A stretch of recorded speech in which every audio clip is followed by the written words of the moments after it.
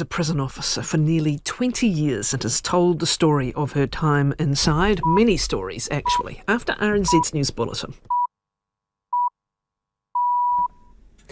RNZ News at 10 o'clock. Atamarie, good morning, I'm Evie Ashton. The government is broadening the criteria and amount paid in the Family Boost credit scheme after tens of thousands fewer families accessed the payment. Around 130,000 families were expected to take advantage of the scheme, which reimburses a portion of early childcare fees. Only around 60,000 are claiming the rebates, and few are receiving the full $75 a week. Nicola Willis says the government is increasing the size of the rebate and broadening its availability to include families on slightly higher incomes. She says she expects several thousand more families will be eligible. The father of a mental health patient claims his son wasn't drug tested on the day he committed his second killing. Good morning, everyone. We're going to start by inviting our tamatua to give an introduction on behalf of Ngāti Whātua. Tēnā tātou te whare, māku te karakia tibatanga o tēnei hui o tēnei kaupapa hirihira, nō reira me karakia tātou. Tā whakinuia he mā tākina mai rā te kupu o tuanuku o tuarangi. Ki runga ki au ki tēnei mānga o tā kamatua e tū nei. Nau ko wahi aroa, ko rāta, ko tūwhakararo, ko whakatau, ko pōtiki, ko rongo mai, ko au, ko Ngāti Whātua oi. He kauri tū wau, he manuka, he matakahi, ki te aro o reo kia tika, o reo kia rere, o reo kia Māori. Ko te kaha kei au, he kaha tua tini tini, he kaha tua mano mano. Ka aputi ki te whai au.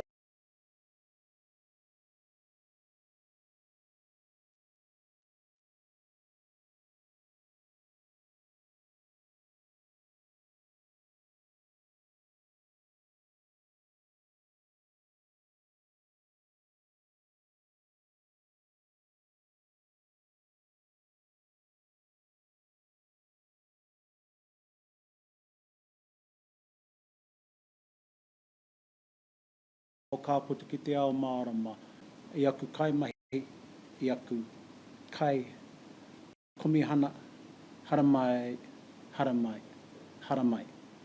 Kei te mihi hoki ki a tātou ki te kaupapa o tēnei hui, o tēnei wiki, o tēnei rā. Te kaupapa, te arai, uruta. Te kaupapa, uiunga, te wā Covid-19 ki tāmaki makaurau. A kei te tuahau kei kōnei, hei tautoko ki tēnei kaupapa, kei te mahi tahi tātou, i tēnei wiki, hei tautoko ki tēnei kaupapa. Ka ki mai koe, ki au, he ahatamea nui o te ao, mā koe ki a tū, he tangata, he takiwa, he kaupapa. He tangata, he takiwa, he kaupapa. Nō reira, i te whare, tēnā koutou, kia ora mai tātou katoa. Te ao kapua e rere mai rā, kei te moana e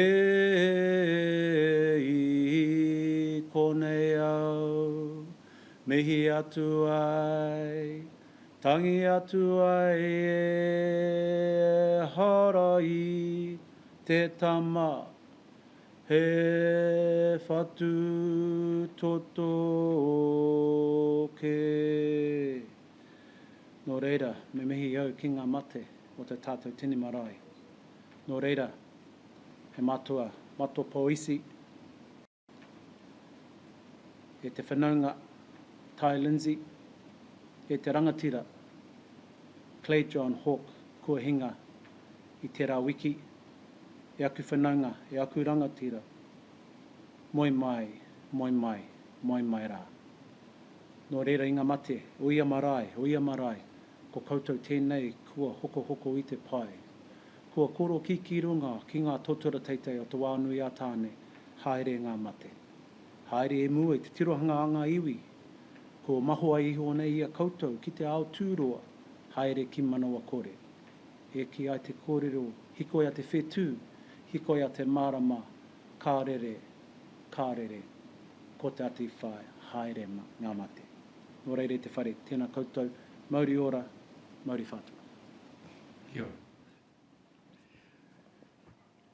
Thank you on behalf of the Commission for that introduction and welcome. And we welcome everyone who is here today and everyone who is watching on the live stream. I'm Chair of the Inquiry. My name is Grant Illingworth, and alongside me are my fellow Commissioners Judy Kavanagh and Anthony Hill. We welcome those who of you who are giving public testimony at this hearing and sharing your insights and perspectives here in the coming days.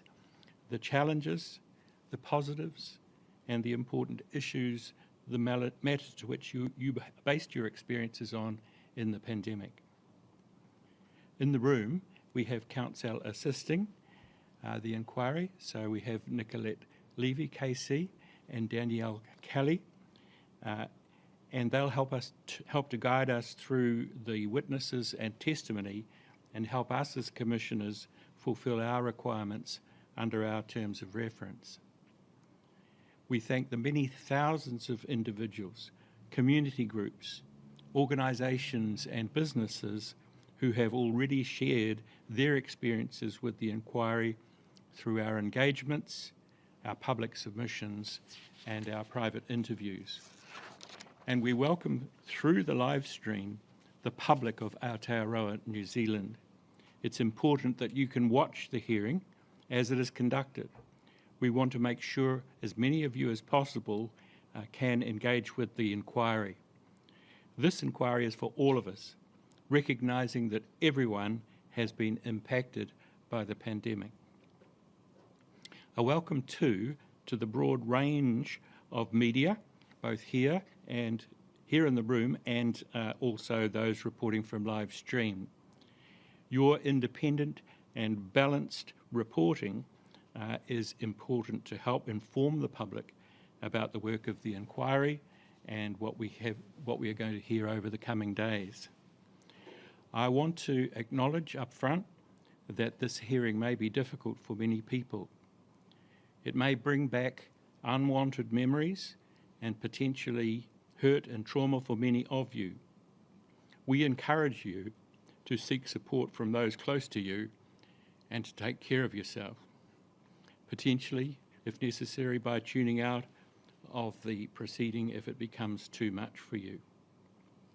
Ngā mihi maoha to you all. I just want to talk briefly now about why we are holding this public hearing and indeed the purpose of Phase 2 of the inquiry. The COVID-19 pandemic has been one of the most defining experiences of our lifetimes. Phase 1 of the inquiry's report sums up our collective experience in this way. There would be no escaping COVID-19, and normal life would be on hold for some time to come. Almost overnight, the routine and familiar were upended. The pandemic hit Aotearoa, New Zealand hard, and it was harder on some people than others. We know people, groups, communities and businesses were affected, and some remain affected in different ways.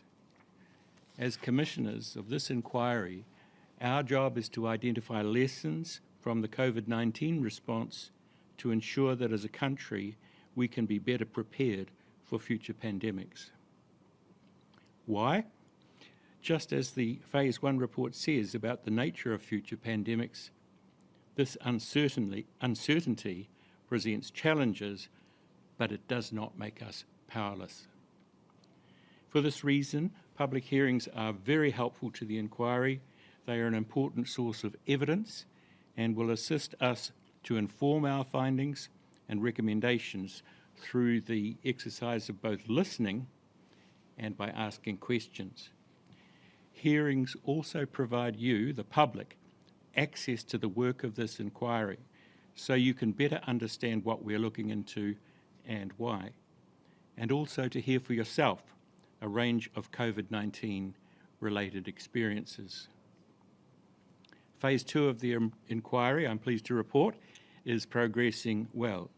We're well advanced with our analysis of the staggering 31,000 public submissions we've received just in phase 2. Commissioners and I have also been on the road, meeting with communities around the country to gather their insights. We are analysing the several thousand evidential public and government documents we've obtained.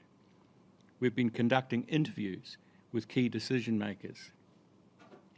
And in August, we will hold a second and final public hearing. In that hearing, we'll hear from and question key individuals, including senior government officials and ministers who were responsible for the pandemic response and the key decisions that were made during that time.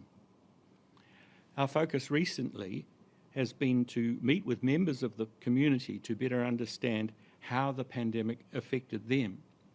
As we begin our hearings, it's those experiences and what people have shared with me and my fellow commissioners that has stayed with me.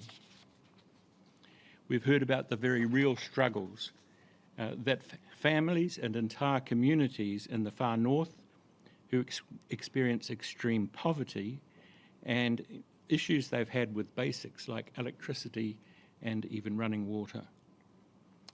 And how the pandemic further compounded the ability for their young people to learn and thrive.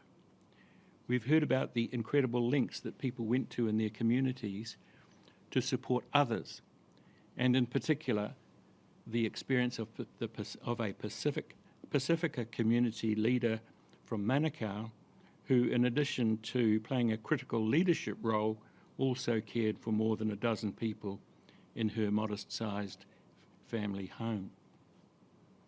We've heard about the real challenges that lockdowns imposed on some people living with disabilities and the fear that they felt about people not following the rules in order for them to keep safe from the virus. We've heard from people about their difficult vaccine experiences, including vaccine mandates. At the same time, we've heard incredible stories of resilience, connection, care for others, and working together for the greater good. Critically, all this work for us is about listening and asking questions. It's vital to our understanding to help us form robust, practical, and future-focused findings and recommendations. We think it's important for as many people as possible to hear these experiences too, so that collectively we can be as prepared as possible for any future pandemic. I'll talk now about our current focus, this pandemic perspectives public hearing and what commissioners are seeking to learn. We've been directed through our phase 2 terms of reference to focus on key pandemic response decisions the government made between February 2021 and October 2022. For this present hearing, we've selected 3 main areas to focus on, and that's what many of you told us has been most important for you. We'll be learning about lockdowns in 2021, in particular the extended lockdown in Auckland and Northland from September 2021, vaccine approvals and vaccine safety, and the introduction and use of vaccine mandates throughout 2021 and 2022. Counsel assisting the inquiry, who I've already introduced, will explain our terms of reference in a little more detail and will guide commissioners and I through the hearing so we can hear from individuals, organisations and a few experts about the effects of these key decisions. This includes how key decisions impacted social division and isolation, health and education, and business activity. We'll look at the consequences of key decisions and the lessons to be learned from what happened.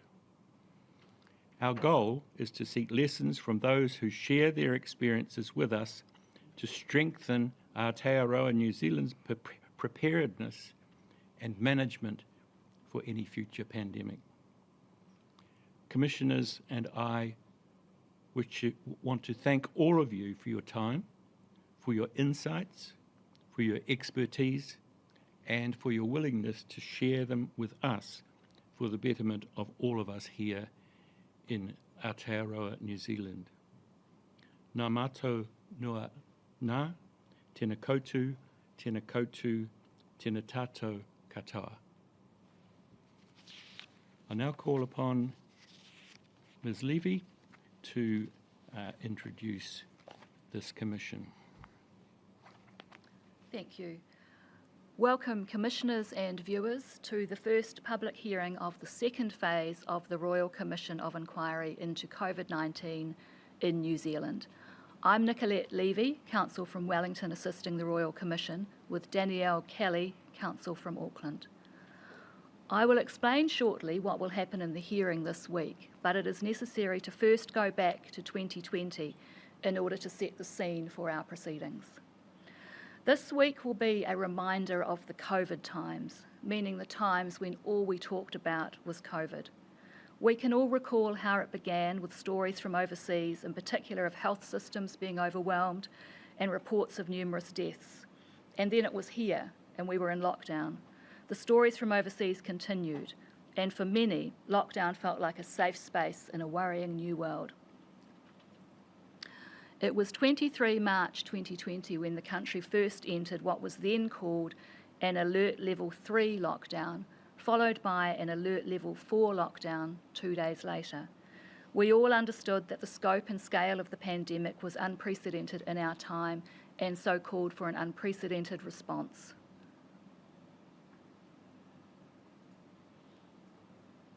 Do we have a clip to play?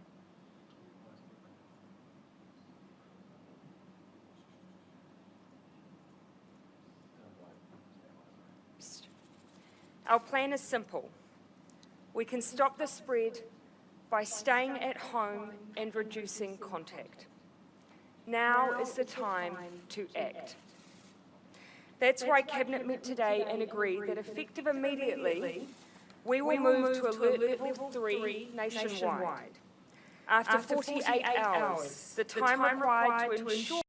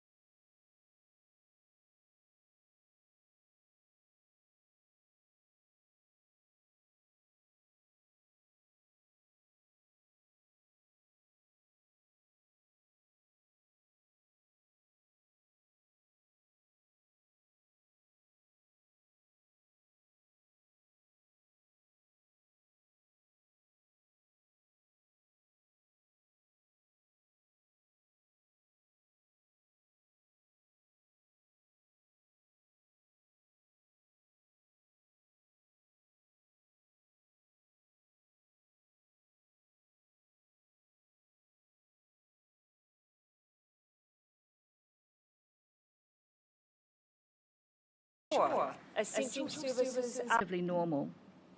In August 2020 and February 2021, there were 3 short, localised lockdowns when cases were detected in Auckland. The news that several vaccines had been created and were tested for use on the news arrived that several vaccines had been created and been tested for use on a large scale.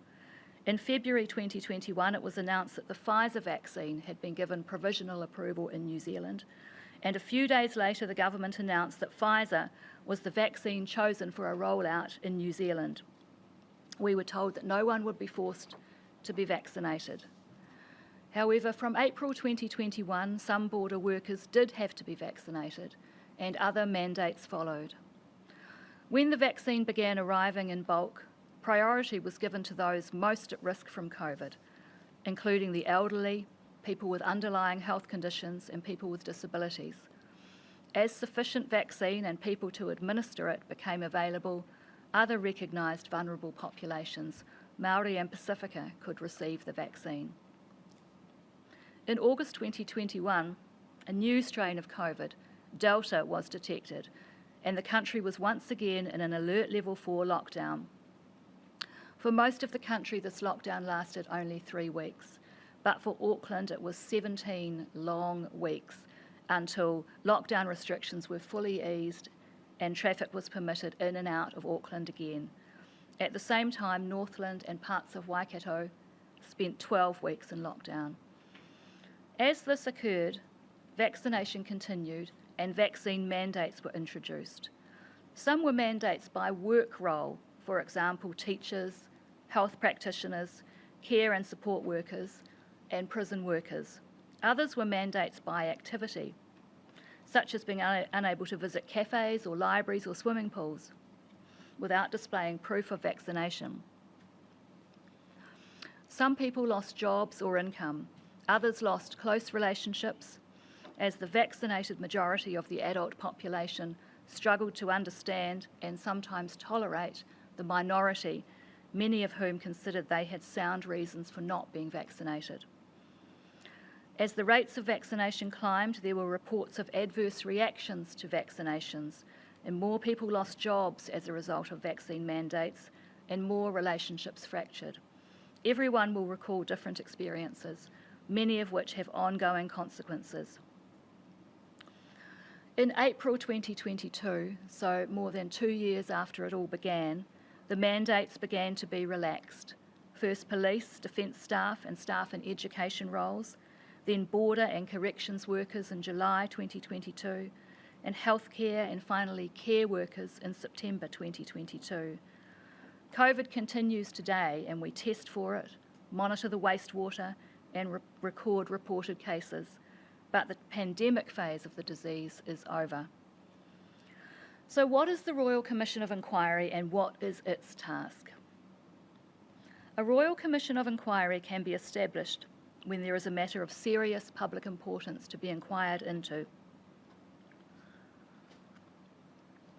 In 2022, the Labour government established a Royal Commission of Inquiry into New Zealand's response to the COVID pandemic, with broad terms of reference, which is the name given to the instructions to the Royal Commission about what it is to inquire into.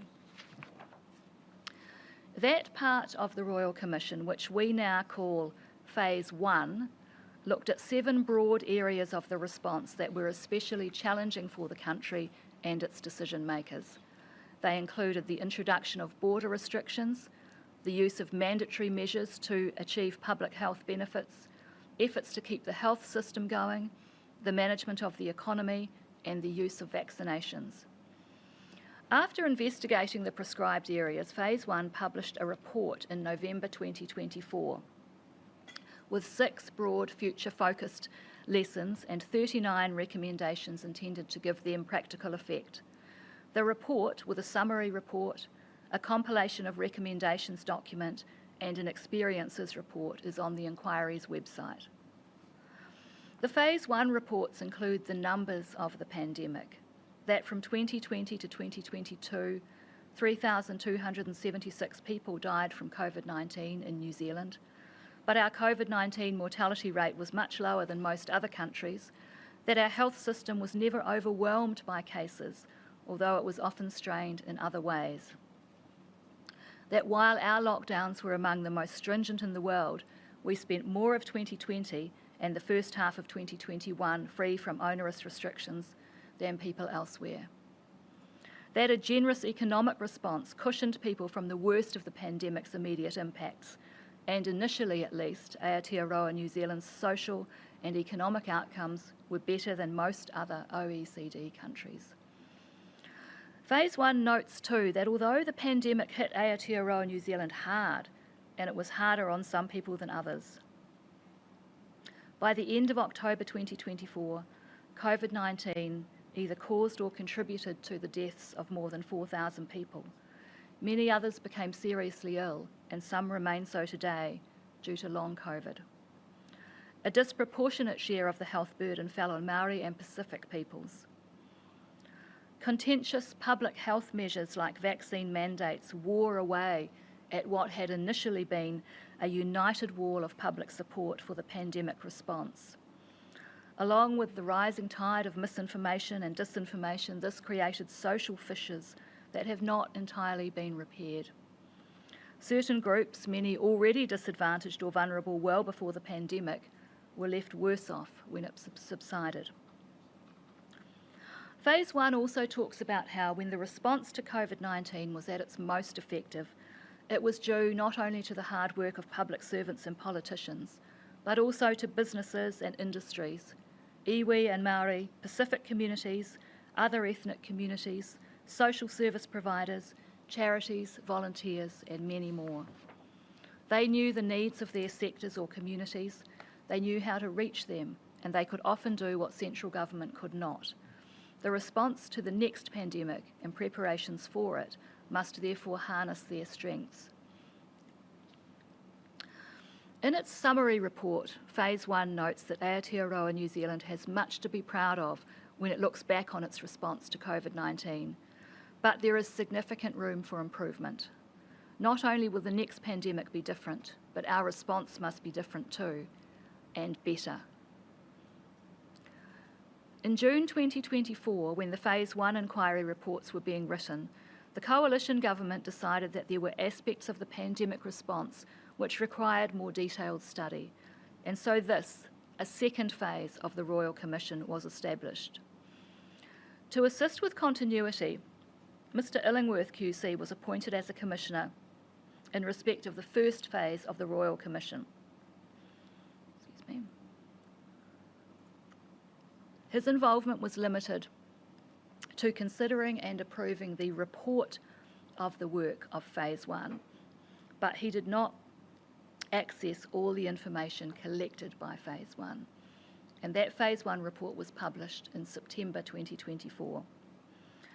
Mr. Illingworth then became chair of this, Phase 2 of the Royal Commission, with the outgoing commissioners being replaced by Anthony Hill and Judy Kavanagh, both already introduced to you today.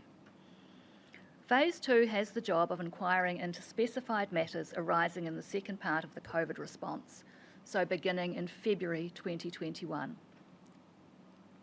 Our terms of reference require us to look into key decisions of government taken between February 2021 and October 2022, being decisions to do with vaccines, vaccine approval, safety and mandates, the August and onward lockdowns in 2021, and the steps taken to buy personal protective equipment and COVID testing and tracing products over the course of the pandemics.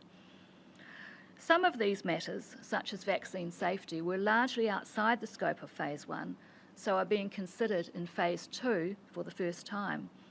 Others, such as the 2021 lockdowns, are being looked at in more detail than before. For example, the regional lockdowns and their consequences. Those dates seem a long time away now. The Phase 2 period of interest was not the jolt of sudden lockdowns alongside the threat of the health system being overwhelmed.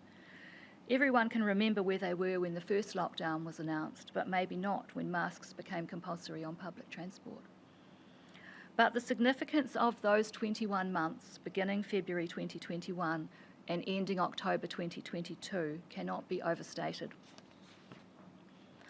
To remind you, the vaccines were approved in February 2021, arrived shortly afterwards, and Delta arrived in August 2021. Vaccination of border workers began in February, with vaccine mandates introduced in April for border and high-risk workers and added for others later in the same year. The call for 90% vaccination went out when the vaccine became available for everyone over 16. Then vaccination became a requirement for any real participation in society. We have a clip. Kia ora koutou katoa, nau mai haere mai ki te manatū haora. Nice to see you all back here today. As you would have heard a little earlier on, the Prime Minister has announced that MedSafe has approved the conditions of the Pfizer-BioNTech COVID-19 vaccine for use in New Zealand. That provisional approval was agreed and gazetted today by MedSafe, and I've got with me here Chris James, who's the Group Manager of MedSafe, who'll talk shortly and help me with responding to your question.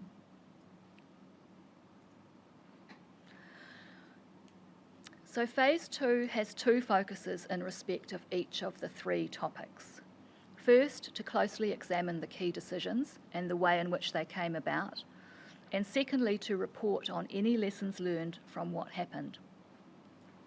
When looking at the key decisions, we are instructed to consider whether, in each of the three response areas, the government's decisions A, were sufficiently informed by advice about the social and economic consequences they were likely to cause, especially their effects on social division and isolation, health, education, inflation, debt, and business activities.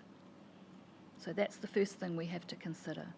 We have to consider the advice decision makers were given at the time and whether that was reflected in the decisions made. We have to consider whether the government's decisions took account of the experiences and evolving practices in other comparable countries. Did the decisions made strike a reasonable balance between pursuing COVID-19 public health goals and minimising social and economic disruptions? And finally, did they produce unforeseen consequences? Phase 2 began its work in October last year. Our terms of reference require us to use publicly available documents and the results of previous investigations as much as possible. There have been a large number of investigations into many aspects of COVID-19 in New Zealand and countries overseas. But unlike phase 1, we can hold public hearings when we consider that doing so would substantially increase public confidence in the work that we are doing. Prior to making the decision to hold this and a further hearing, phase 2 began its work in the usual way an inquiry does, by sending notices to all the government departments and other organisations likely to hold information that would help us better understand what decisions were made and what advice decision makers received when they made the decisions that had such dramatic impacts on New Zealanders.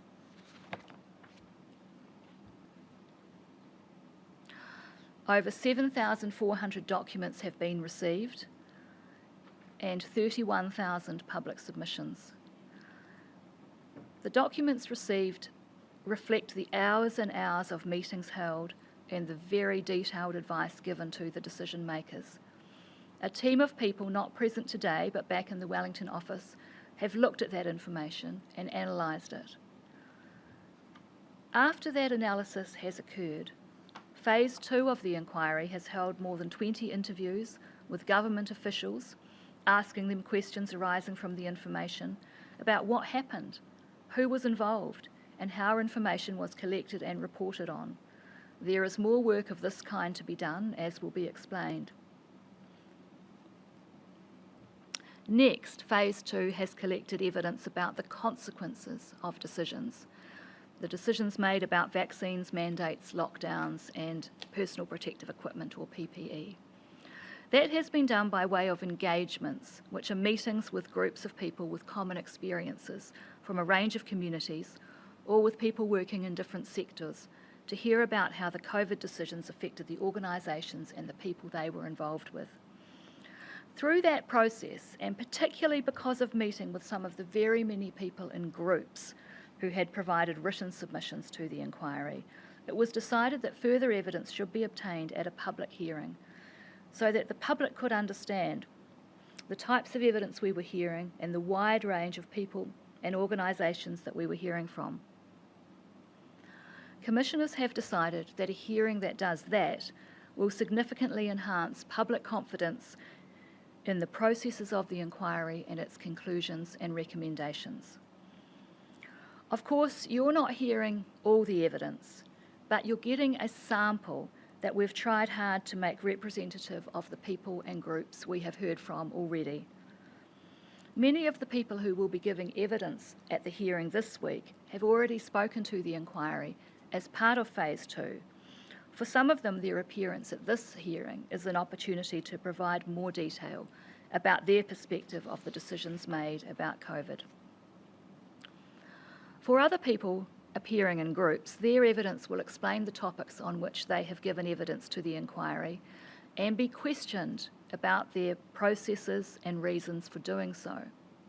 Several experts will also give evidence to the Commission to explain some of the research that has been conducted into the consequences of the COVID decisions. This is a public hearing. One area in which technology moved at pace during the pandemic was in enabling meetings and hearings to be held with participants and audiences in different streets, suburbs and cities. And this hearing is a product of that development. It is public because it is live streamed with no delay and no restrictions on viewing, and because media are present in the hearing room. Commissioners, council, media, Commission and technical staff and witnesses are all together in one hearing room in Auckland. Some witnesses will attend by Zoom link, so it is a public hearing of its time. After this hearing, the next step is for Phase 2 to consider evidence from the decision makers, such as the government ministers involved.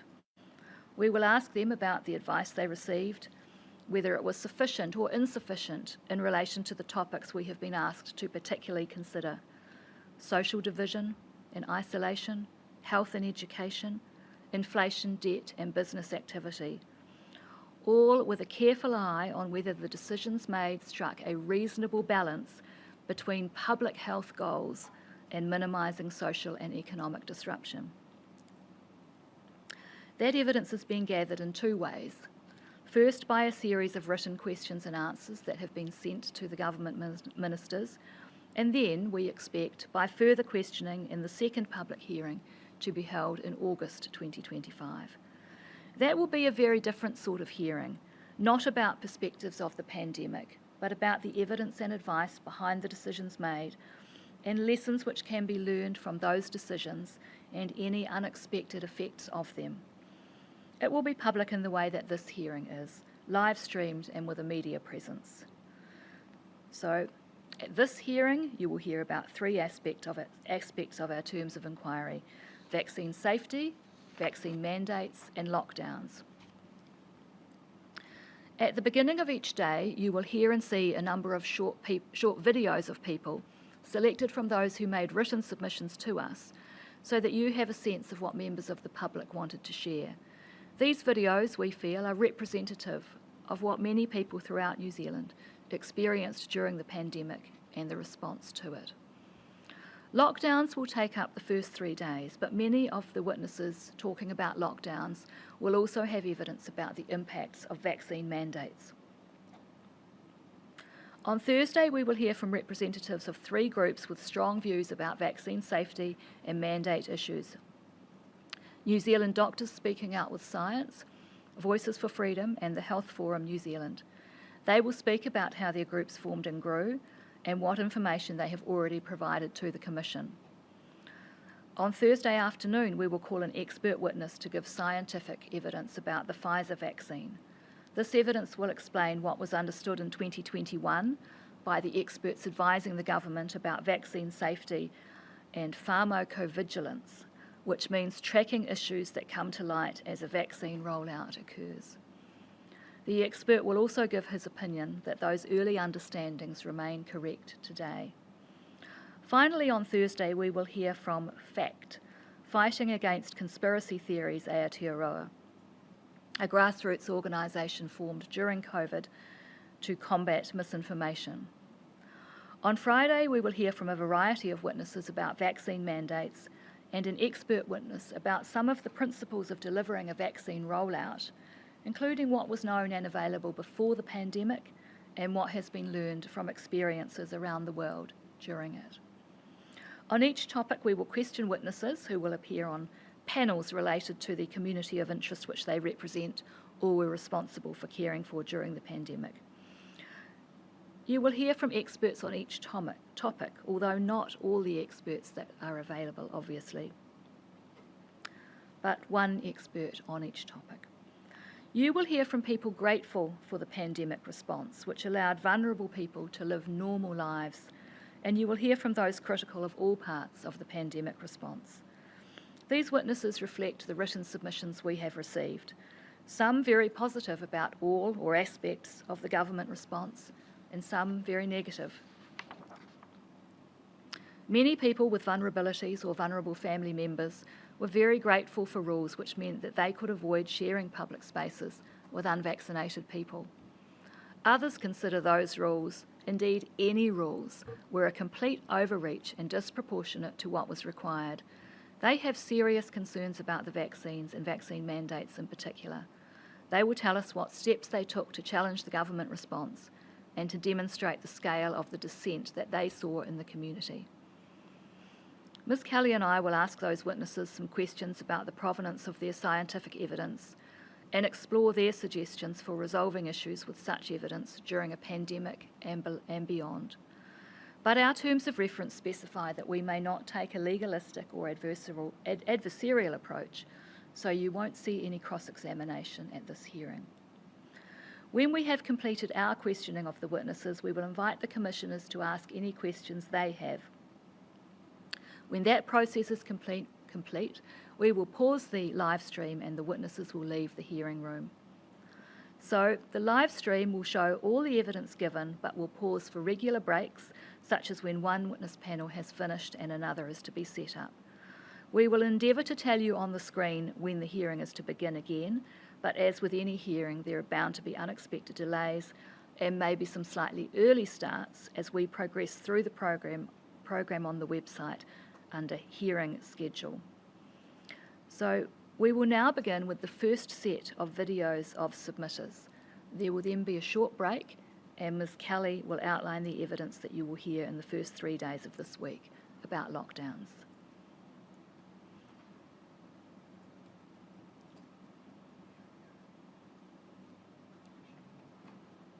My name's Lisa Barnett and we lived in Waiuku, South Auckland for most of the pandemic, and then we moved to the Bay of Plenty. I think it was the last lockdown. We had two businesses. I worked for a medical centre, so I worked for Tuakau Health Centre in Tuakau, which was part of the Waikato. I was part-time, but we also had our own company, which was a refrigeration company, which basically had about 80% of our customers were in the North Waikato. And of course, we lived in Auckland. We would find that the first lockdown was not so bad. I had a letter from the medical centre.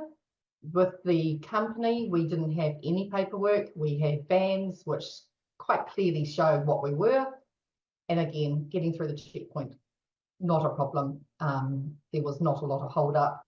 But as the next lockdowns and they got harder and harder, I think the second one, yeah, we struggled. I ended up working from home, which I'm fine. I work from home now. I only do payroll and accounts, so I was not actually needed in the medical centre. With the company going through the border for work, we had, it was more the time frame, and you know, like some days could be an hour, 2 hours, 3 hours actually sitting at a border waiting just to get through to show paperwork to get through. We were never turned away for work, but it was those hours that you wait, I think had a massive impact on I know my husband, and it was my son working as well. Neither of them are very patient, so they did not like it. But also, yeah, then getting grumpy customers because we had not arrived when their milk was getting warm. It actually had a big impact on the business. We sold the business before we left, before we moved, but we had been looking at selling. But it certainly had dropped in sale price, but not been able to get out. They were pretty awful, the checkpoints. The northern Waikato to South Auckland, again, we went through two different sorts of checkpoints most of the time, and they were pretty good. They were quite nice, the people. We did at one stage have to go up to Northland. They were absolutely awful to deal with and made us wait while they rang, even though we had all the paperwork. And even though at that stage we were living in the Bay of Plenty, which was not in a lockdown, and we were going to Northland, which was not in a lockdown, trying to get through was awful. So we were living in Auckland, in Waiuku, South Auckland, and then we brought in Katikati, the Bay of Plenty, during the pandemic. And then we struggled to actually be able to up and move everything because of the road closures, because of the borders. What used to be, if we were moving permanently, we were allowed through. They actually changed a law overnight, apparently. Yeah, and we got to the border and the police said, no, sorry, that's now changed. It's like, I had it on my phone. I had it printed out to say that we could move, and they actually legally changed the law overnight, which I don't think that's legal. I don't think they could do that, but they did, apparently.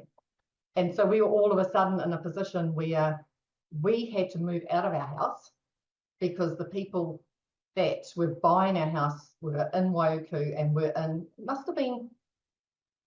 Auckland must have come down a level that we could then move, but we were not allowed through the border. So the Waikato must have been right down to absolutely no level. So we were told basically we couldn't move. So we had a whole house that my husband and I had to try packing up, and we were told that we were not allowed to go.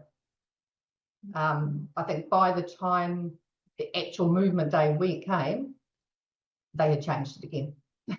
So we were allowed, but that whole week was so stressful. So there were complaints, and obviously they realised, well, hang on a minute, we've got these people that legally have to move out of their house. So they opened up the border that we could actually move out. And in the end, we actually managed to get a packer who also could get through the border. But otherwise, everything outside, my husband and I had to do it, whereas we would normally have had friends and family to help us. So we had to just go backwards and forwards. And in the end, the cops were good through the border. They knew what we were doing. I know the lockdown, the first lockdown was, I don't think there's anybody that would disagree that it needed to be done. I think the way they done it is wrong. I think having Auckland, which is our biggest city, being locked down and still having people fly in and staying there, I think that's just made everybody really angry, I think. And I also think that not having an 0800 tell on your neighbours, you know, I mean, there was so much of the be nice to your neighbour, be nice to people, and then have people ring and tell on them if they didn't agree that they were there, you know, that they should have been staying at home or not staying at home. And I think being nice to people should have really been a lot clearer, and I think the government should have started with that. Actually being nice to everybody, you know, not alienating Auckland from everybody else.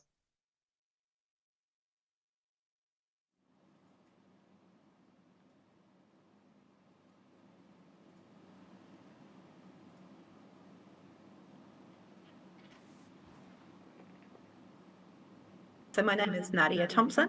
We live in Auckland, and which, as you know, we're subject to the harshest, longest restrictions of anywhere in the country.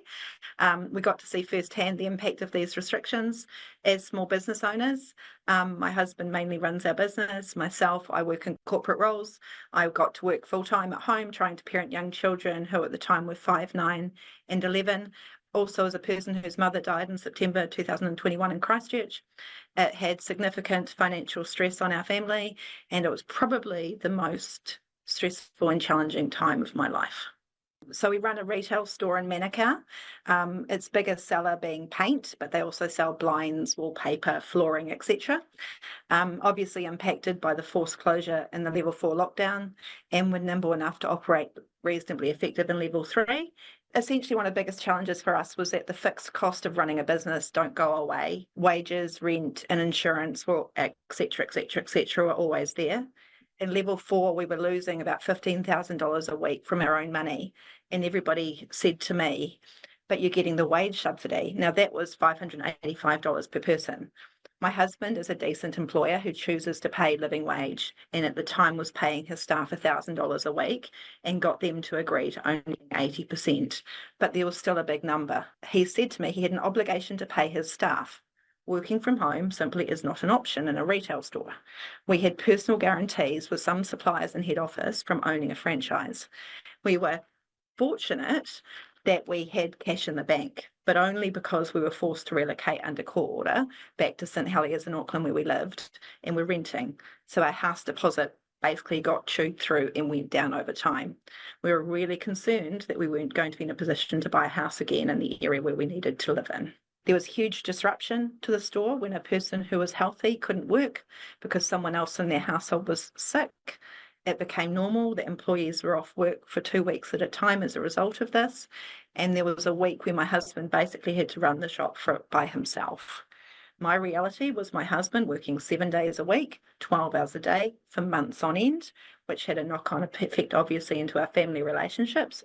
There was also the wider disruption as time wore on around freighting and getting stock into store that it required us to invest a lot of money to hold stock because we couldn't get to it. That further impacted our cash flow and our cash reserves at the time, which was really challenging for us. From a business perspective, that period where money was being printed, interest rates at historic lows, everything that the government did actually caused an economic boom, which in some ways was good, but then now it's been followed, the last couple of years have been recessionary, and that's still affecting us now. It's incredibly difficult to run a business when you can't forecast. In our case, I think we're in some of the toughest positions because we had a mum working full-time at home and a husband who wasn't there and 3 children. My children, my youngest, Matthew, was 5. His start of school was affected for the first couple of years because quite simply he wasn't being educated. I was really excited. We're at the point that I could find someone else to bring into my bubble so they could hang out with him, but he spent lots of time on devices. My elder 2 children, who at the time were 9 and 11, they didn't get a lot of schooling. I compared to children in private school who got education versus didn't. But even the effect is very real today on that. It was just insanely difficult for our family and for our children. So in late 2021, my mum was really unwell. Smoking kills. She had lung cancer, and it was terminal. And when I was in Auckland and was in lockdown, I got that call from the doctor on the Saturday telling me that she was in an active dying state. Mum's doctor provided me with a letter that supported my application to travel. I travelled in full PPE because I wanted to be safe.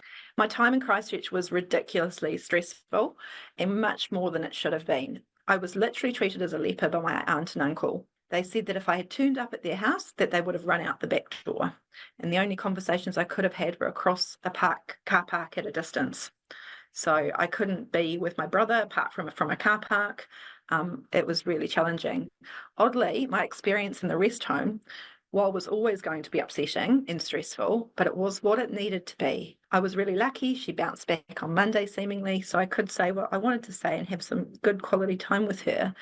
I tag team time with her with my brother. He was over from the UK. He based himself in New Zealand for this, but we could never be there, or we couldn't at that time be there together. On the Wednesday morning, the doctor gave her a few hours to live, and gratefully the doctor asked on our behalf my brother and I to be together in the room, and they consented to that. I was still in full PPE. He had his mask on, but at least we were together. The staff there were outstanding.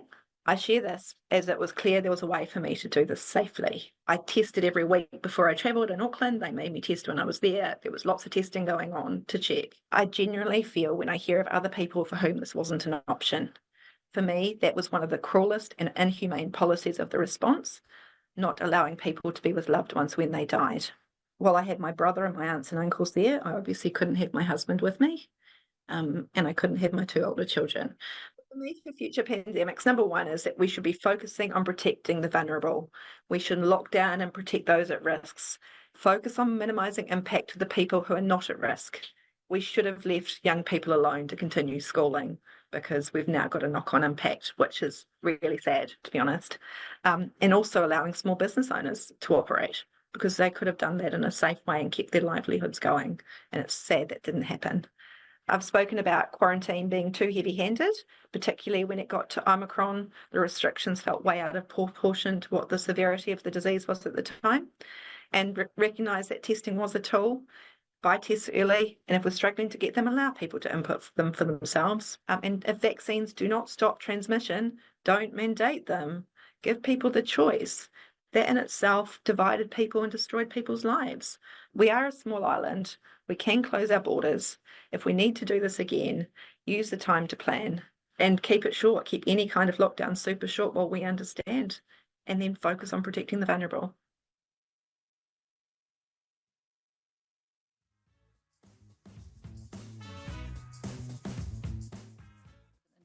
from Ms Kelly about the evidence on lockdowns, except I see that we're currently in recess already, so you can ignore that.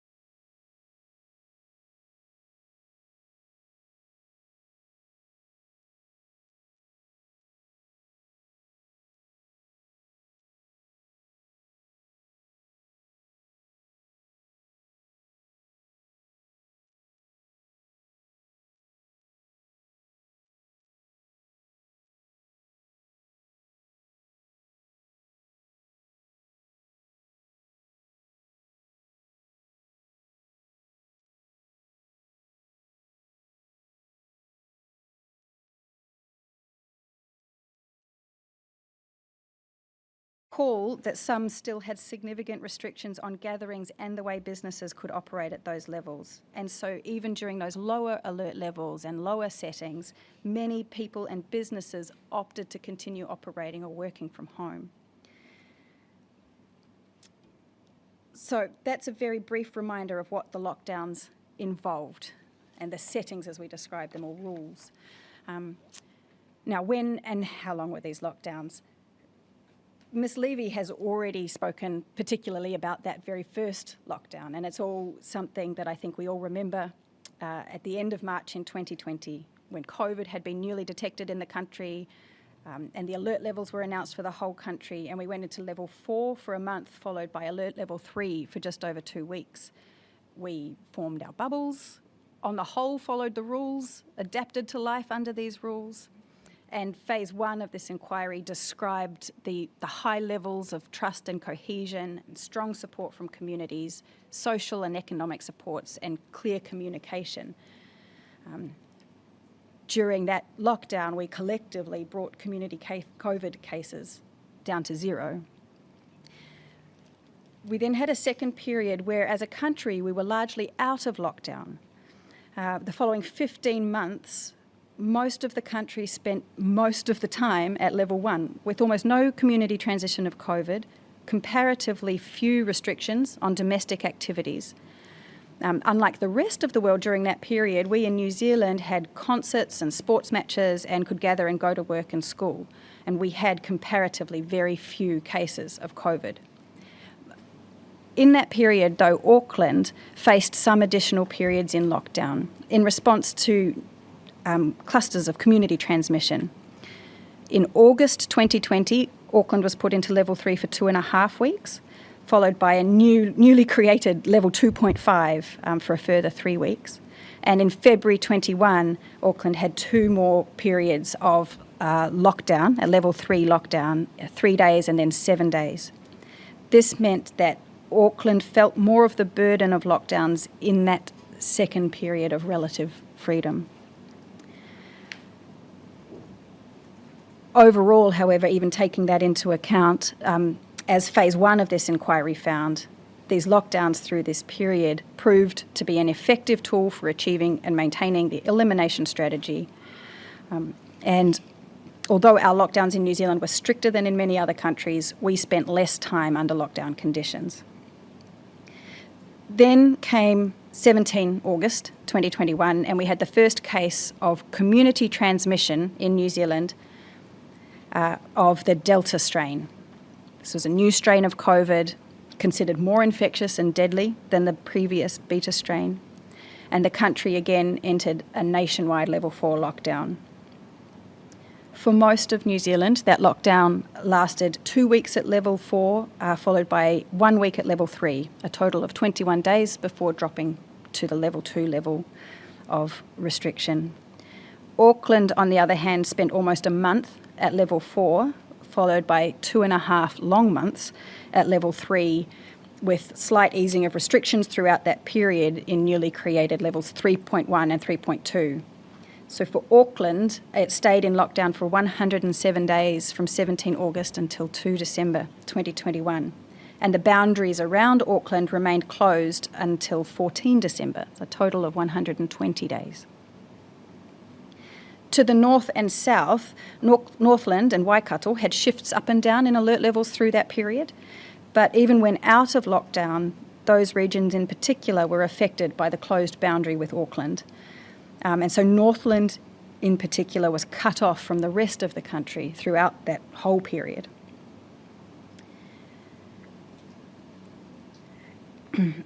It was also during this period that it became evident that the elimination strategy could not be maintained.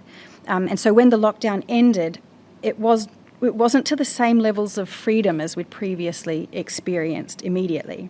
But we moved into a new framework known and described as the traffic light system.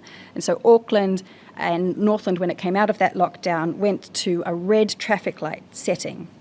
Now, as I mentioned, this is we don't consider this a lockdown, but it still had significant restrictions, and schools and ECEs in Auckland didn't completely reopen for in-person learning until even later in February 2022. And Auckland and Northland in particular spent the majority of the next 4 months at that red traffic light setting, where many people also opted to stay home or work from home. Now, it is this long Auckland-centred lockdown that the inquiry has been asked to look at in particular. The inquiry, as Ms Levy has outlined, is required to review key decisions regarding the imposition and maintenance of lockdowns during this period. The key decisions include the decision to enter this lockdown and also the almost weekly decisions to maintain the lockdown in Auckland throughout that period, as well as ultimately the decision to come out of it and adopt the traffic light system. During this period, there were also decisions along the way about the regional boundaries and about what restrictions applied during the different settings, including the newly created levels 3.1 and 3.2. As Ms Levy has mentioned, the inquiry has been gathering information about the decision-making through the review of government records, interviews with government officials, and will continue to do so throughout the following months. But at this hearing, we're going to be focusing on the range of experiences of that long 2021 lockdown from different individuals, communities, and service providers, largely from Auckland and Northland, and some from further south, including Waikato and also the South Island. We will be asking the witnesses about their experiences during the lockdown, the consequences it had for them and the communities that they serve, and about what we can learn from their experiences going forward. Many will also give some evidence about their experience with vaccine mandates, which is a topic that we will come to in more detail on Friday. So who are we going to hear from? We're going to start today with representatives from business communities in Auckland, Northland, Waikato and Canterbury. Tomorrow we'll start with evidence from researchers who will talk to us about the research that they've carried out into the different effects of lockdowns and what we can learn from that going forward. We'll then hear a series of perspectives from those in health and disability about their experiences of the lockdowns. Across Tuesday and Wednesday, we'll also be hearing perspectives from representatives of different communities within Auckland, as well as hear from Auckland Council about their role in implementing the different requirements of lockdowns. We'll end on Wednesday with a focus on the impact of lockdowns on education and the perspectives of young people. It is, I think, important to acknowledge that with all of this evidence, we're looking back with the benefit of hindsight and distance at what was undoubtedly an extremely difficult period for many. Of course, these lockdowns didn't happen in a vacuum, and they occurred against the background of the arrival of a novel and deadly virus that we watched cause immense damage and millions of deaths worldwide, and an environment of changing information and uncertainty. That context is important. However, fully understanding the impacts and consequences of lockdowns on different groups, the challenges and the range of experiences is important so that we can reflect and take lessons on what should be considered if and when lockdowns need to be considered as a tool in the future. As the Chair said in his opening address, we hope that learning these lessons will leave us better prepared for future pandemics. With that, I'd like to introduce our first witnesses in person at today's hearing, Ms Viv Beck, the Chief Executive of Heart of the City, and Mr Paul Jarvie, the Manager of Employment Relations and Safety from EMA, the Employers and Manufacturers Association. And if the Commissioners are ready, I will begin by asking them to introduce themselves.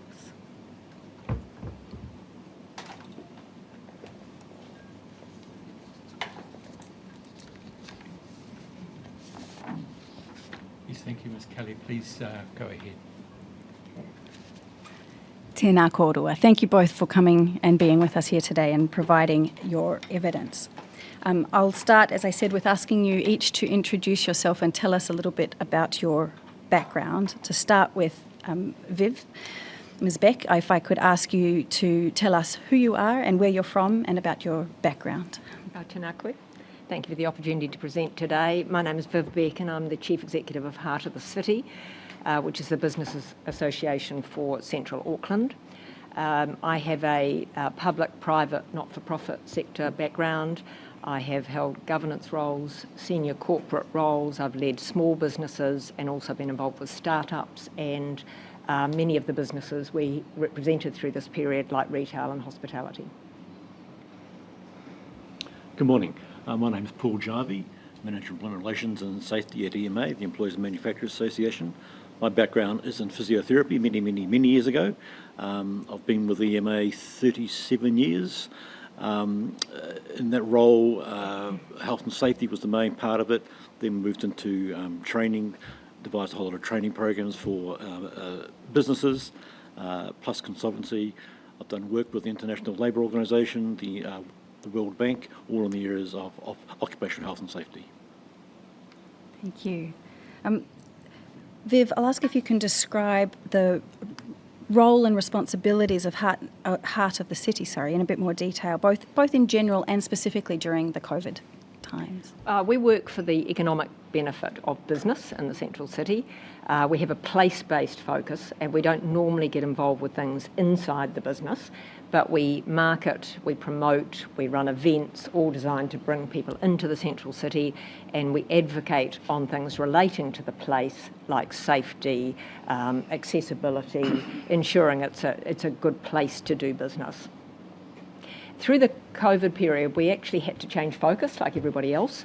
Obviously, we couldn't continue to promote because we basically faced a perfect storm with the loss of tourists, international students, large events, and more than 130,000 people leave to work from home. So we continued to communicate with businesses, but we focused largely on the small to medium businesses that were customer facing, that were really dealing with the eye of the storm. And so we focused on, we gathered data, we advocated, and we continued to plan for things like events because we had no idea when we were going to be coming out of lockdown. So we had to continue an element of our business as usual work, but a lot of it was geared towards the small businesses that were affected. Things like getting materials translated in the early stages so that they could read them.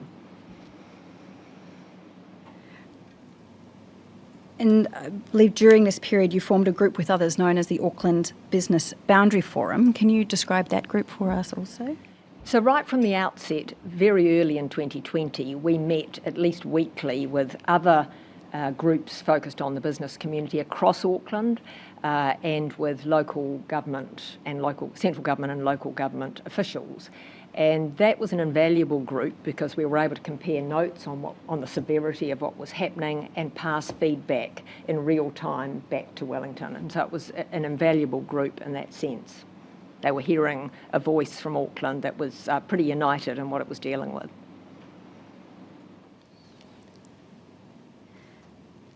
I'll just jump back to Paul then also. If you could tell us a bit more before we move on to talk about lockdown specifically, just about EMA and more about who your members are, what you do and the specific role you played. Certainly. During that EMA has been around for 125 years and we represent employers.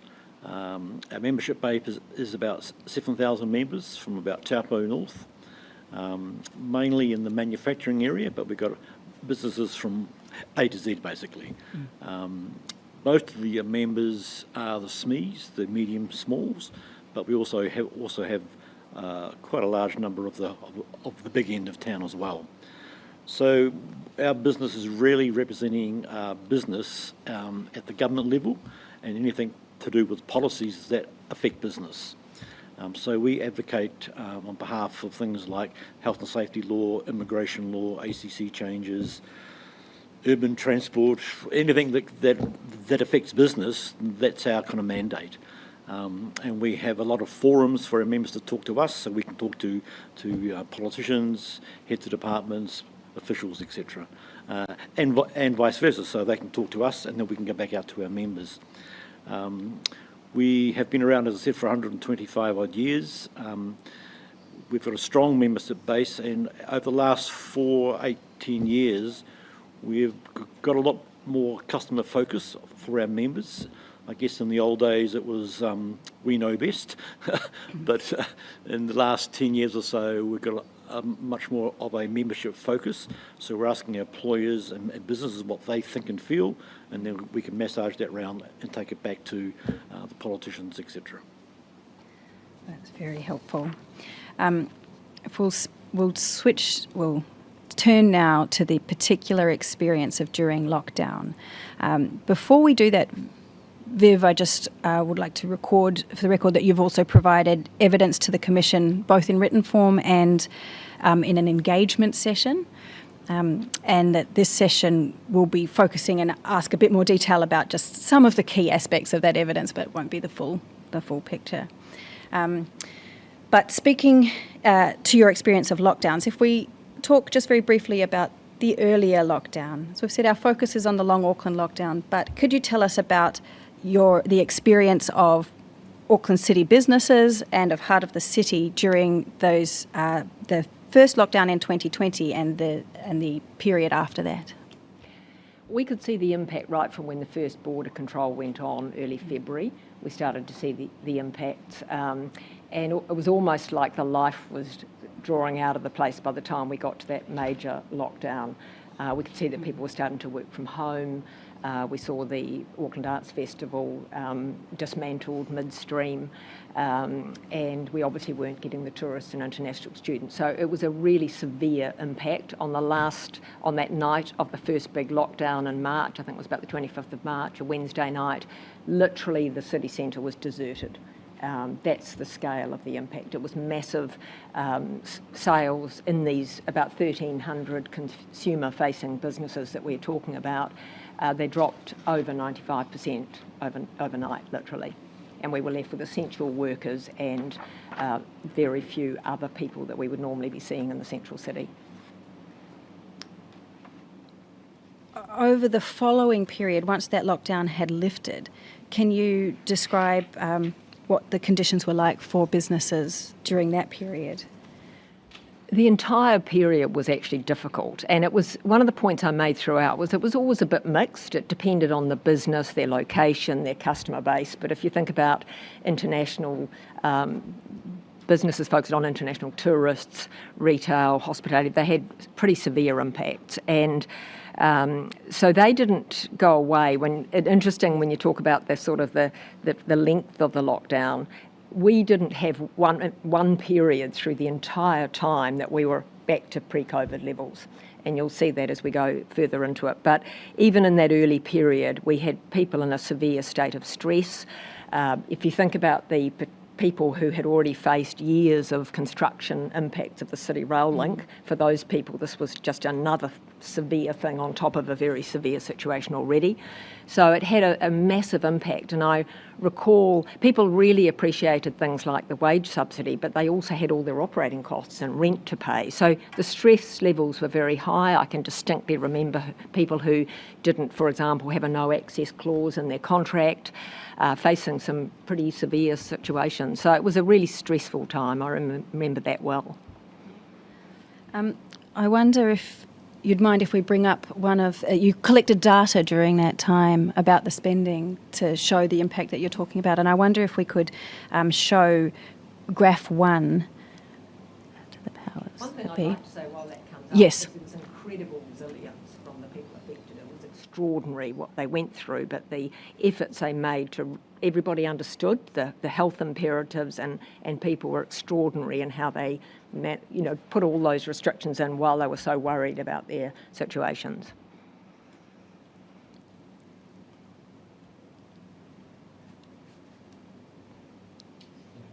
Yes.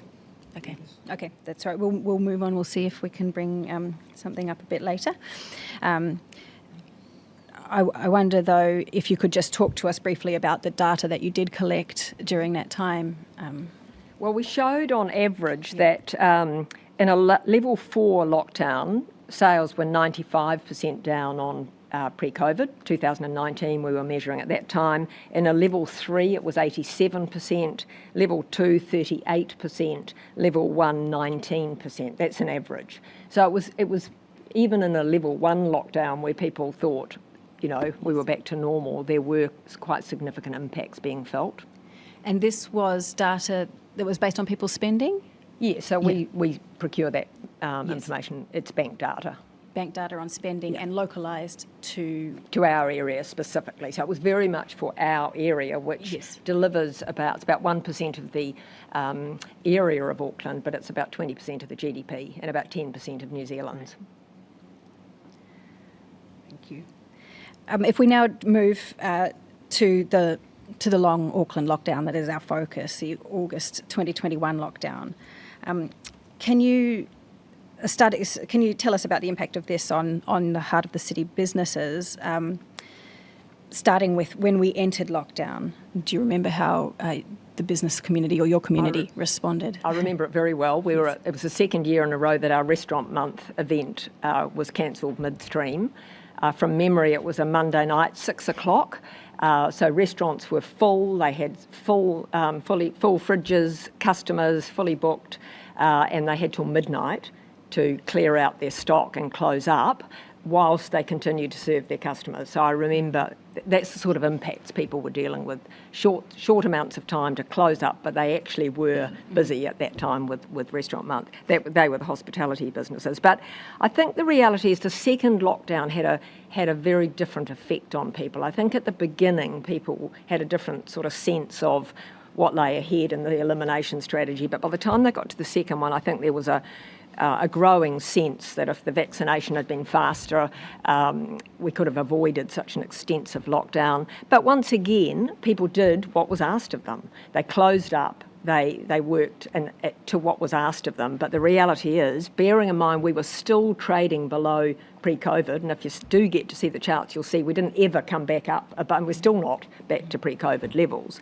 But that was a very difficult period, and it went way beyond just the dates you read out before. I've got a letter that I wrote to, I think it was the Minister of Finance in March 2022, saying we just had the worst month outside of a lockdown, and it was something like 50-60% down still. I mean, you can see in this chart here, we're the dark blue, so you can't see any months from January 2020 until September 2021, and in fact you go beyond that and it's still down. That shows you the severity of what people in the central city were dealing with.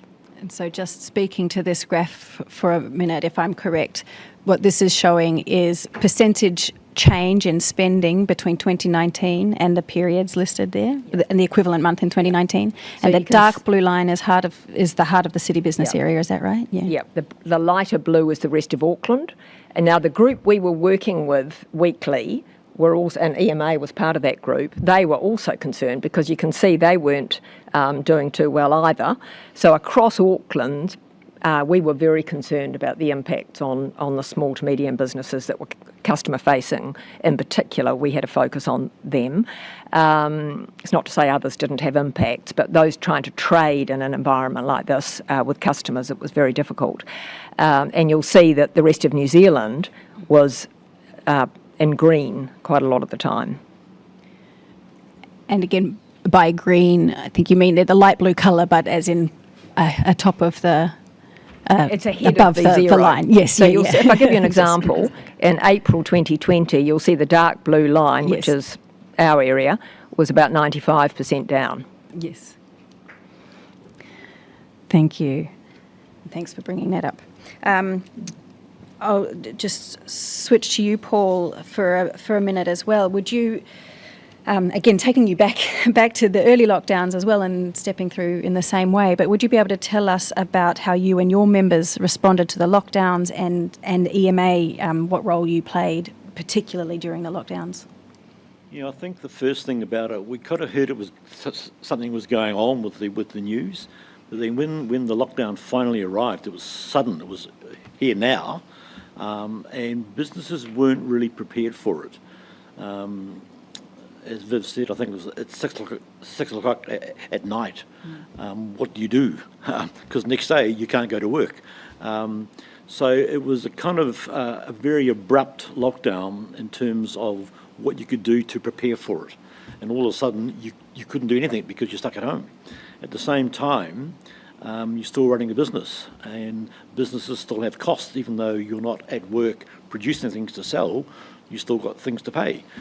So there was huge stresses put on certainly the middle to senior managers, and while staff got paid via the government with their wage subsidies, that was great, but that didn't even touch the cost of businesses.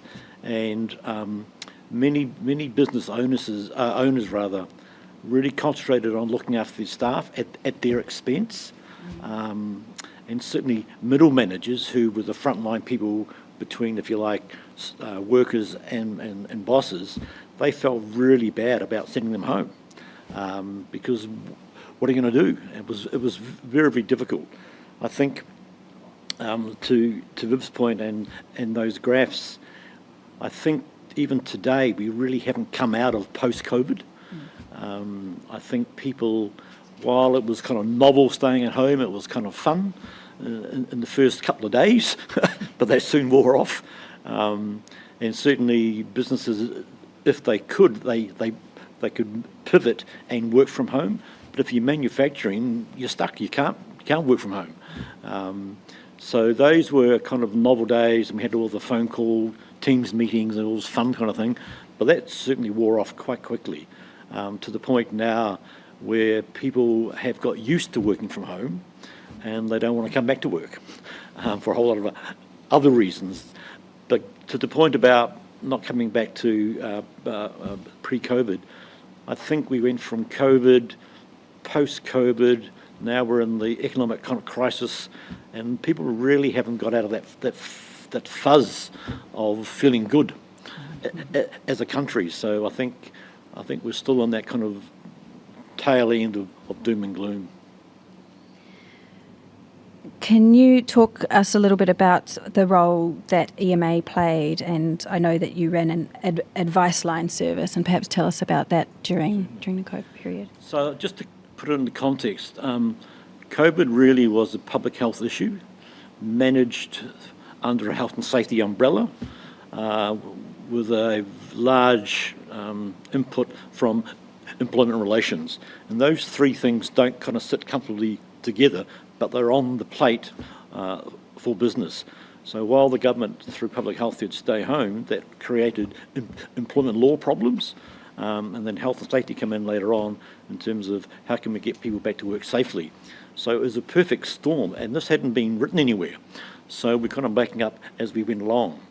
Our advice line had about 12 to 15 people in it prior to COVID. That was doubled over COVID.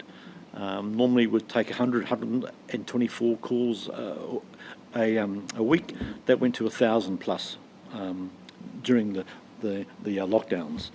And that was from businesses calling our advice line, what can we do? And trying to find advice, practical stuff that they could apply, because even though the COVID was there and the lockdowns were there, employment law stayed intact. So you couldn't just do things because it was COVID. So employment law, all the regimes around employment law had to be met. If you wanted to, for example, stand down someone, you had to follow the process.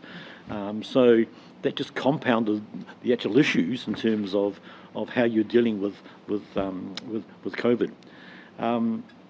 I think middle way through our advice line, we were then getting the calls, as Viv's kind of alluded to, in terms of stress. We were getting calls from small businesses.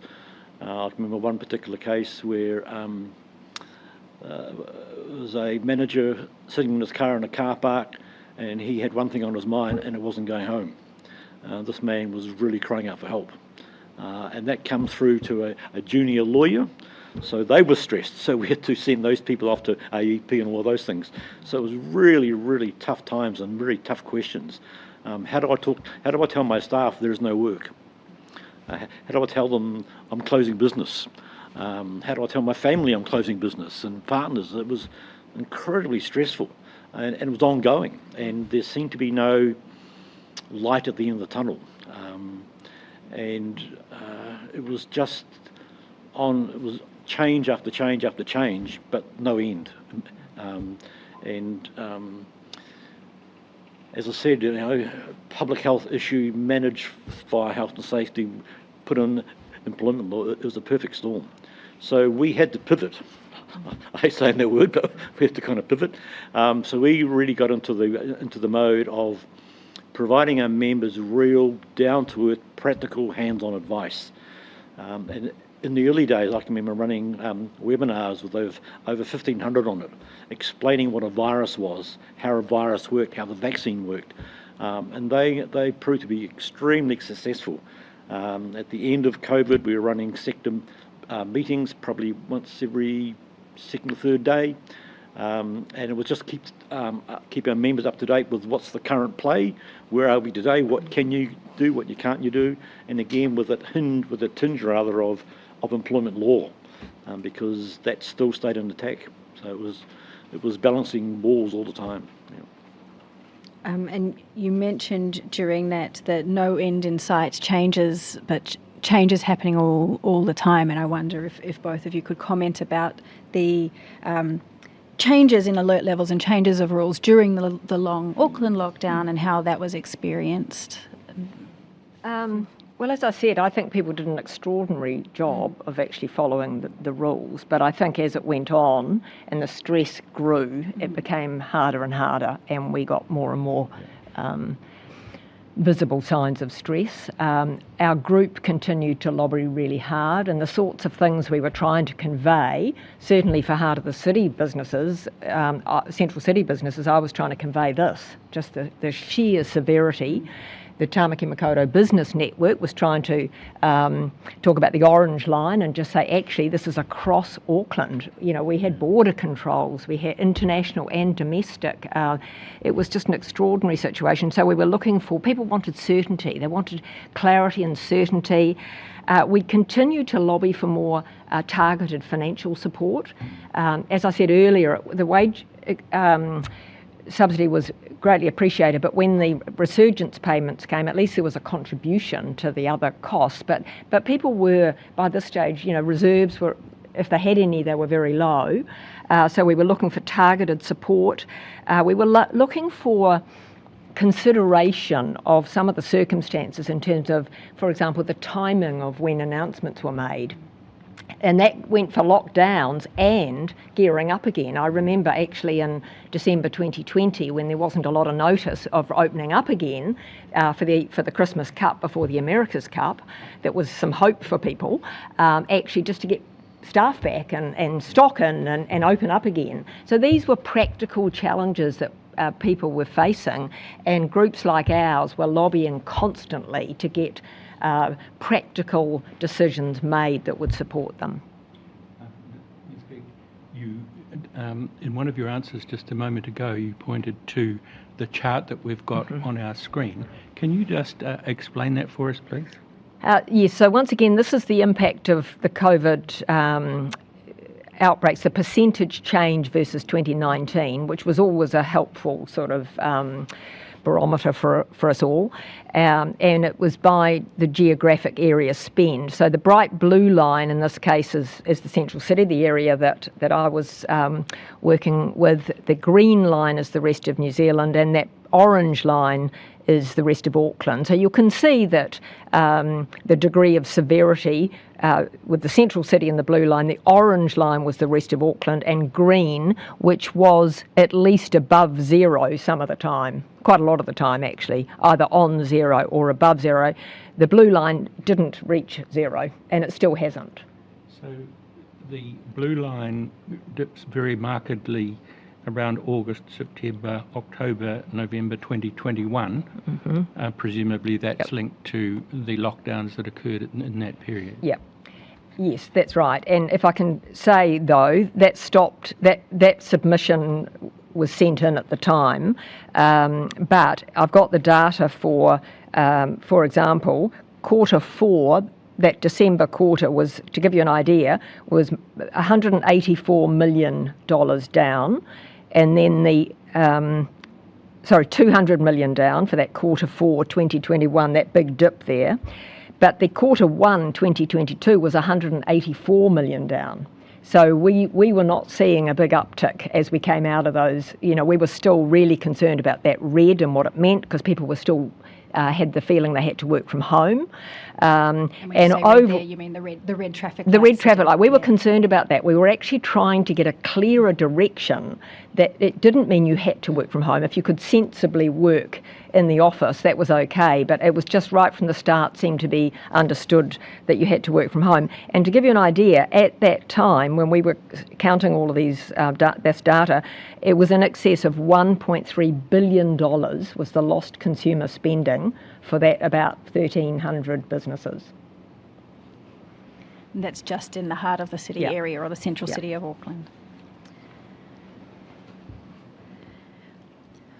Paul, I might switch to you also to if you could talk overall about the duration of lockdown and the impact of that duration on businesses, if you have anything to add to what Viv has just said. Yeah, I think it's important to understand that one of the issues we had was the rate of change coming from government. So we would have every second day or every day, depending on what part of lockdown we had, meetings with MB and Department of Health, and they would announce a change that was coming out that morning at 10 o'clock. So we had to go back and decode it to give to our members what it actually meant. So we had no time ourselves, and they had no time. So it was this constant, I won't say fear, but a constant anxiety of what's happening next. What can we do and what can't we do? And even if we can do it, what does can do look like? And certainly in the later stages where businesses were allowed back to work if they produced safety action plans. So this is where companies would sit down and write out a whole screed of stuff of how they're going to work safely. And we spent a lot of time mentoring companies through that process. Also, so they could work at 2 metres apart and have split shifts and the whole 9 yards of that. An enormous amount of time and spent on that. And can I just pause and say, what part of the year or what part of the time were you developing these, if you can? Look, I have to go back and look. I think it was probably more in the later stages. Certainly wasn't in the early stages.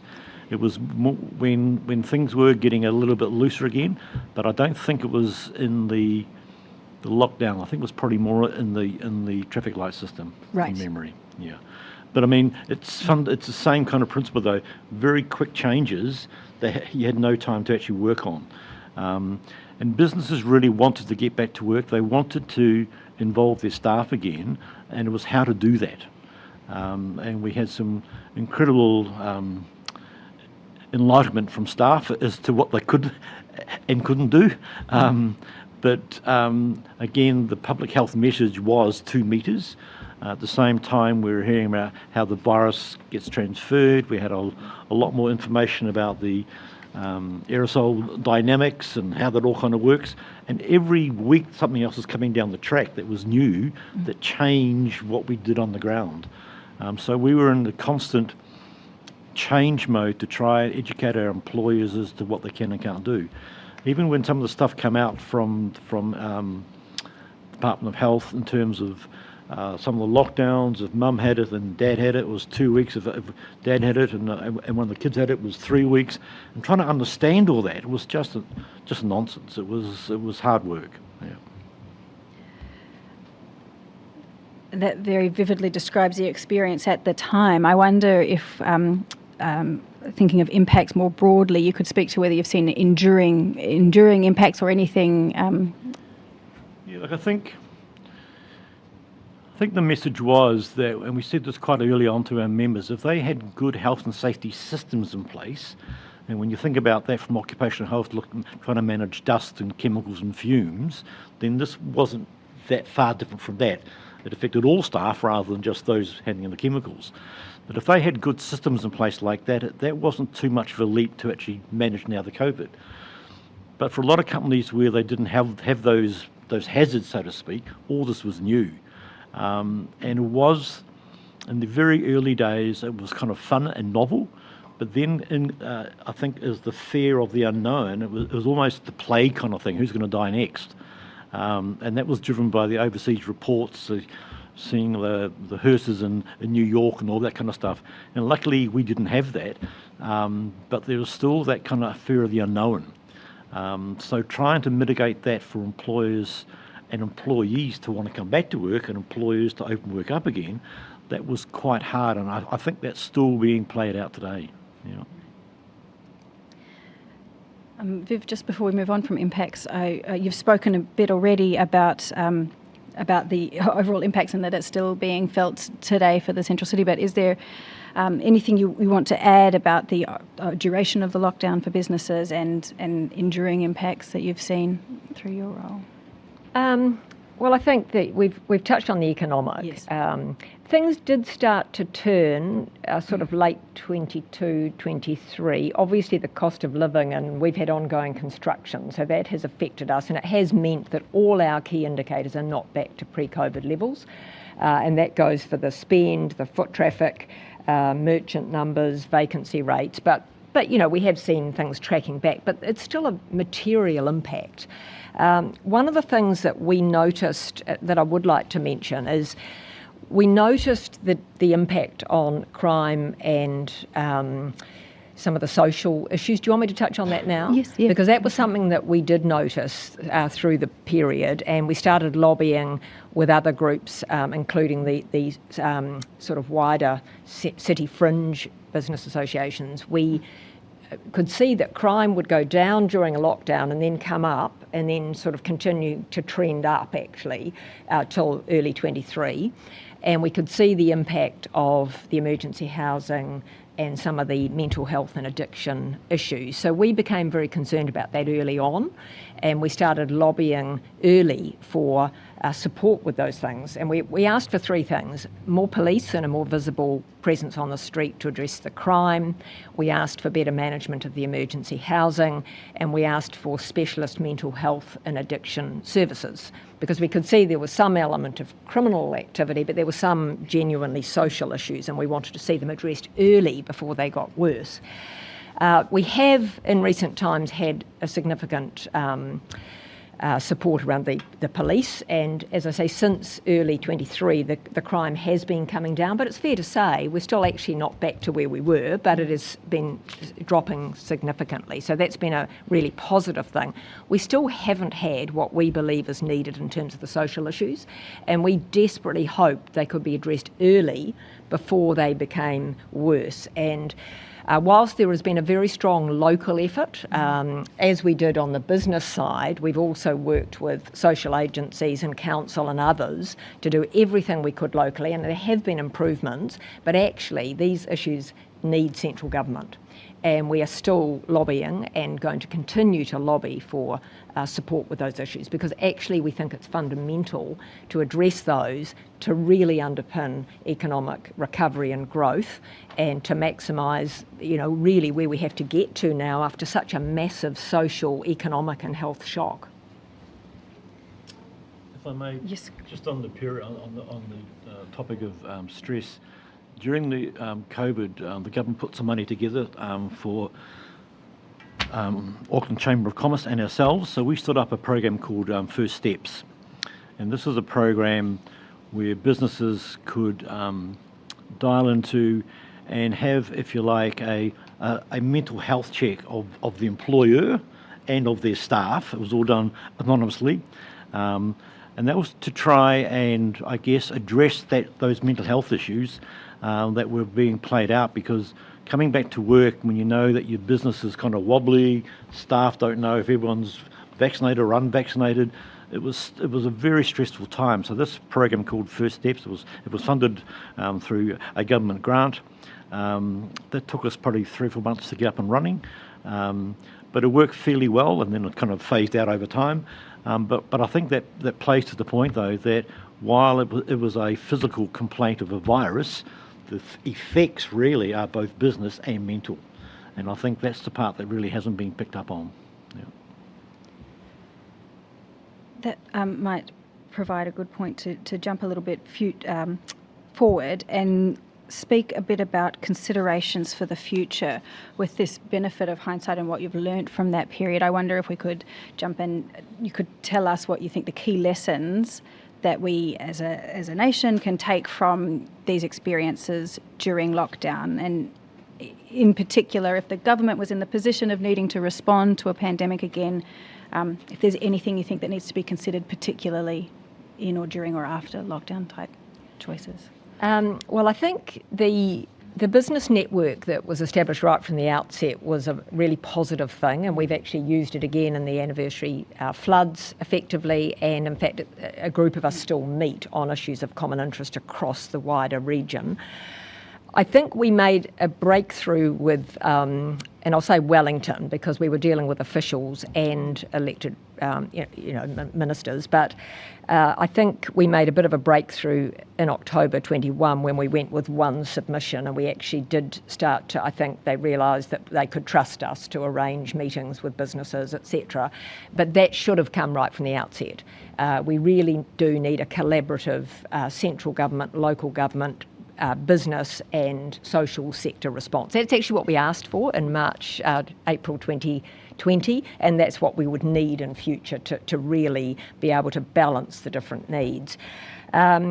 We believe we would need consideration of targeted support, so actually the willingness to look at data and see where the greatest needs were, and it's not only because it happened to be our area, but we also recognise the wider Auckland, and it could have been other areas as well, but there has to be an acknowledgement, I think, of different needs by sector, by geography and by circumstances, and I mean those City Rail Link people again. They've had a really rough ride that has not been properly acknowledged, and I do want to recognise them today. So targeted support. I think policy, I think there has to be an underlying principle right from the outset that you're going to try and enable business, albeit safely. I didn't ever hear people say that we needed to be trading unsafely. What they wanted was to survive, to earn an income, to pay their staff, to take food home to their families. It actually was that raw, to be perfectly honest. And I think to have that denied in the way it was, in the interest of a response that said the best response is a health response, the best economic response, what we would have liked was better balance of that. Nobody was complaining about the health response. It was just finding a way to do it in a balanced way.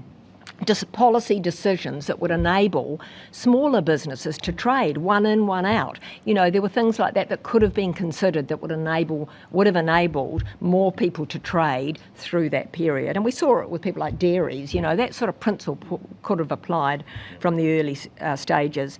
I think the communication needs to be clear. For example, if they say, and we don't call it CBD, we call it city centre, but the CBD is closed tomorrow. Now, you imagine what effect that has. What area is the CBD? What does that mean? Some of those decisions were just announced without any sort of discussion about that. And also, as I said before, timing with a little bit more consideration if possible. And I think the recovery needs some discussion as well, because our group was lobbying for things like, and we could see it happening in other countries, things like, in our case, the international students. Other countries moved a lot faster to think how they could really safely support some of these sectors to get going again. And we actually did miss out on some of those things early on, encouraging people back to work once it was safe to do. That's been one of the most profound issues for us. We've still only got about 80% 3+ days. That's contributing to being 30 to 35% down in foot traffic. And still, last year, we were 14% down in spend from before 2019. They're large numbers. That's on about a 1.6 billion spend in 2019. They're large numbers. Things like encouraging people back. We asked for simple things like do a deal on your empty car parks, get people back. There was no willingness to do that, but other cities did do things like that. Events were a real draw card to get people moving again, even making the most of that America's Cup in 2021. If I can just say, we were hugely disappointed that there wasn't a recognition of how severe this has been and the hope it would have restored if we had the ability to have that event again and utilise that infrastructure. It's the attitude and mindset that I think needs to change in future. Yeah, I'd concur with all those. But just to kind of reinforce, I think any decisions that affect business needs to be part of that team that makes those choices. Having someone in Wellington, and it's hard not to kind of personalise it, but having someone in Wellington who knows nothing about Auckland, nothing about business, making a decision that's going to close it is kind of irresponsible. And while it's under the mandate of a public health kind of threat, I understand that, but how it transpires to on the ground, that's the part that's kind of missing. So having some kind of eyes and ears on the ground, understanding what that means and what would be a more practical approach to that decision.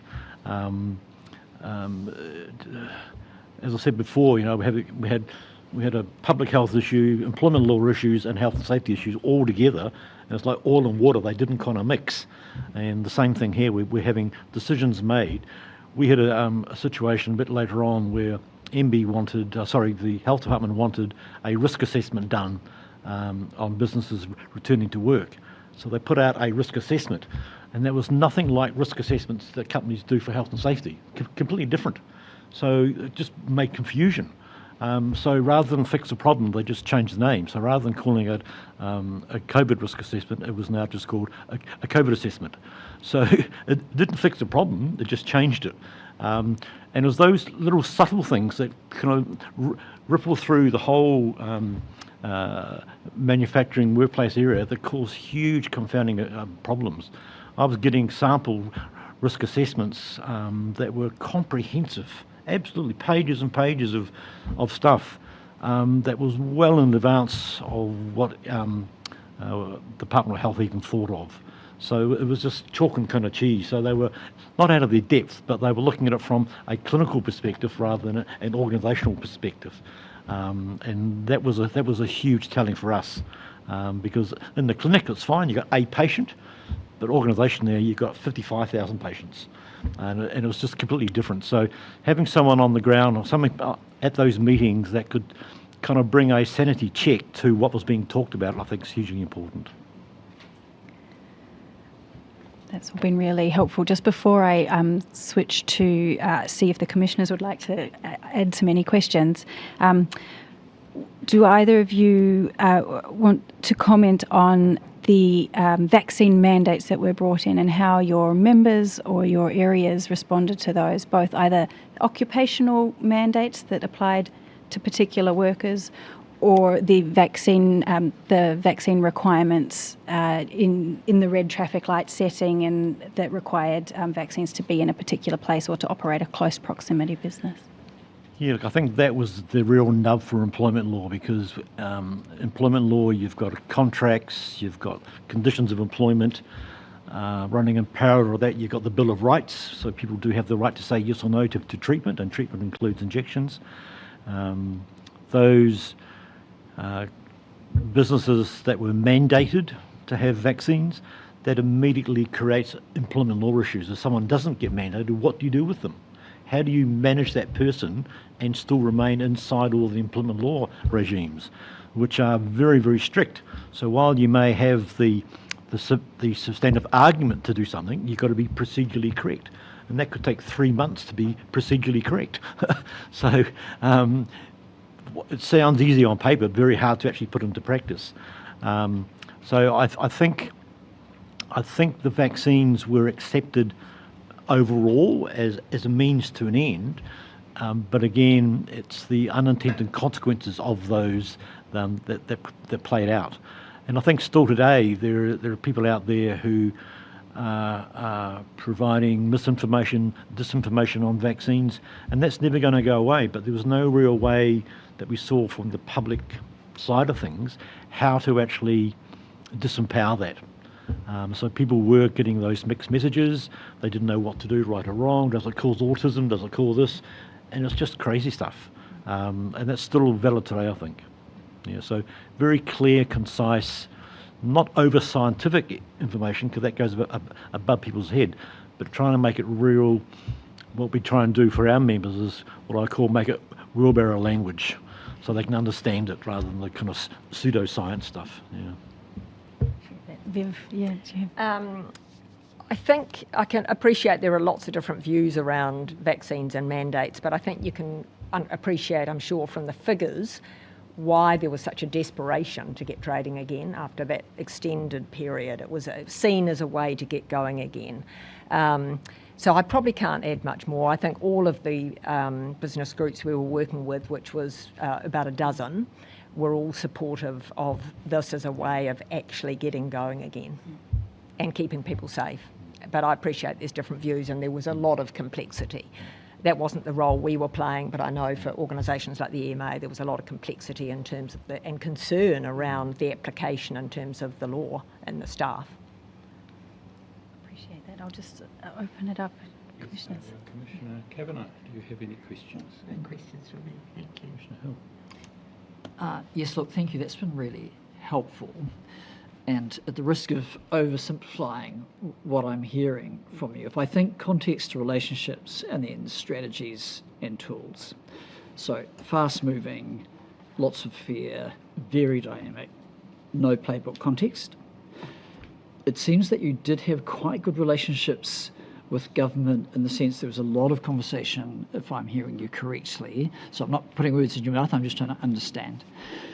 Quite a lot of close relationships and close contacts with central government, but I'm hearing a clear message, actually we needed to operationalise that more effectively, which leads into the tools that we have available. And we've talked about, you've mentioned vaccines and mandates, and you've talked about how do we get people back to work safely. So in an ideal world, as we look ahead for the future, and we'll have an even more uncertain time, next time potentially, is it really about being super clear with government about the array of tools that are available and getting really, really good advice in how you use them and being a party to those conversations? I'm open to suggestions as to, so what does good look like next time? Just very quickly, just to concur, I think, yes, businesses did get involved, but it wasn't at the start. That happened later on. We had later on in the phase, we actually had a hotline into Envy. So we had a dedicated line if we had a problem about a certain interpretation of whatever was coming down the track.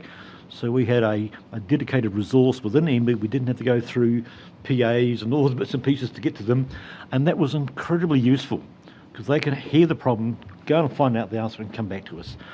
So that was gold. It really was gold because we could answer those questions tomorrow rather than next week or 2 weeks down the track. So having that kind of, those channels of, if you call them change makers, I think was very, very valuable. I think back to your question though, I think, going what I said before, if it happens again, the government's response has to include business. Not tomorrow, not when we get around to it, but right at the start, because we are the ones who are affected and are still paying for it, basically. If I can just say thank you. We were liaising with Wellington right from the very beginning, about February 2020. Lots of information was going. What was perplexing was that the severity of impact was sort of we used to hear these announcements talk about the macro figures, not the what was actually happening here. As time went on, I think we did get more input, particularly after we actually sort of in a way forced that, for want of a better word, in October 21. But after that, we were actually dealing directly with the Prime Minister, the Minister of Finance. The Minister for Small Business, I think, had been quite accessible. But I think it does come down to actually being involved right from the start in the sense of able to participate in decision making. Because I think we were giving information, but that's different from a decision being made that actually considers. You don't expect to get everything you want. And we didn't in October 21 either, but we got a fair chunk of it because there was a more willingness to perhaps understand what was happening in Auckland. But I think it's that ability. We got to a point where we were actually getting asked about a decision about to be made, often at the last minute. Exactly. But that's the point. If it happens from the start, business has to be a trusted voice in the decision making. Okay. Thank you. Thanks for sharing. So, Ms. Beck, what you seem to be telling us is that for Auckland as a part of New Zealand, you need data that is specific to your area. You need to be able to explain that data, or convey that data to government, and that needs to be acted on in some appropriate way before decisions are made. Have I got those points right? That would have made a massive difference. We were conveying the data, but we weren't seeing any action that signified anyone had actually understood it. Even Treasury would come up, meet businesses, and we thought, excellent, something's going to happen now, but we didn't see any announcements that conveyed any action that recognised the severity of what was happening here. So if we use Auckland as an example of a region that had a problem and we need data specific to that region, that presumably would apply if there was an emergency in other areas of the country. Absolutely, absolutely. That was our experience, yes, but... So do we need a system to obtain regionalised data so that proper decisions can be made in an emergency? I would say yes. I mean, we were providing data, but I think that would be imperative that there is a geographic spread, or whatever the circumstances were, that government was getting really granular data that enabled sound decision making to support the people that needed help the most. Mr. Jarvie, what do you have to say about that? Yeah, look, I think if you look at the business demographics, that answers your question. The most businesses work here in Auckland, the most population here in Auckland, and that's where it was affected most. If you go outside of the greater Auckland region, outside, say, Hamilton and Tauranga, the Golden Triangle, so to speak, it's not rural, but it's not as congested and built up as we have here.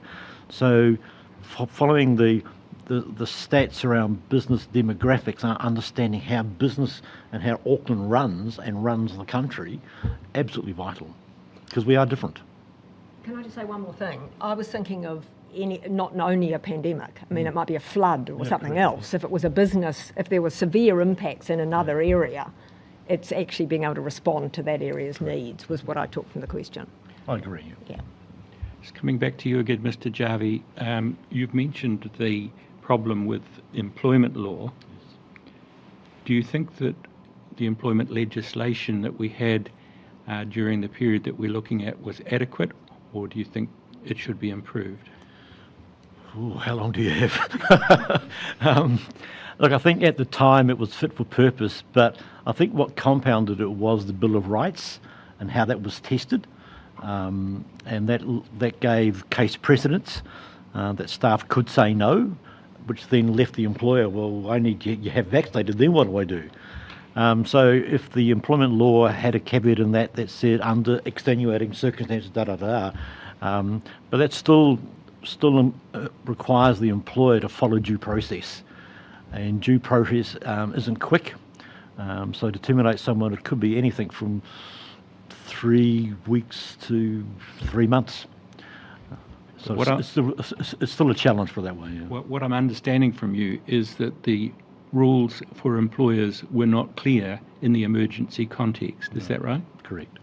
And so, that was. Would it be a recommendation from you for the future to try to bring clarity into that area? I think with the caveat that it has to look at, if you look at a pandemic scenario, it's got to consider the rights of the employee under the Bill of Rights and how those intersect. Absolutely. Thank you. That's all that I have for you. So I will just thank you both very much for your time and evidence that you have given today. Commissioner, Brings us to the lunch break, does it? No, we have one more witness. One more witness? Okay, let's go. By Zoom. online, but I'll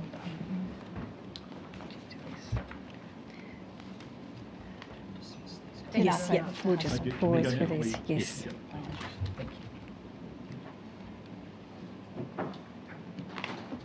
Tēnā koe, Mr. Hudson. We are just seeing the previous witnesses out of the room. Thanks a lot. Are you guys able to hear me okay? We can hear you. Welcome to this public hearing. Can you explain to us your name and where you're from, please? Sure, kia ora. O kia ora tātou, ko he Hudson tōku ingoa, no ngā te awa tūhoi, whakatohia nai tai.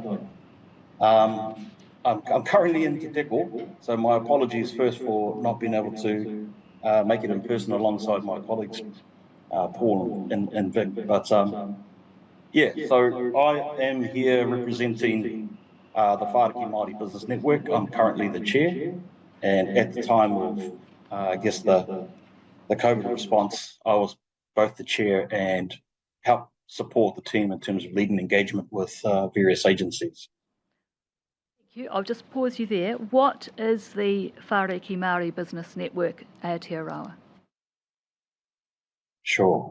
So Whāraki Māori Business Network is a business network that was formalised in 2020. Yeah, great timing. But and is predominantly made up of what I'd describe as SME business owners. So it does. When I say SME business owners, I'd also suggest family business owners. So in terms of the makeup of the network, is very much at that family business size. The majority of our members, I'd say 91%, less than 20 FTEs. In total, as of today, there's 3,727 businesses within the network. 1,990 of those are in Auckland, and we make up 37% of all Māori-owned businesses in Auckland. During COVID, that number would have been closer to, I would suggest, just over 1,500. I guess to give you an example, or give you some sort of scope of what those businesses look like,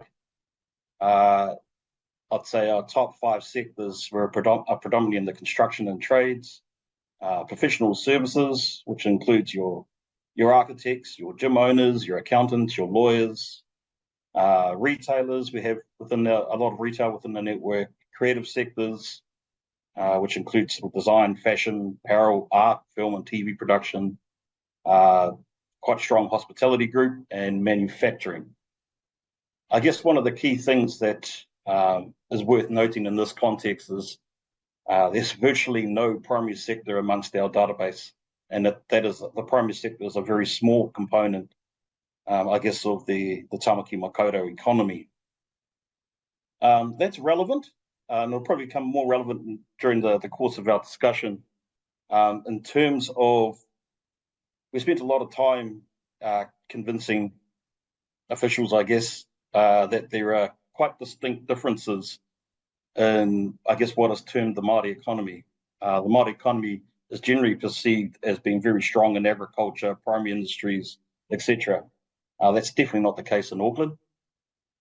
We are predominantly services, and in the context of COVID, a very high proportion of our network is what you probably describe as close contact businesses. So the impacts of COVID were quite acute and quite distinct. All right, I'll just pause you there. You had just become a formal association in 2020, so presumably about the time that COVID arrived. What roles did Whāraki Māori Business Network find itself taking during, to begin with, the first level 4 lockdown in 2020? On the eve of the COVID lockdowns. So our role became primarily around providing a platform for advocacy, to provide a voice for small business owners and the impacts of COVID, and I guess use what platform we had to, I guess, become part of the bigger conversations around the response to COVID. And so, but in addition to that, we also provide capability building programs. We run events, both online, in person, and we have developed a number of different online support platforms.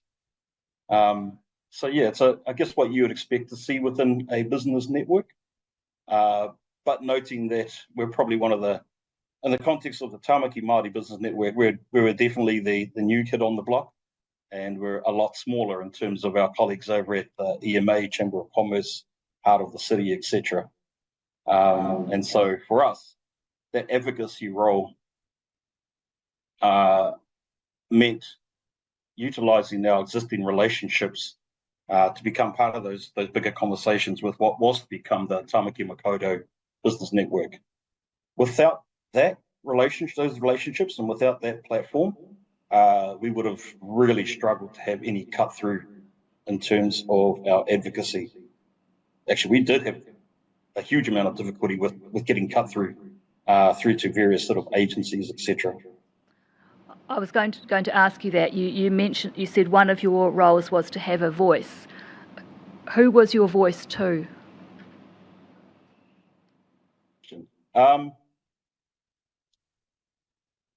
guess at the time, it became pretty obvious that there was this very acute need from agencies to gather data, to gather insights, surveys, to inform responses.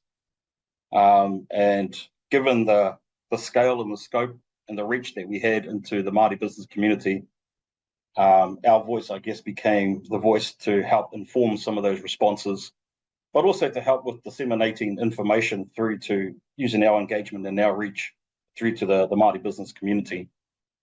So a lot of the advocacy was directed towards local and central government, multiple agencies, multiple ministers, and we were active and regular participants in a lot of those discussions. All right. How did the businesses that you represent, particularly those in Auckland, respond to the lockdowns?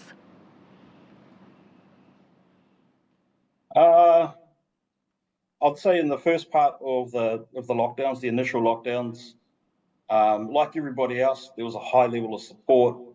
There was a high level of support for protocols around that, and a general sense of doing the right thing to prevent an outbreak. I think Paul might have spoken about it previously.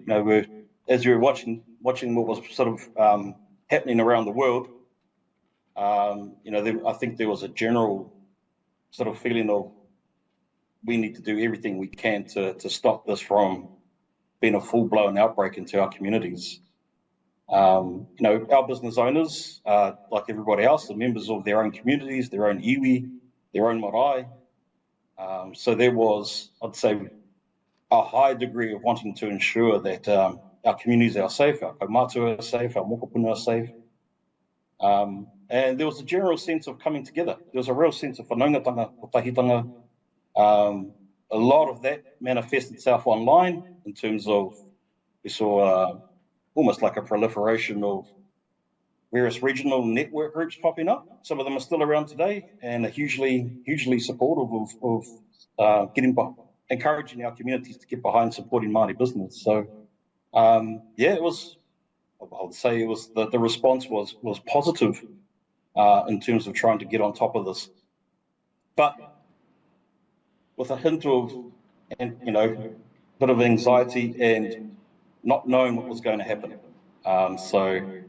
Whether this was going to be just a temporary thing, I think the uncertainty of knowing how long this was going to continue was something that gradually began to play in terms of people's ability to be able to sustain their businesses and had some real, I think it was mentioned earlier, the mental health impacts become gradually worse as well.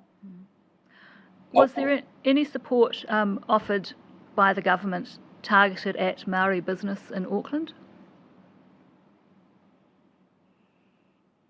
That's interesting. So I guess with lockdowns, Māori businesses through various channels were able to participate in things like the wage subsidy. The only support that I could recall that was specifically stood up to support Māori businesses was through, I guess, a reconfiguration of the Provincial Growth Fund. So it was a $5 million fund that was stood up to support Māori SMEs, Māori business owners. However, it expressly excluded Auckland. The rationale behind that, as we were told, because that was quite surprising to us at the time, was that Auckland was not a region. For the definition of the Provincial Growth Fund, it was not considered a province or a region and therefore Māori businesses within the Auckland region were not able to access that particular fund. As I understand it, that was probably the main support mechanism that was made available, directly targeting Māori businesses and Māori small businesses. So, truth be told, that was a pretty big kick in the guts. Were there some examples, and I'm thinking of Activate Tamaki Makaurau, where funding was available that you were able to use to stand up a program to help your members? Correct, yes. So I think, Vidmav spoke earlier about there was a tremendous amount of lobbying from a collective group of associations and support groups for business, which eventuated in the Activate Tamaki Makaurau program. Whāriki was the lead delivery agency, I guess, within that group to reach into and engage with Māori communities, Māori businesses. So that was probably the most significant, I guess, program that was stood up where we had some input as to how that should be delivered and how we could use that effectively to reach into Māori community. I should also add that through this process we had various discussions with the likes of MSD, IRD, TPK, MB, etc. And I should give credit to the people the staff at MSD in particular and IRD, who were incredibly supportive in their response and their engagement, and provided us an opportunity to actually set up a direct line into the likes of MSD to help businesses work through the wage subsidy process and all throughout the different wage subsidies, resurgence payments, etc. So that sort of resourcing and support like that was actually incredibly useful and very well received. In terms of Activate Tamaki Makaurau itself, we engaged with roughly, I think I've got some stats here, 1,239 Māori businesses. We had set ourselves a target to engage with 1,000. So we obviously exceeded that, and we were able to deliver or distribute about 4.4 million in grants through that particular program. That was on a total budget of about 44 million, so just over 10%.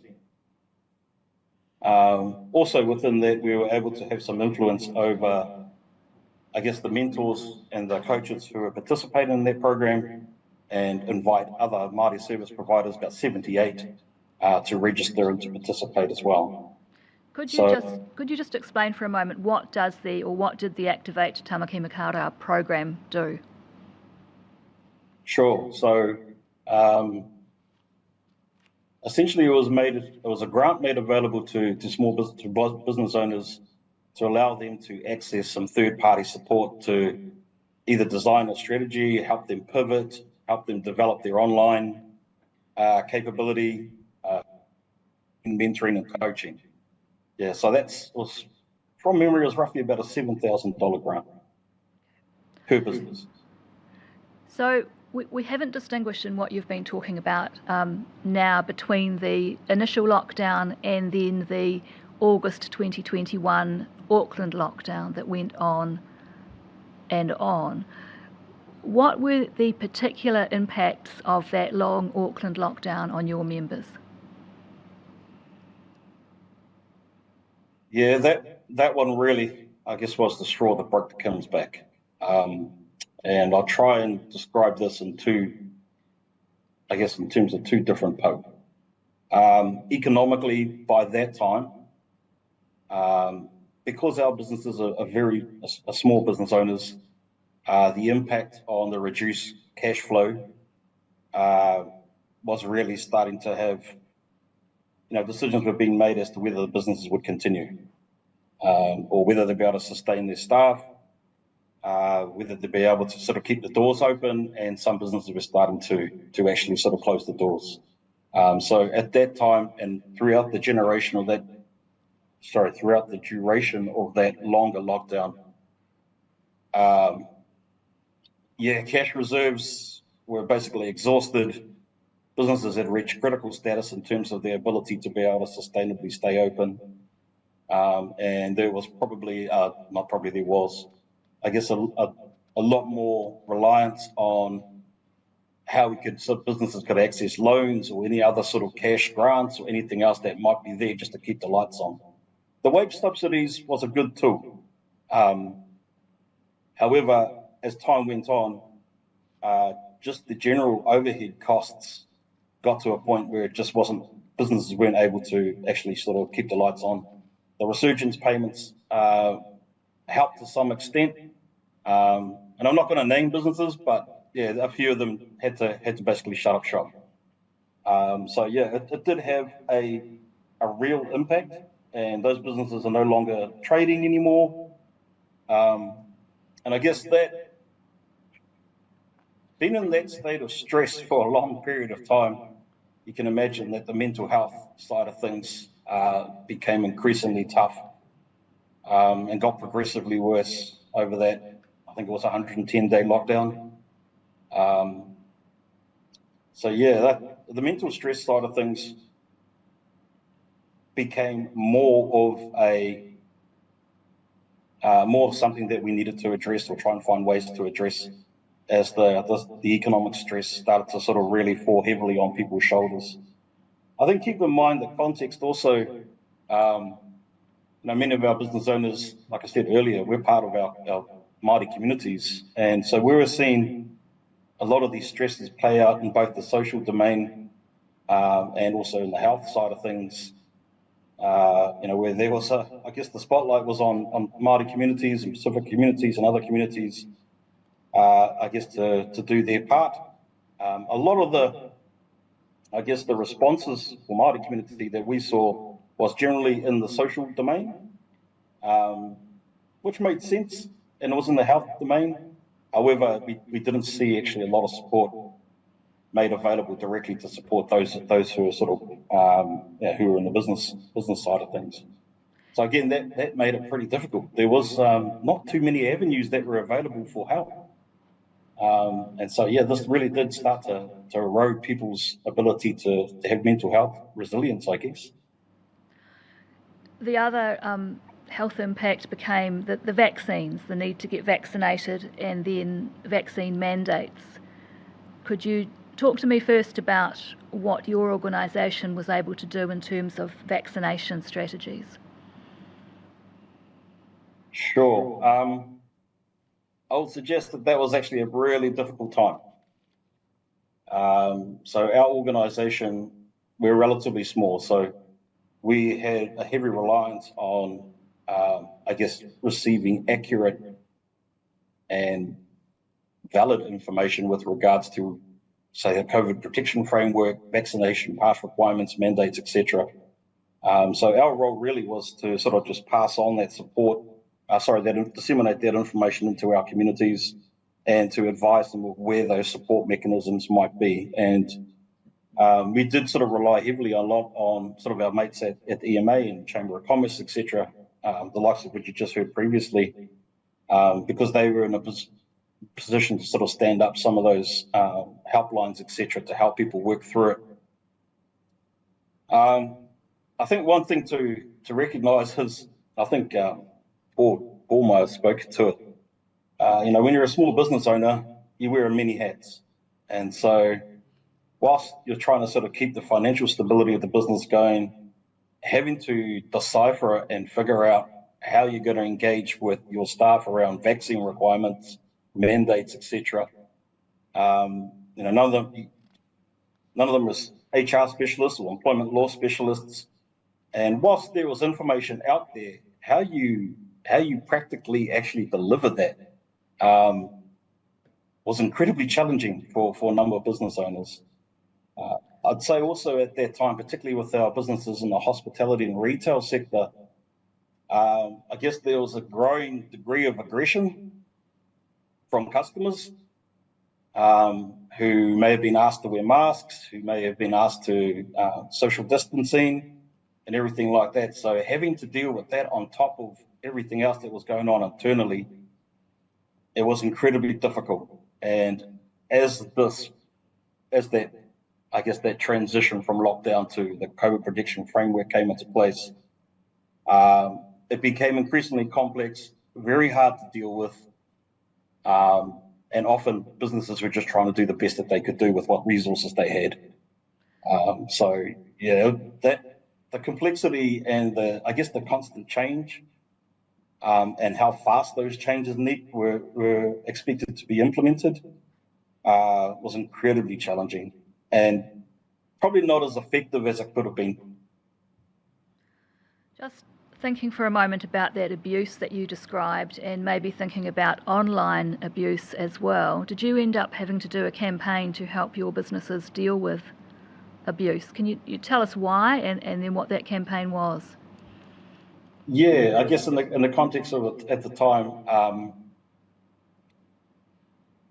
a lot of the communications, a lot of everything that held on social media in particular and online was the, I guess, most efficient and effective channel or medium to communicate, and on our platforms, and we've got very strong platforms. We get amazing reach.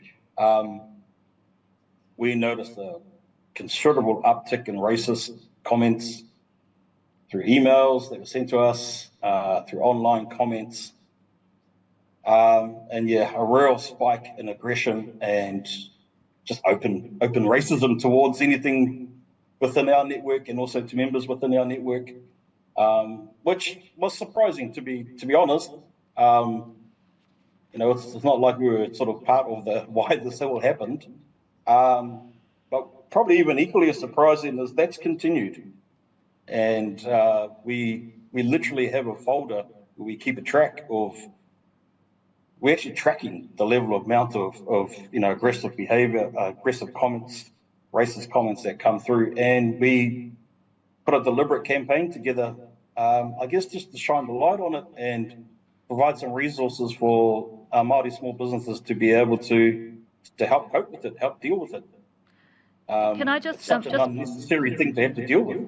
Can I just pause you for a moment? You did the campaign.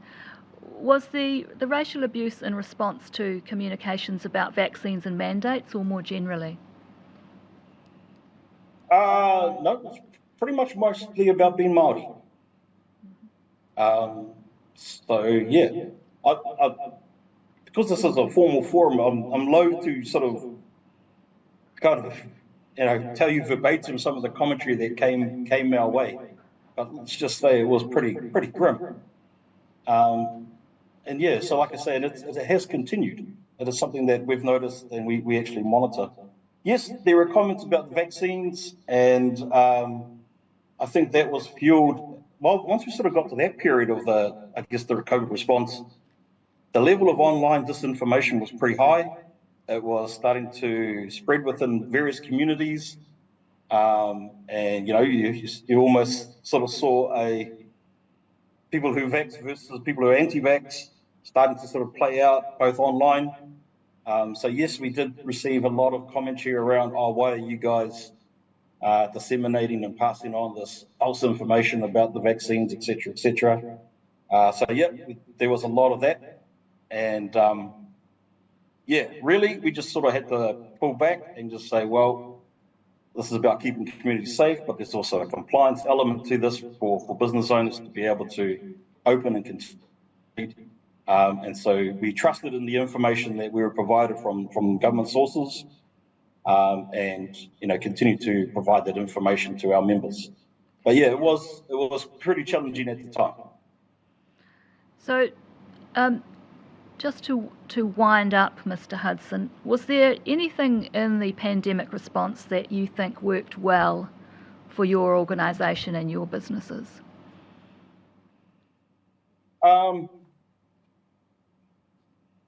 Worked well, yeah, okay. I would suggest, well, I'll start my response to that as pre-COVID. Engagement in support for the Māori business sector, I guess, was already pretty low, and there was a low degree of coordination and cohesion across government agencies. and this has always sort of presented itself as a significant barrier to Māori business owners accessing support. There was a high level of disconnect between Māori businesses and the services provided by government, local government, etc., to help build management capabilities. So there was through that process, we kind of sort of, I guess, our learnings in terms of what worked, what didn't work. I would suggest to you what works is having good data, accurate data. Like I said earlier, there was a real hunger from different government agencies to, get some insights, get some data about what was happening in our communities. Those data, I guess, that data infrastructure doesn't really exist, and it's still being built. So that inaccuracy around data, in my view, actually had a negative impact around how you design the services to be delivered into our communities. And so that was something that we learned that we need to invest in and actually get better with. There was a high degree of agencies acting in silos. And so what that meant is you had there weren't efficient channels or mechanisms to be able to connect with the Māori SME community. And that's something that we felt as an infrastructure thing that we need to actually maintain. Those current models and those infrastructures were completely inadequate. What really worked well is our ability to build relationships and leverage the relationships with other support parties within the business ecosystem, and I'm primarily reflecting on the support we got from the Tamaki Māori Business Network and how that joint approach actually helped, I guess, unlock or get the message through to the powers that be down in Wellington, because there was a real disconnect there, absolutely. I would suggest also that, trusted voices amongst the communities you're trying to connect with are vital. So, having that reach and engagement in these sorts of situations, and it also was very useful during the anniversary floods also, that reach and engagement is vital. Those actually allowed us to be able to deliver those messages, to target our community, make sure that we could see that the support that was out there was reaching those business owners who really didn't have a lot of other avenues, or there were so many different avenues of information coming through that it was very hard to decipher which ones you should be listening to, I guess. So we kind of ended on this phrase, sometimes the messenger is equally as important as the message. So relying on those trusted relationships, and I think this sort of probably plays out more generally, is actually hugely valuable. I would also say, so that's probably the main things that we sort of noticed. And I think advocacy we found, is vital. Having the ability to have a direct channel into the decision makers and ministers, etc., and those who are able to make decisions, to, I guess, be able to share your story and be able to provide that insight to allow them to actually get a feel for what's happening on the ground. As a group, we really all struggled to actually get that message across. There was this, I guess, prevailing data or prevailing view that at a macro level, the economic impact wasn't as distinct as Auckland made it out to be, I guess. But what we found is that at a localised level, the impacts were huge. And I think Viv may have put up some stats about that. And so that took a long time to actually get that message across. And I think we would have struggled if it wasn't for that joint advocacy across that wider network. Mr. Hudson, I'll pause you there. You've answered my questions as fully as I could have wanted. I'm just going to invite the commissioners to ask you any further questions that they have. Yeah, thank you, Mr. Hudson. That's really helpful. Commissioner Kavanagh, do you have any questions? Not this time. Thank you. Commissioner Hill. Tēnā koe, Mr. Hudson. Thank you for that. Very, very interesting and helpful. Reflecting on your observations that racism seems to have escalated and now endured, so just to ask you an easy question as we kind of come to the end, have you got any suggestions for how we as a commission might make recommendations to a government about responding to that. It's a broader societal question. It's on all of us. But what would you have us say into that space? I'm going to be very, very open and direct at this time. Yes. I would suggest a lot of the political rhetoric from our political leaders has enabled or emboldened parts of our society to feel like it is okay to have a crack at Māori organisations or issues pertaining to Māori. And we are probably one of many organisations that have received that type of vitriol. So one thing we have asked is for our political leaders to dial down the divisive and what I would describe often racially fueled rhetoric. We notice an impact almost immediately when those comments made by our political leaders, where they share a view, I guess, where others will take that view and interpret it in a way where they feel like it is okay to make these sorts of comments. And however way they choose to, I guess, legitimize that in terms of what's going on in their own head, but often it plays out in a very ugly way. So if there was a practical thing, it would be just to keep reinforcing that, words have power, and to be conscious of how that plays out. I'm sure our political leaders have no intent whatsoever in causing any sort of backlash within the Māori business community, but I'm here to tell you now that it does.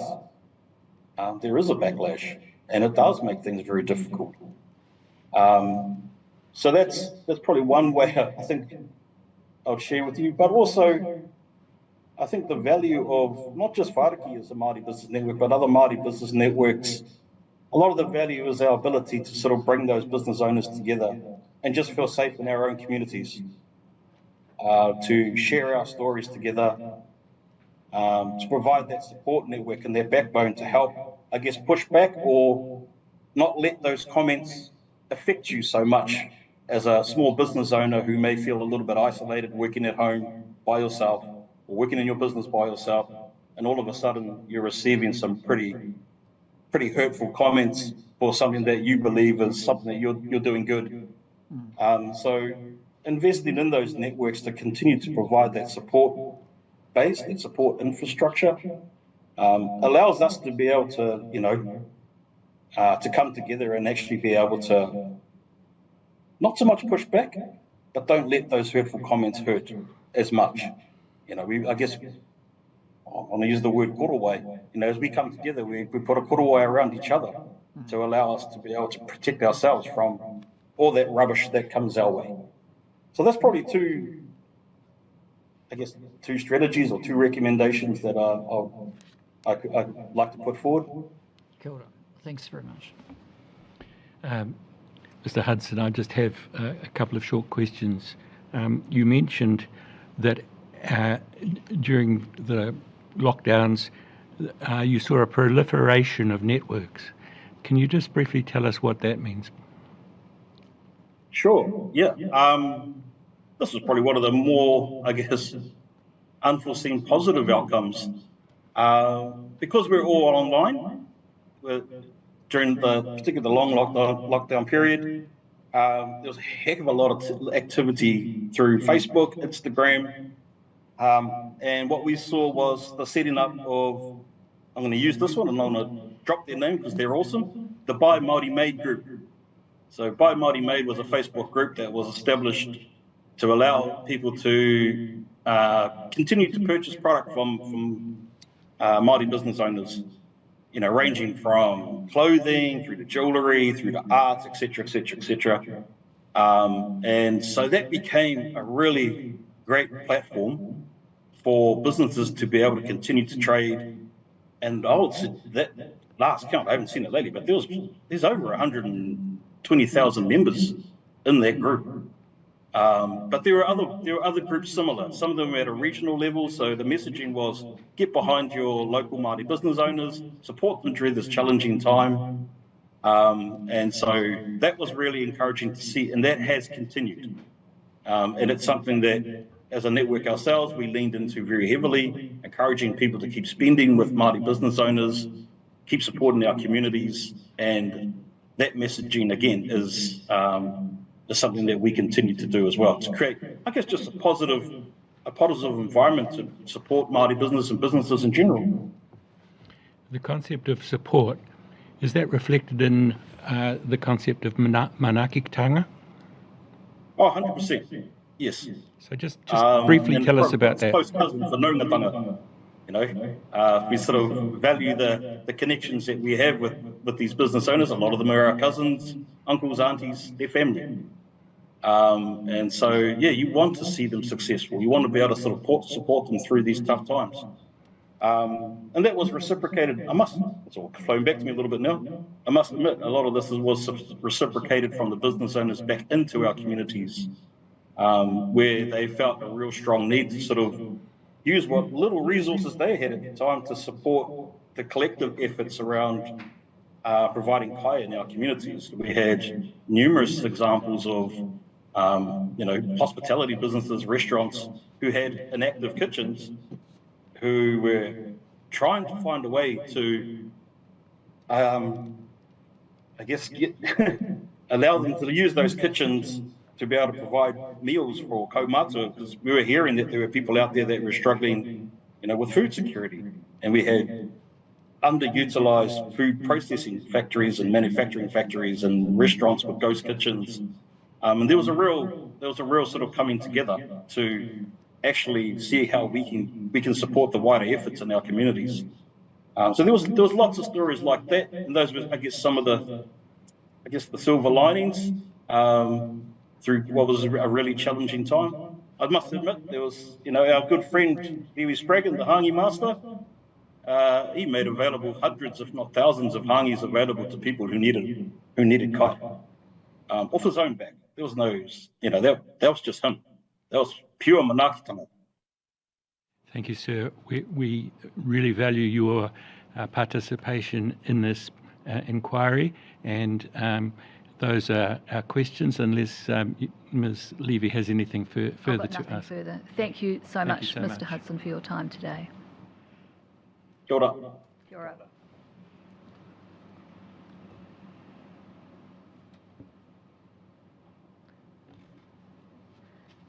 We will now take a lunch recess and we'll resume at 2 p.m.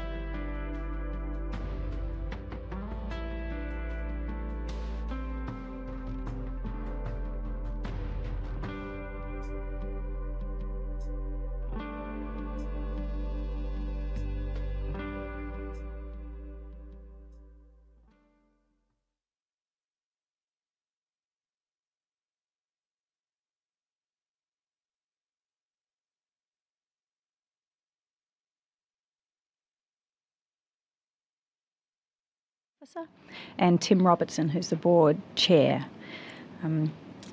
If you're happy, I'll start by asking them to introduce themselves and tell us a bit about their backgrounds. So, Leah, if we start with you, can you tell us who you are and where you're from and a bit about your background? Sure. Tēnā koutou, Leah Mikero. I am the Chief Executive of North Chamber. I have been a full-time resident of Northland since mid-2020. I was a COVID refugee. I swapped Auckland for Northland, having had spent considerable amount of time up there. During the time that I moved to Northland, which was mid-COVID first time round, I was running my own business. It was a global consultancy operating in change, organisational culture, customer experience. Since that time, our business unfortunately is no longer, and I took up the role of Chief Executive of North Chamber in October 2024. Thank you. Yeah, Tim.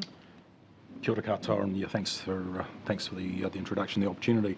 Yes, so look, my name's Tim Robinson.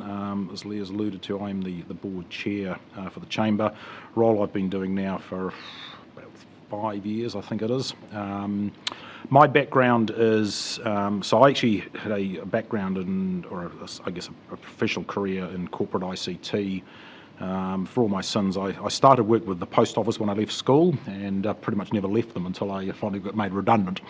Along that way, I've owned 3 businesses along the way, including the one that my wife and I own currently, which is Auckland and Northland. Just for the record, I'm not a creative. My wife is amazingly creative. I just do all the boring business stuff. So we're a retail business. We also do things like, customer classes and things like that, offer machine servicing, etc. So I guess for a tiny business we're quite multifaceted, and so we do sort of touch a lot of different customers in different ways. I guess my connection with the Chamber came about back in my corporate days. It was a little bit of sort of trying to, I guess, be directly engaged in the wider business community, and then of course as the years sort of ticked over, it was like, well, how do I sort of have a positive impact to make Northland a place where my children and then eventually my grandchildren would actually choose to live and work rather than have to be sort of forced away either through education or through the lack of employment and or business opportunities. So that's kind of been my motivation as the board chair, as to how do we, I guess, facilitate some step change to make our region more viable. Would you be able to tell us, Tim, a bit more about what North Chamber does as an organisation and who its members are? Sure. So actually, I probably should actually pass to Leah on that one, because as our CEO, that's kind of what. Is that called pass the buck? No, hang on. I'm all good. I think that's probably.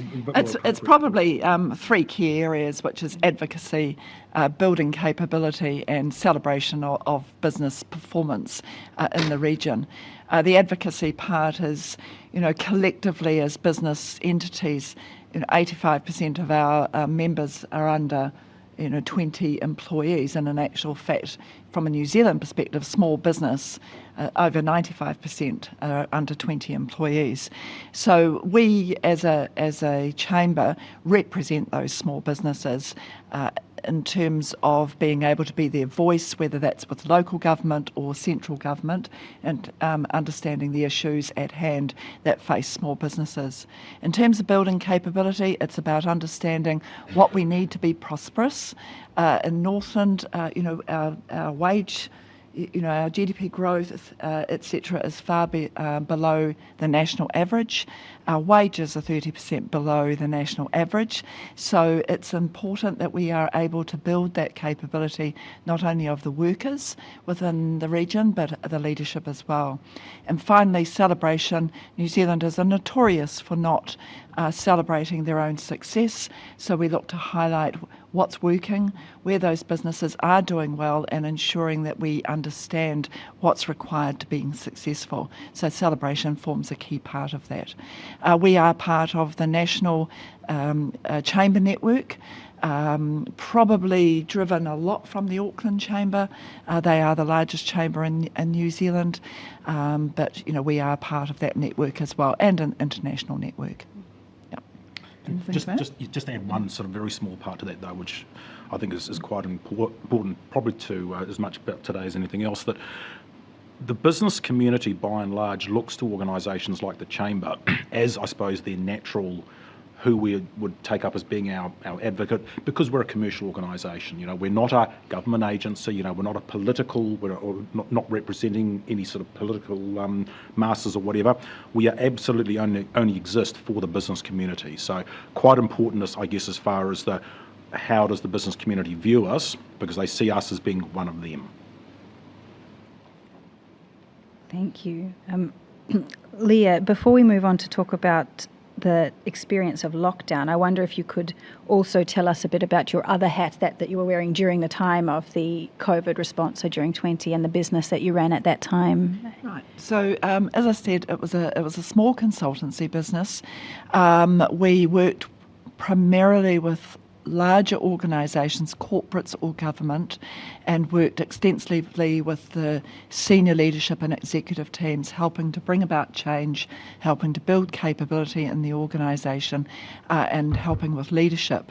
A lot of that involved workshops, and we were working with a range of government agencies. During that time, of course, we weren't able to get together. But there was some imperative work that some of these government agencies and Crown-owned entities were operating through. So we had the opportunity to really, I hate the word, but pivot and to learn a new skill, which was how do you engage people online through Zoom meetings without filters of cats or anything like that, and actually make it a very productive learning environment. So in many ways, actually during that time, we were able to carve out and forge a new expertise for us.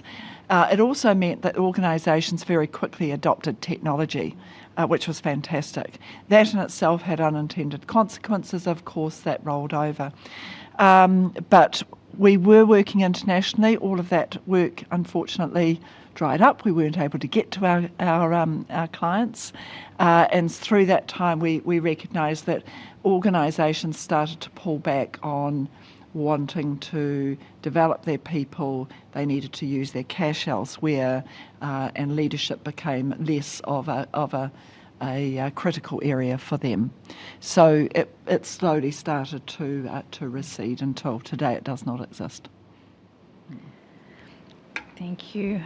If we switch now to looking specifically at the period of COVID response and start by going back a little bit further back in time to that of our focus today, to the beginning of COVID arriving in New Zealand and the first lockdown in March 2020. I wonder if you could each tell us briefly about how you and your business and those that you were working with responded to that arrival of COVID and the early lockdowns. I'll start with you. You've spoken a little bit about pivoting. Yeah. Yes. Yeah. So I'll just finish that off.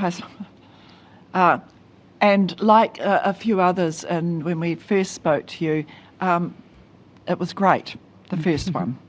It seemed like a pause and a reset. Everything had been barreling towards something, and so this was a forced pause. And in many ways it was novel. Everyone was in the same boat.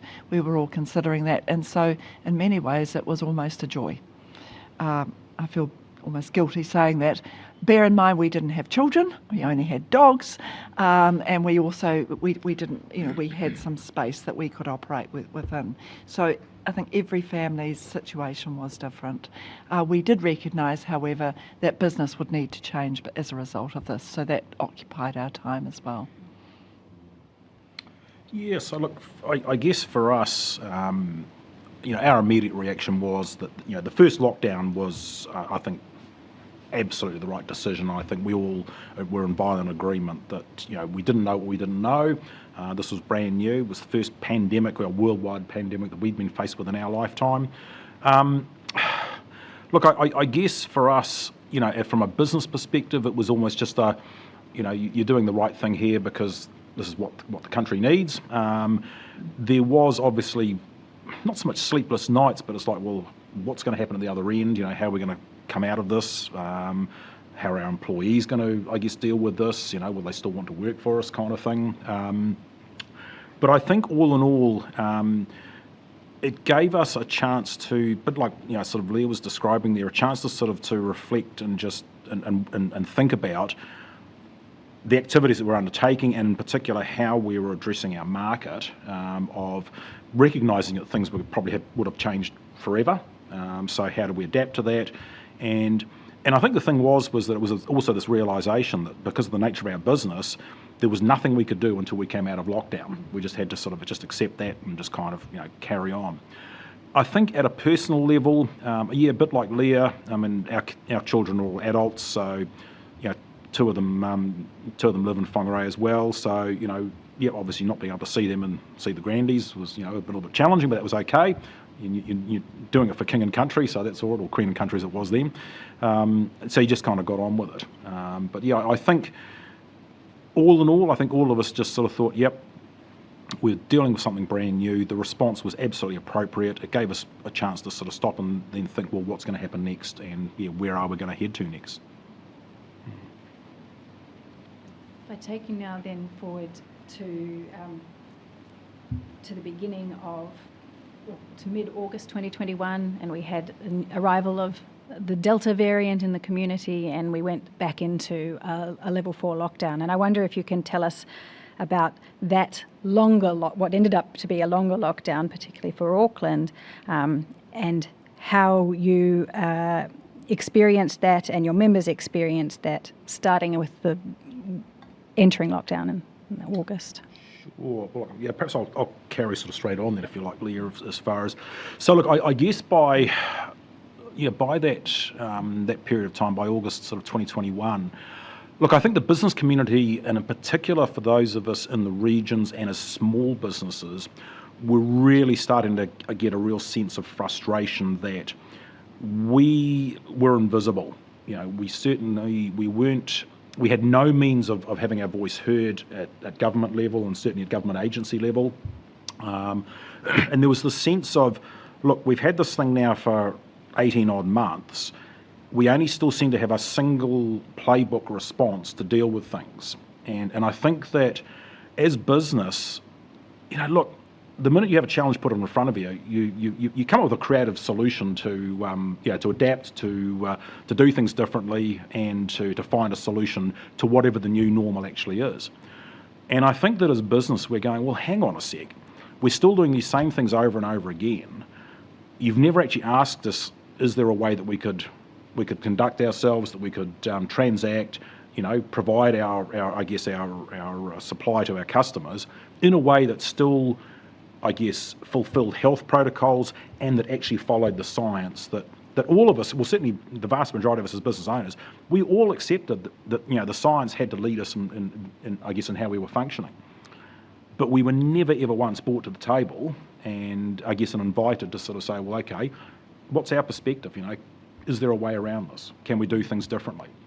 It was just, nope, we just need to go back into lockdown. It's like, well, yeah, okay, I understand from a particular health perspective that's one way of doing it, but are there alternatives? And we'll never know, because we never had that chance to examine that.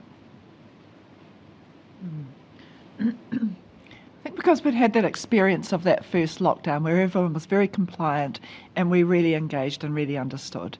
The second time around, as Tim has just said, it felt like we were just pushing the same play button again. And being in Northland in particular, because of the Auckland situation, we were locked out of the rest of New Zealand. For my business in particular, I couldn't get to places because that would have required driving through Auckland, and it just became too difficult. The challenge and I guess the opportunity was in the first one that a lot of fear existed, and fear is one of those core emotions that is, that permeates through. And unless you can actually address that fear, then it is very difficult to help people shift. In that second lockdown, some of that fear was starting to be replaced with anger. Again, another core emotion. And really, when you've got those, the cynics in the world come out, and we will then tend to listen to those people who we believe are the experts. And so I guess the attention to those people who are trying to engage us, it wasn't as meaningful because fear was replaced with anger. And that's when it started to get difficult to engage. Leah, you mentioned being locked out by that Auckland boundary when Auckland was stayed at a lockdown, even when Northland wasn't in lockdown. Do either of you, can either of you comment on how many businesses or how much proportion of your businesses were affected by that boundary? Well, I mean, certainly speaking just as a retail business here, we were massively affected because just getting goods in and out. It was a real challenge, and and again, I think part of the issue was that it was as much around, particularly like from freight companies, transporters, and couriers, was around their perception of what they could and couldn't do. It didn't necessarily equate to what the rules actually did or didn't allow, but it was like, this is just too hard, so I'm just not going to offer any services here. And we got a bit of that later on, when we moved into things like road closures, I think, post sort of cyclone and so on. And I wonder if some of that mentality actually, I guess, started to emerge during that, particularly, that Auckland lockdown period, because a lot of companies started to make decisions based around how easy is it to transact in and out of Northland. And I think the overwhelming perception became, well, it's bloody hard. So go and do business somewhere else.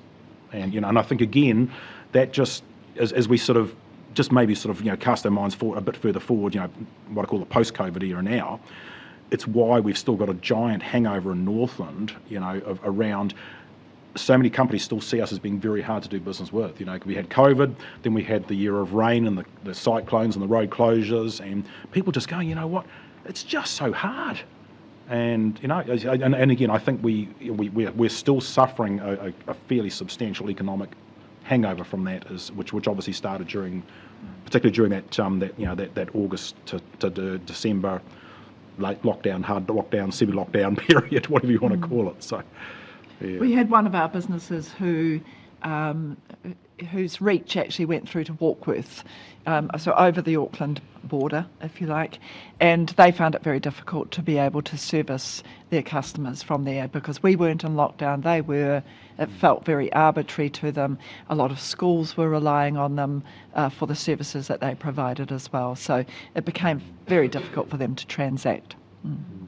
And look, when you had sort of other things going on like the self-appointed sort of roadblock sort of checking points and so on, that was just yet another sort of layer of and again, that, dare I say it, probably only inflamed, I guess, some of the the social social discord and angst that was going on as well, pitting neighbour against neighbour and all the rest, and I think again that's a lot of the stuff which I think is still sort of bubbling under the surface in terms of societally how we're functioning and I guess how we sort of feel about each other. So just again more unintended consequences of things people thought was a great idea at the time but never really thought, well, how will this play out? So I wonder if you could talk briefly to your experience of the support that was provided to business through that period. From our perspective, it was fantastic. It felt very aware of the challenges that we would face. There was an ease of being able to access it, which in hindsight, there are always going to be people and organisations who take advantage of that. But from the small business perspective, at the time, it felt like the right thing to do. In hindsight, we've just had to repay the COVID loan, and because we weren't able to make that business up, it really hurt us in hindsight. But we felt that there was a real effort to make it manageable and easy and to remove any barriers. So it felt like the right thing at the time. Yeah, look, I suppose for our tiny business, it was almost sort of, dare I say, a bit of a mixed bag in terms of how we felt about it, because, on the one hand, we were utterly grateful, because any support is great. But I think, it became difficult, and particularly, as I say, the fact that there was no consideration given of can we do things differently, so therefore not so reliant on a bit of support. It got to the stage of we're going, oh, here we go into another full lockdown.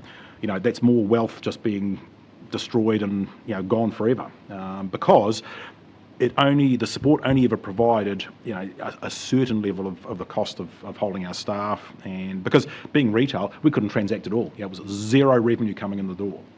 We're not like lawyers or accountants who can still sort of bill, from behind closed doors. That was it. We were done. So I think, and when I talk to other business owners who are in a similar situation of where, if they physically couldn't interact with customers, they were basically under zero revenue.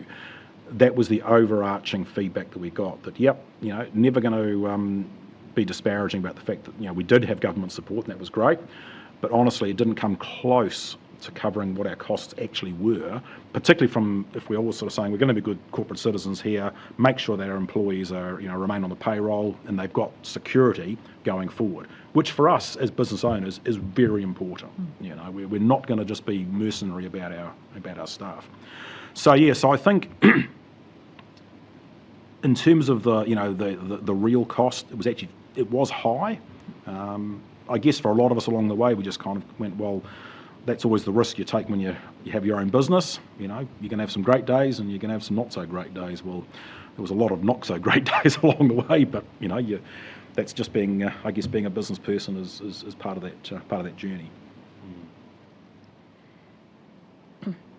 If we move then towards the end of lockdown, and in December, you'll recall the country transitioned from the alert level system to the traffic light system, the COVID protection framework. And Northland, along with Auckland, became the same level, but of red traffic light setting. And that included vaccine pass requirements and mandates for workers in close proximity businesses, but it did also allow retail businesses and things to open. And I just wonder if you'd like to comment on how that change was for your business and other businesses in your organisation. Probably in my situation it wasn't as relevant because we were remote. We were operating mainly online by that stage. Looking from the outside, again it comes back to human beings and emotion. The fear that was driven through people who didn't want to be vaccinated, and it started to, I think, unravel some of that community cohesion, and it did become them and us, and we just saw that division. I saw that division happening amongst people. So it was unfortunate, but driven by that unknown sense of fear. So I think Tim's probably got more of a business perspective on that one. Sure. Look, I guess there's two parts to that question. I think the first one is that, in terms of the new levels, and there were levels within levels, and then there were different. I think as a small business owner by now, a lot of us were, well, number one, we were very tired by the stage. We're at 18 months of this now. A lot of us were very tired, and I think, to be honest, we were getting quite cynical, particularly as, layer upon layer of what does this new rule mean, and how do we put in place the protocols around that. And again, I think because of the fact that we felt we had no voice, we certainly weren't being heard in any way, shape or form. So I think we were starting to go, oh my goodness, how do we deal with this?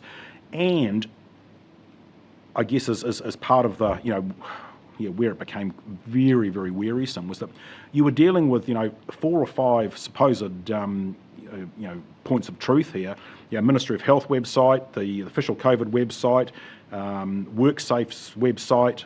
There was a whole bunch of things which, as a business owner, well, I better make sure I'm checking out with each of these.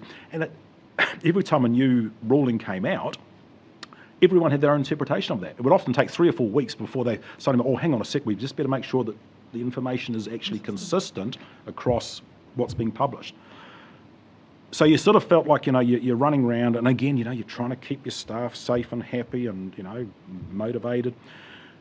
Then when you layered in the vaccine mandates, and I think that, kind of repeating a little bit what Leah just said, that just became so emotionally charged, and you just never knew, who was going to pop their hand up and saying, this is ridiculous, I'm not going to buy into that, I'm never going to get vaccinated, and because you literally have somebody walk in the shop thinking, oh, yep, they're a kind, rational person, and next thing they're ranting and raving, and and you've got to somehow sort of deal with that and try and be polite and say, well, actually, it's those are the rules. I didn't make them, but that's them's are the rules, kind of thing.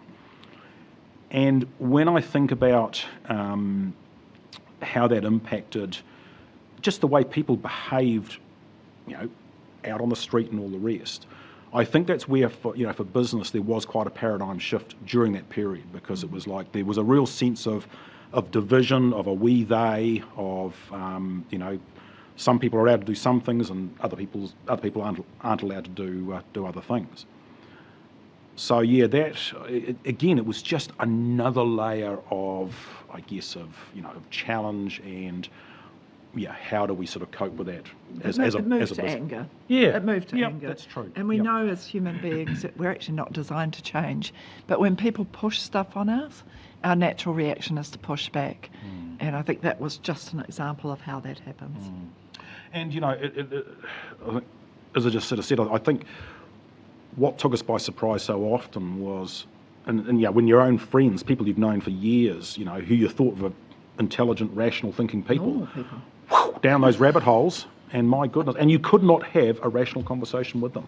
And I think, if with the benefit of hindsight, if it had been me that had any say in the matter, I just don't think a mandate was the right way to go, hand on heart. I think mandates were actually the wrong tool to use. What was that pushing? Too much.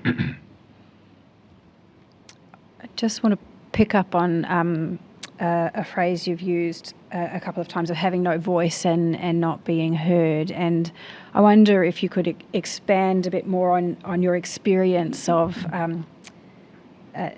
and sorry, Leah, you introduced the organisation as being part of the role of North Chamber is to try and have a voice with central and government. So I just wonder if you could speak a little bit more to that contrast at the time. Look, if I take us right back to the very first lockdown, one of the things that we did as the then Chamber Board and the then CE, 2 CEs ago,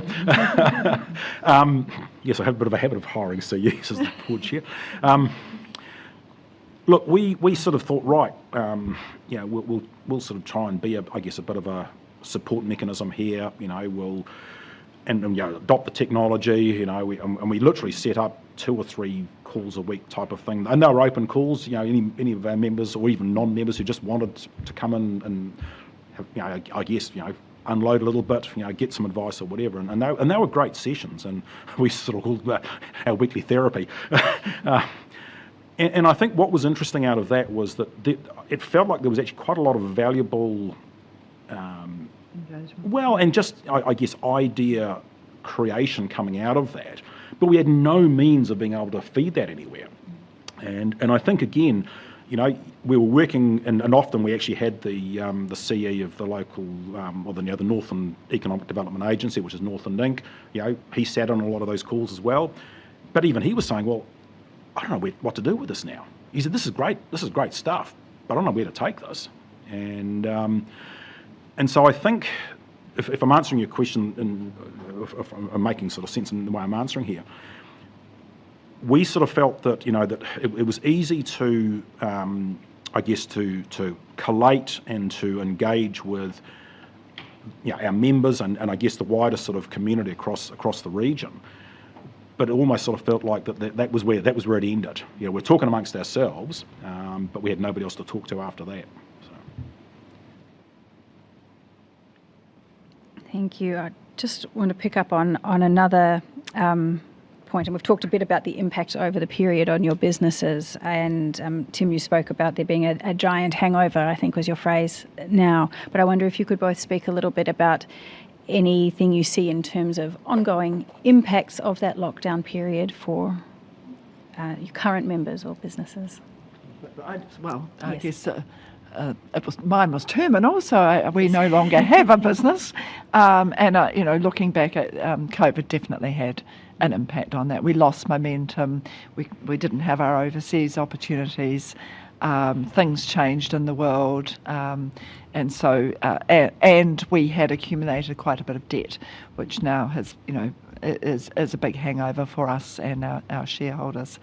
So I think it's a tough one because you work through, and as you need to start to really change your business and move forward, at times you don't make the decisions quick enough to recognise that it was not going to be able to recover from that. So I think it was unfortunate. What do they say? Shit happens. You just have to look around and decide to pick yourself up and start again. Yeah. So it's had a big hangover. Yeah, look, I suppose at a business level, a small business level in particular, speaking just for a second purely at a retail level, look, I think it's fair to say that the economic decisions that were made by the Reserve Bank at the time in terms of the amount of cash that was pumped into the economy, retail has really suffered and continues to suffer because of that, because of the fact that we've had such a long period of high inflation coupled with high interest rates that people's wallets have just been slammed to pieces, and they haven't recovered yet. We do not have a situation yet of where the average Kiwi, mum, dad, 2 kids, has got discretionary income. And I use the analogy of every year I come down to the Auckland boat show here. I know a couple of the owners of some of the boat places in Whangarei, and for the last 3 years, as they've said, look, no problem to sell anything over 7.5 metres. Those are 250k plus boats. Those people have got the money. Not a problem at all. But your mum, dad, 2 kids who would normally be buying a $70,000 to $80,000 boat, they're just not seeing anything. They're not even bothering to go to the shows now, let alone go and visit a local dealer. There's just no money there for that. And I think that notwithstanding, COVID is not the only reason that we're in the situation that we're in economically today. From a Northland perspective, we absolutely acknowledge the weather issues that we had in 2023. 23, yeah, and the resultant road closures, that has had a massive impact. So COVID or no COVID, that would have affected us quite a lot. But certainly between the COVID disruption, the resultant inflation and interest rate issues, road closures, we are now in a space for Northland specifically, we are in a lot of pain, and I don't really see.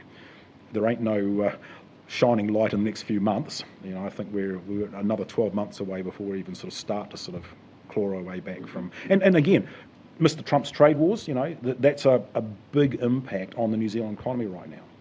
So, sorry. I think so. Also, some of that may have been that education was disrupted as well, building capability, actually having young people work ready. I think we're still seeing a hangover from that in terms of some of that capability and people going into jobs. That I think that is also having an impact, and probably because of that period of education time, which Northland did spend more time in lockdown than I think anyone else, and those kids, getting them to school was always going to be a challenge sometimes at the first place. So I think that's compounded their work prospects. Yep.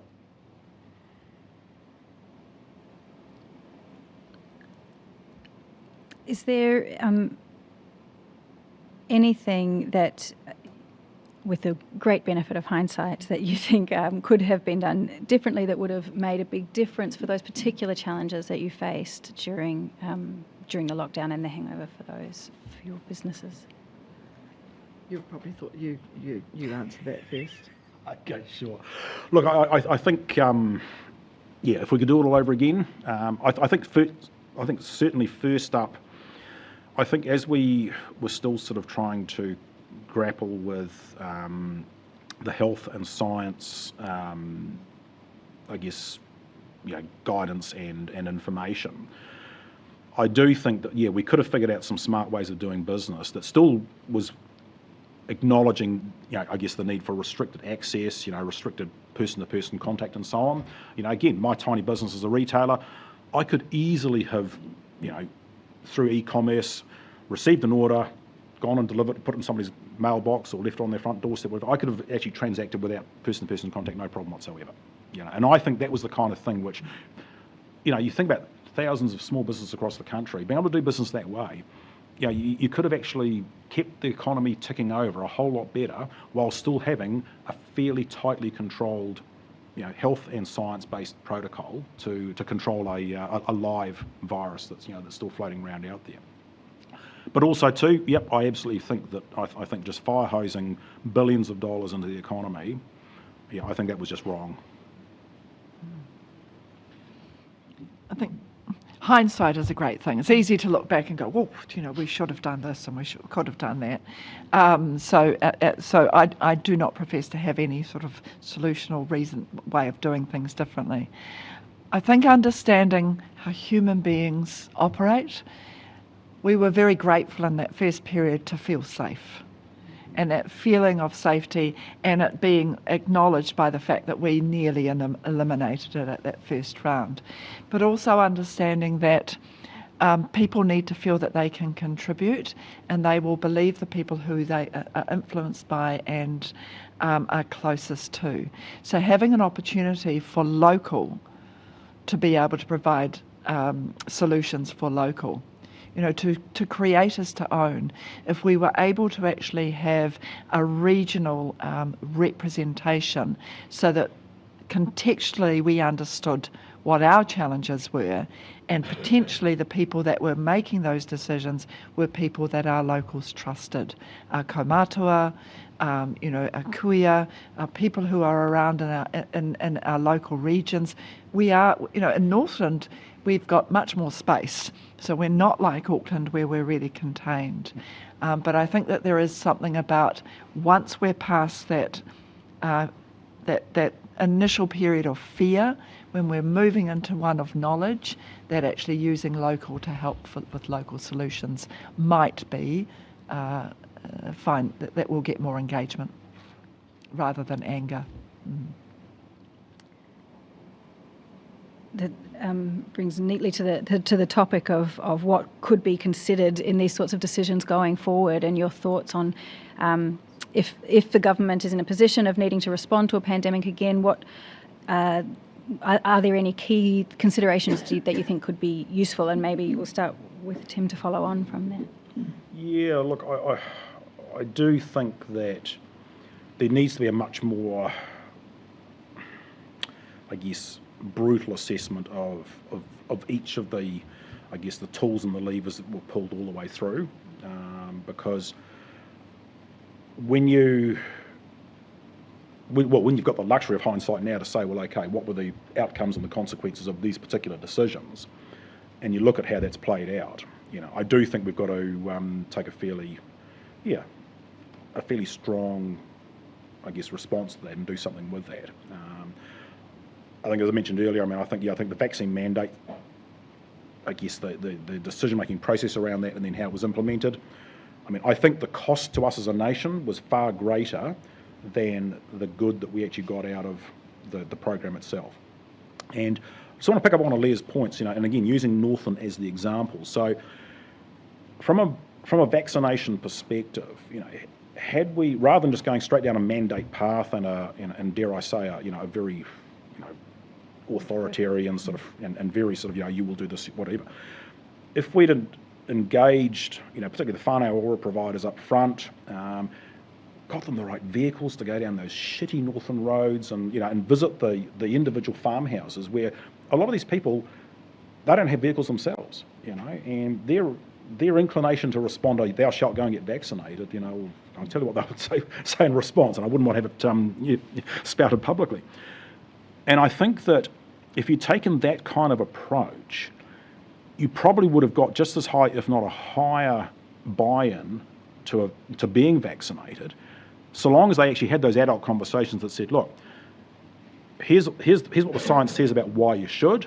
Okay, here are the known side effect issues. If you are prone to these things here, yep, you could possibly choose not to, and we'll figure out a plan as to how we keep you and the people around you safe, through not being vaccinated. And, I think as we sort of found out once Omicron did finally arrive and COVID just kindly got around the entire population, being vaccinated, it didn't prevent you from getting the virus, and it didn't prevent you from being hospitalised and having a particularly bad case of it, okay? That's not to say that being vaccinated didn't make a big difference. I mean, my humble opinion is it did make a big difference. I was vaccinated myself. I never had any issues with it. And I strongly encouraged, and fortunately all my staff agreed, to be vaccinated as well. But I just think that, you've got to take the people with you. The minute you try and force them down a path, and that's where I think, your conspiracy theorists and your nut jobs and, the 0.1% suddenly become the 10%, and that's the problem. Sorry, Leah. That's right. Oh, I think for me the biggest challenge for Northland was Auckland. Nothing new really, but quite seriously, we are a region in our own right. The fact is we have to drive through this place to actually get, and so understanding that we can't treat them the same, finding a solution to that so that, if Auckland, does have some sort of disease in the future, that we can at least drive through and past you. Nothing against Auckland, I've come from here myself, but yeah. Thank you very much. With that, I'll just ask if commissioners would like to ask any questions. Commissioner Kavanagh. Oh yes, well you've answered one of my questions already, Tim. I was going to ask you, how could you have operated your business safely? So what you've described to me is that you've basically said to government, tell me the outcome you want, right, and I will find a way to make that happen. And but then I've now wanting to ask Leah about this bypassing Auckland kind of question, which is, there are, regional airlines that could have bypassed Auckland.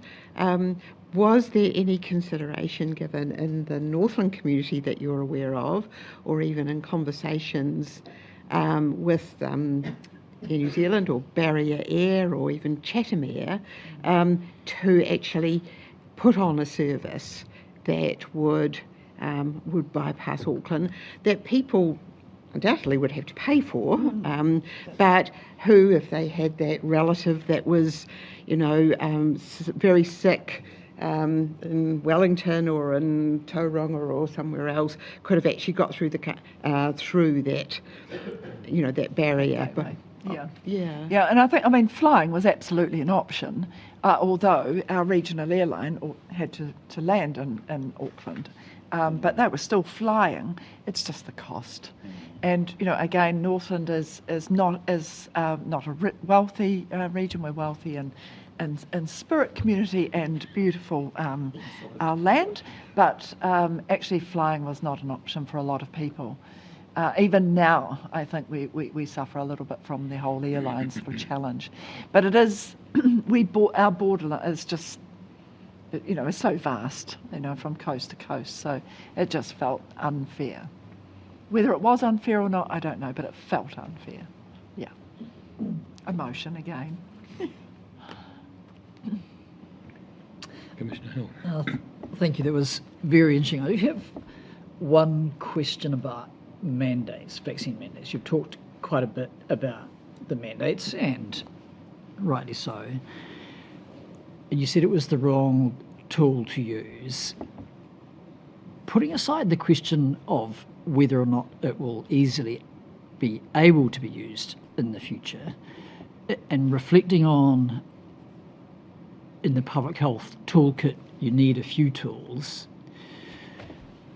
Can you see from a business perspective whether you think that mandates might ever be a valid tool to at least consider using?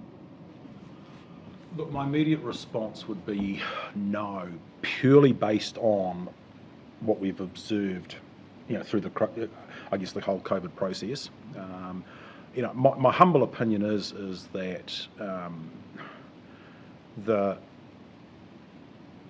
using Leah's terminology, the sheer, I guess, intensity of emotion that it has sparked, and I don't believe for one second that would be any different if it happened again in the future.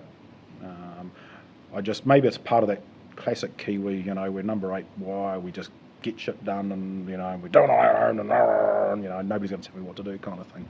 And I just wonder if that's a little bit of what, you know, ultimately sort of drove some of that automatic, I'm going to push back.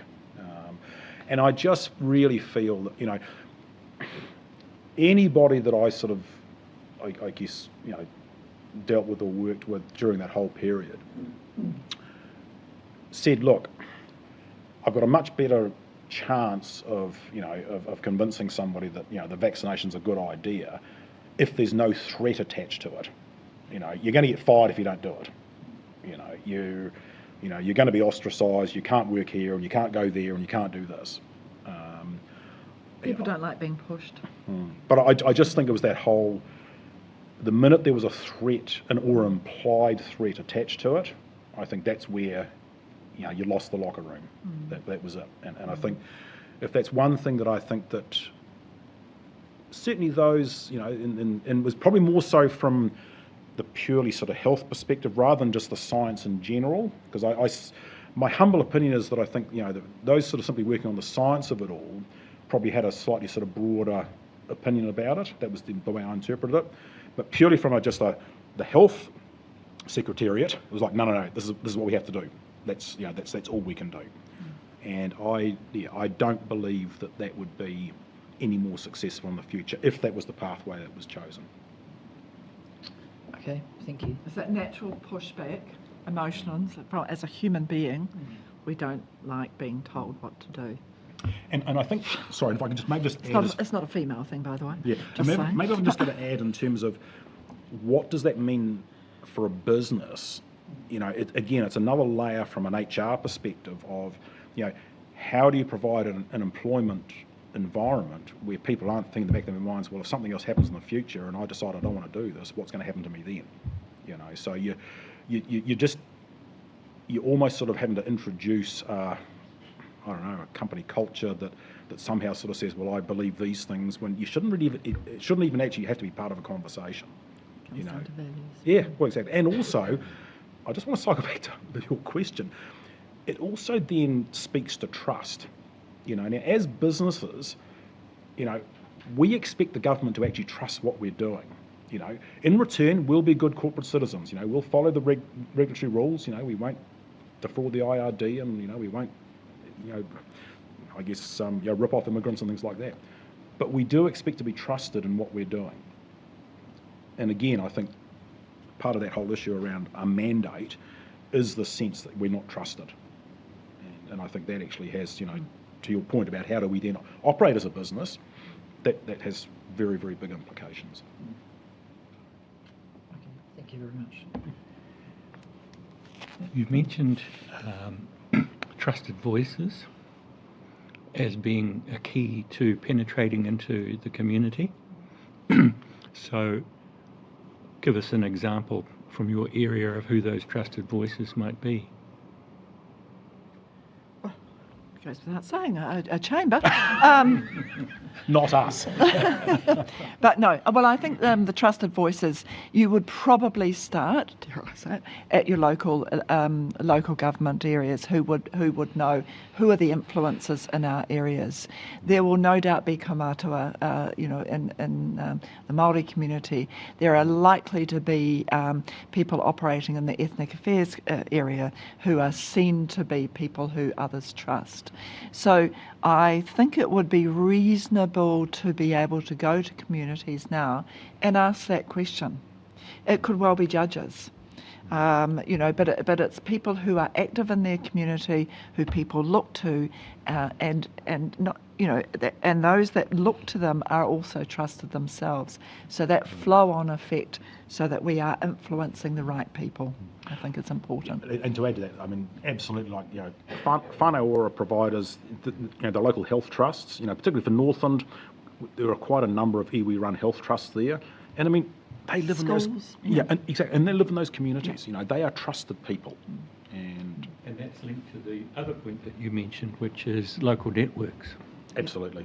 So, if we put those two things together, and we reject the idea of telling people what to do, is the alternative to encourage a collaborative approach which involves local networks and trusted voices. Absolutely. And provide some principles, or even from this, from this process, asking regions to develop some core principles by which they would abide by for future events, to be at least a starting point. It's a little bit like operating to your values. If we operate to those core principles and then get those influences on board with those, and then allow that to emerge, I think would be useful. And also, I think, to be able to be adult enough and trusting enough to say, look, we know we're going to hit some roadblocks along the way.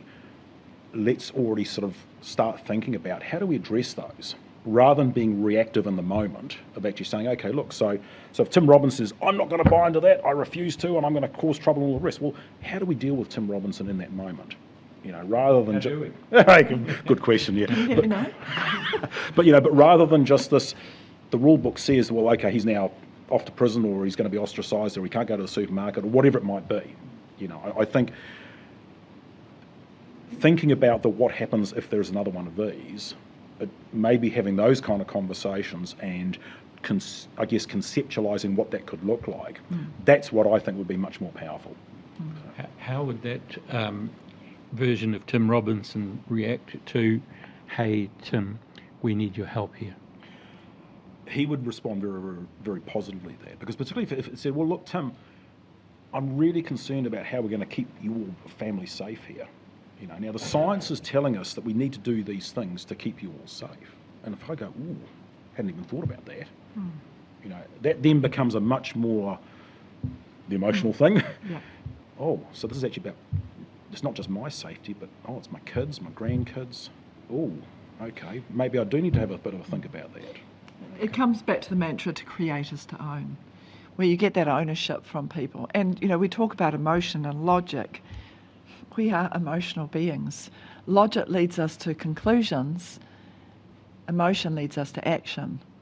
And so when we get people to create their own solution and therefore feeling of ownership, they are much more likely to engage with it and actually make that happen.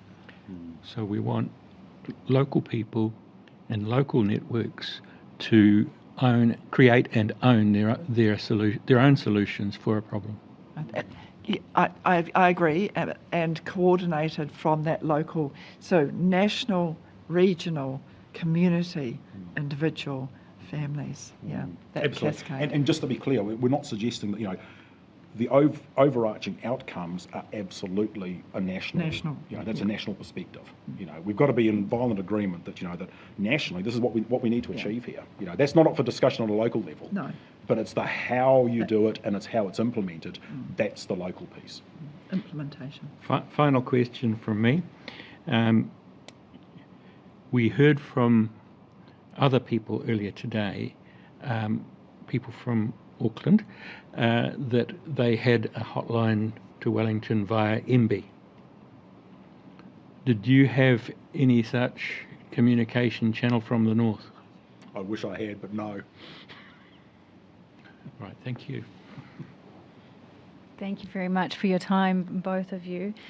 Commissioners, I think we'll now take a 20-minute break and then return for 2 more witnesses after the break.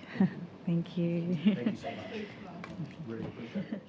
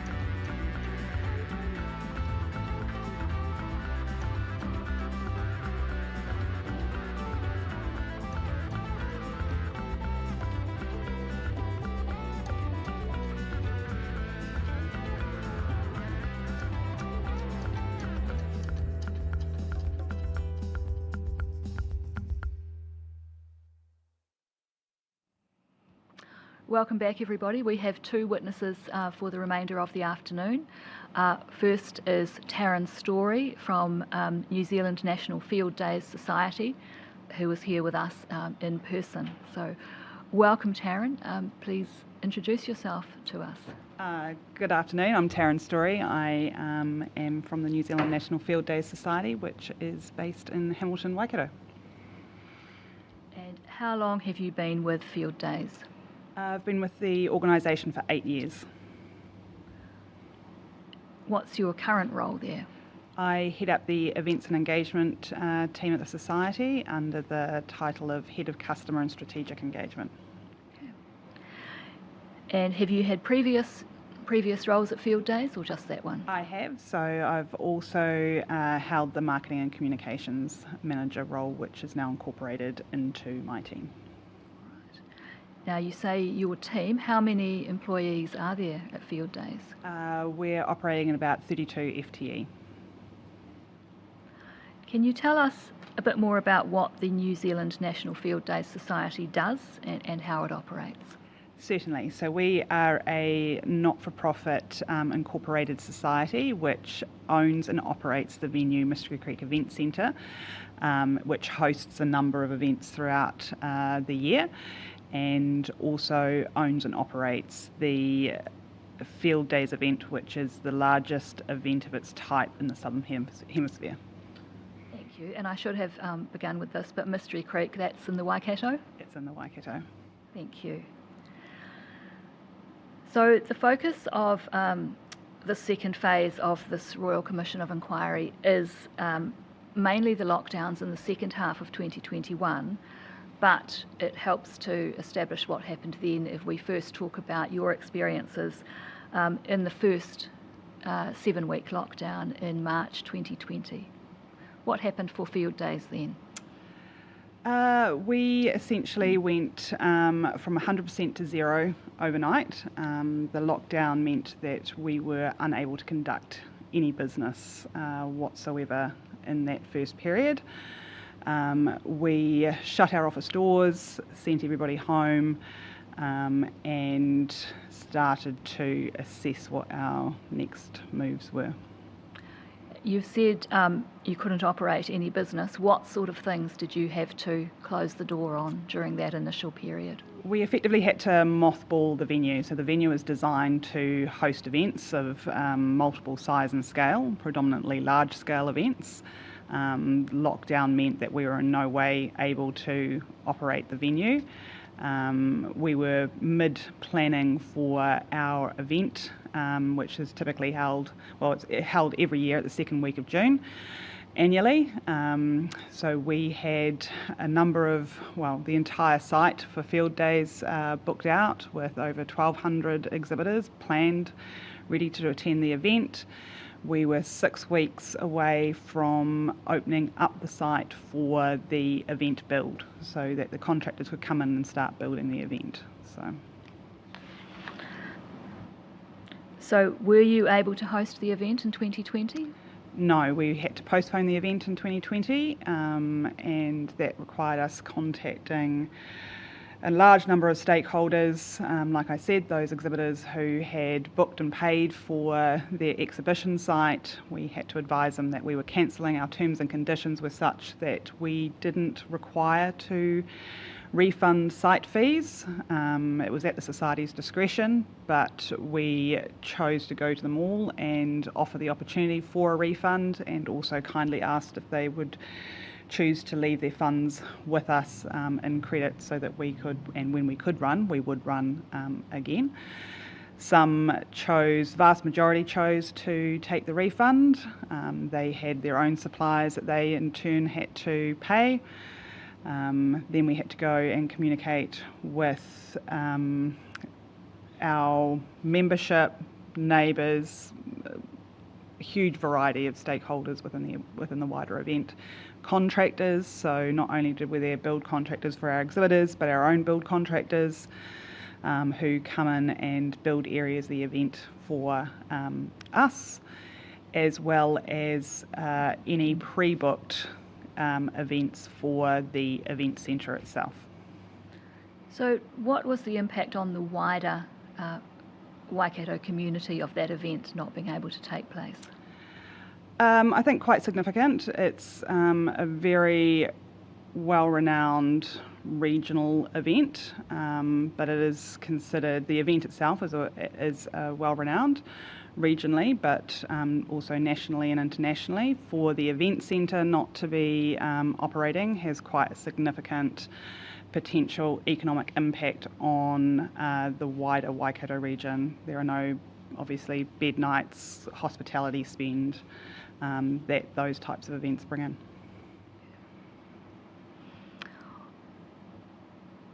I'm going to take you to the August 2021 lockdown in a moment, but just before we go there, what is your facility like? What could it be used for in a national emergency such as a pandemic? Certainly. So the Mystery Creek Event Centre itself is 114 hectares, which is located between State Highway 1 and State Highway 3, and is bordered by what is now an international airport in Hamilton Airport. It has large clear span buildings, multiple buildings that are available in the use of an emergency, has its own reticulated water system, power generation, is fully secure under CTV watch, so is completely accessible, multiple areas for camping, breakout, whatever might be required. We're actually a civil defence site, recognised civil defence site. Thank you. And was your facility available if required for anything such as vaccination events or other COVID responses? It certainly was. In fact, we were contacted on, I think it was about 5 separate occasions where we met individuals from, I believe, the DHB at the time to review the site, the facilities available at the site, even though we were under lockdown at that particular point in time. And we absolutely made the site available, but it was never picked up at the time. Is that something that you think could be planned for now, for an event in the future? Certainly something that I think could be considered for the event in the future. Right. So if we turn to August 2021, have you run your 2021 Field Days event by then? August 2021, yes, we were able to run our event after not being able to run it in 2020. We were able to run it in 2021 back in its June period. And what did the level 4 alert level mean for your organisation in August 2021? So we were abiding by all the required mandate information. One of the things that we were finding going post our event, we had a very, very successful event in 2021, there was pent-up demand, but we were still in a position where we had to manage the other events who had hired the venue. So they had restrictions placed on them in terms of ability to be able to run the mass gathering settings, etc. That meant that we had to juggle those around in the calendar. It was quite complex. And then after 3 weeks in August, the rest of the country moved on, but Auckland, parts of Waikato and Northland remained in a lockdown with increasingly, with changing conditions as the next several months went on. Can you talk us through managing that process for your organisation? It was very difficult. Like I said, we had commitments to our Mystery Creek clients, which are really important, obviously, to our income, which was, despite having a very good event in June, was still quite hammered. what it meant and the changing, there was no certainty, I guess. There was no certainty. It made it very difficult to rebook our Mystery Creek clients, and for the Field Days event itself, the settings meant that if we weren't sure when we would actually be able to start building, because the number of contractors on site required to build the event would trigger the mass gathering levels. Additionally, we had exhibitors that were located in Auckland, who were obviously under different restrictions, so it made it very difficult for them to be able to commit. Same thing applies for Mystery Creek clients, and we had contractors, significant number of contractors coming out of the Auckland region as well.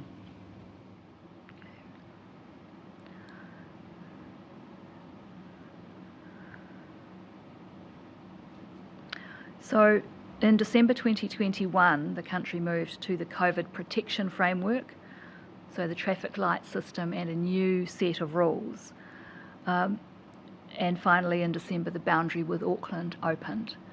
What was the impact of the new system on your organisation?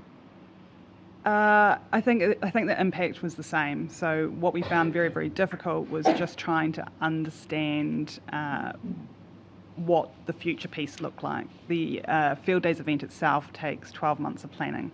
So we were working in a very confused space as to whether we'd be able to operate or not.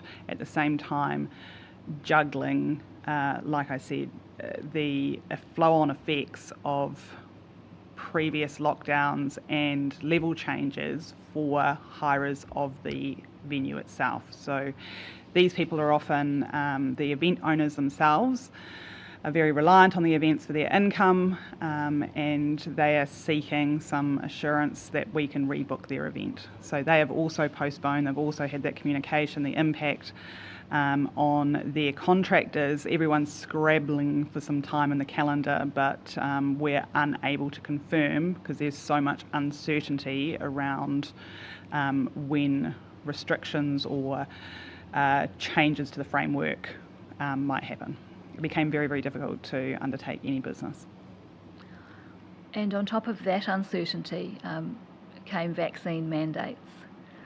Which mandates had an impact on your organisation? I think everything did. So as an organisation, we are a very traditional conservative organisation. We're always going to follow the rules to the letter. There was an expectation of our staff to meet those requirements. That was at times a difficult conversation to have. Personal beliefs and the underlying implication that their jobs may be at risk if they didn't follow the requirements.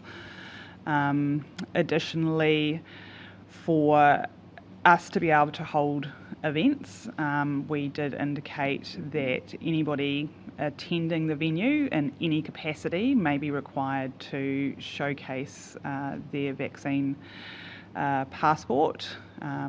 We had a significant amount of signage around the site.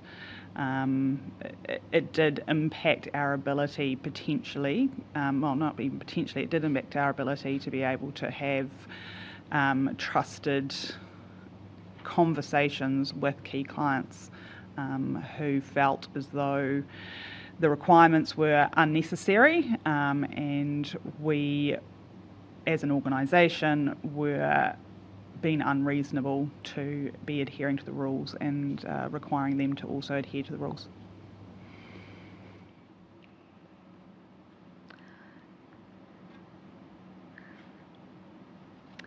Is there any way that you think the vaccine mandate situation could have been handled differently in a way that still kept people safe in the way the mandates were designed to do? I think communication, anybody can always communicate better. I think, again, we found as an organisation it very, very difficult to traverse what it was that we were supposed to do and what we weren't supposed to do, what was a regulation versus best practice. It was very, very difficult to sort of negotiate what it was that we were supposed to be doing. We did quite often seek clarification, being that we felt as though we were in a slightly different situation to a standard business, in that our business was inviting the public onto our premises. So at times in a ticketed environment. So, we did have a fair amount of visibility of who was coming and going. But it was exceptionally difficult to navigate, like I said, not only for us as an organisation with our staff and members. We are an incorporated society, so we do have members, most of whom are of an advanced age, they won't mind me saying that, and their opinions were again probably that this requirement for them, we were being over the top. So we had a lot of opinions, a lot of internal and external coming at us all the time, actually. You're speaking about it very calmly now, but were those quite difficult times? They were quite difficult times. They were very difficult times, actually. We, as an organisation, like I said, received a lot of, we're on the receiving end of a lot of frustration. So internally, people, again, were feeling as though we were being too rigid. Externally, we had a lot of clients, contractors, saying, look, this was entirely ridiculous of the organisation to expect such requirements from them. It was quite abusive, actually.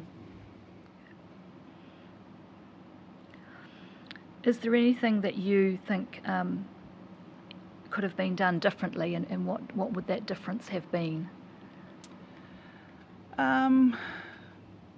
I think as an events industry, we certainly felt quite overlooked. We absolutely understand that the processes that were put in place were to support the majority, but as an events industry, there wasn't any way that we sort of fit within those regulations, and it made it exceptionally difficult for us to be able to conduct our business. Did you have a voice to the people making decisions about these sorts of things?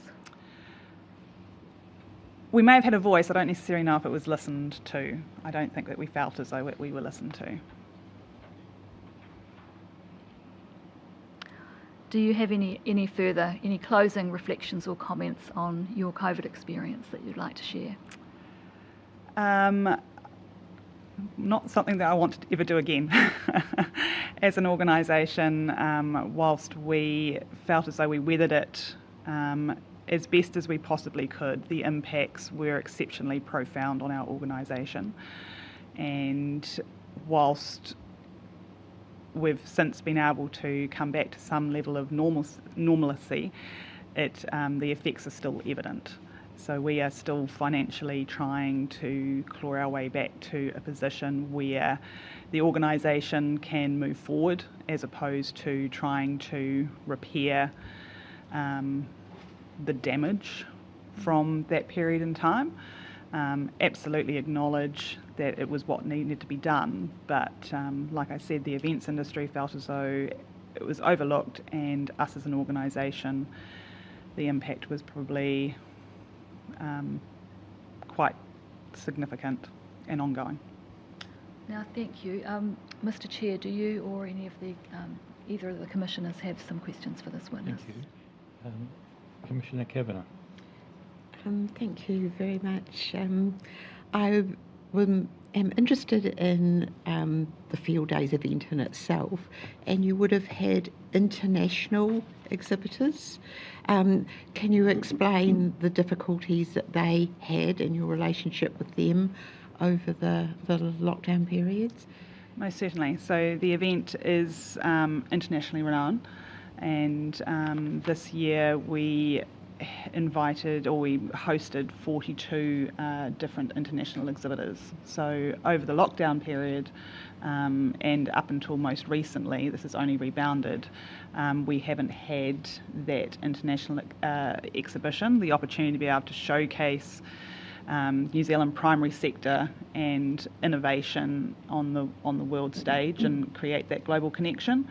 So there was a significant impact. Now, those are just exhibitors. This doesn't include the volume of international delegations, ambassadors that attend the event. It is as much a business to business as it is a business to consumer event. So like I said, we're only just getting that international attendance and exhibition back. I'd say this year was probably the most sort of closest we've probably been back to where we were pre-pandemic. Thank you. Commissioner Hill. Thank you. Just one question. I want to pick up on your comment about you don't think we felt we were listened to. Can I just get you to develop that a bit? For example, was it about not listened to in terms of your ability to operate safely within accepted constraints? Was it about predominant priority dominating the constraints and your freedom? What was it about?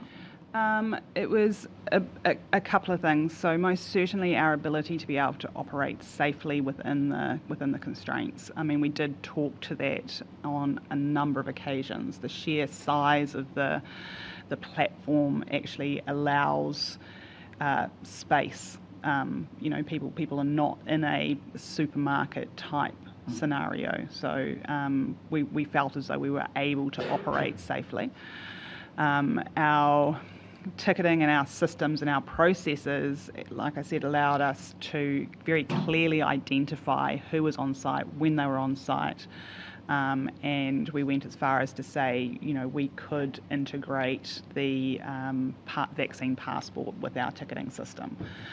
A lot of this just did not appear to be understood, or it was sort of brushed over. Additionally, like I said, we did communicate on a number of occasions that the venue itself was very well equipped to be able to support the pandemic response. And we went as far as, I think it was 5 times. We met with people out on site to show them the facility, and it didn't go anywhere. Okay, thank you. That's really helpful. So just following up on that, in which agency would those people who came out have been from? I think it was multiple. I certainly remember at least 2 of those meetings being with the District Health Ward. I couldn't tell you. I think there was a working group of others in the other meetings. So there was multiple options reviewed. So whether there was a COVID testing station, the ability to be able to, should it be required, house affected persons and deceased persons. Did you have any contacts with MB? I couldn't recall. I think we did. We would certainly have it in the records.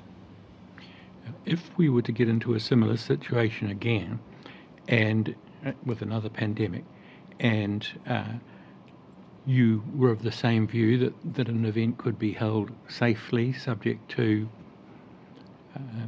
guardrails being put in place, what channel of communication do you think should be there to improve what you've just told us about?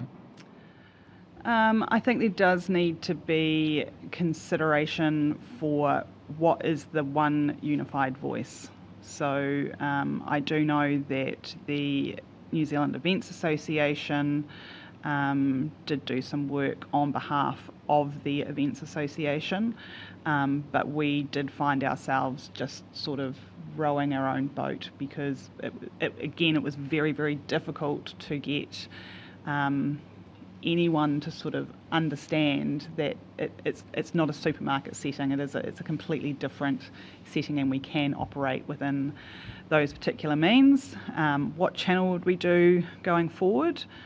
I think as an organisation we do have a very connected existing relationship with government and government of the time. Despite that, we still found it difficult to get connected even directly. If you had the opportunity to suggest rules that were specific to the events industry, do you think there would be opportunities to have a specific set of rules that applied for people who are running events like you? Yes, I believe so. I think we could very clearly show that we could meet the requirements as they were in a safe way. And like I said, our event in particular is ticketed. We know exactly who is coming, and when they're attending they get scanned in. So we can adjust some of those settings to further support the safety of everybody, but also it's a choice. So our customers, the exhibitors, are making a choice, and they can make their own decision as to whether they find the environment safe. Equally, the attendees can make a choice under the understanding that as an organisation we have put in all the appropriate checks and measures to support that. At the end of the day, it's their decision. You are in a unique position to assess the impact of COVID and COVID responses in relation to the supply chain. Just tell us about that for a moment. Certainly. So there are probably multiple levels to this. We, as an organisation, host exhibitors who are there to promote goods and services primarily to the rural sector or the primary sector. The flow-on effect was quite profound. So as soon as we had to postpone our event or cancel our event, a communication to the exhibitors was made. They in turn had to make a communication to their contractors and build suppliers. Then they had to make a communication to possibly their distribution network, so their outlet, annual outlet, to quite often meet their sales targets has gone away. So they had to change their indent, their stock indent. They had to adjust, obviously, their annual budgets. More often than not, there was stock coming from overseas. So a lot of agricultural equipment is actually manufactured overseas. The stock could be on the water. It's not something that they could possibly turn around. And it flows on and on and on. From a supplier perspective, the suppliers to the events industry were absolutely decimated. Even though there were pop-up vaccination centres, the Field Days event itself takes almost every marquee in the country.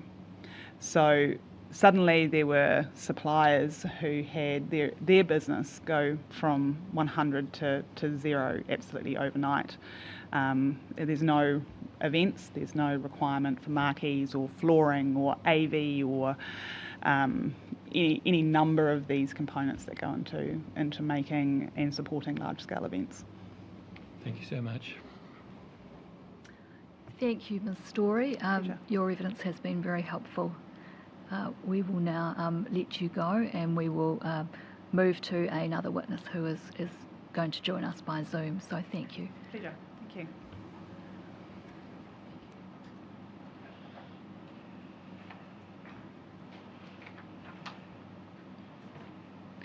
Good afternoon, Mr. Willis. Can you see me?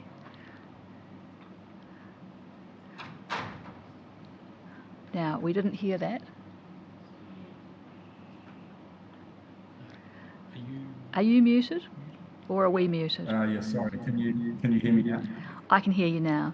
Thank you very much. Yeah.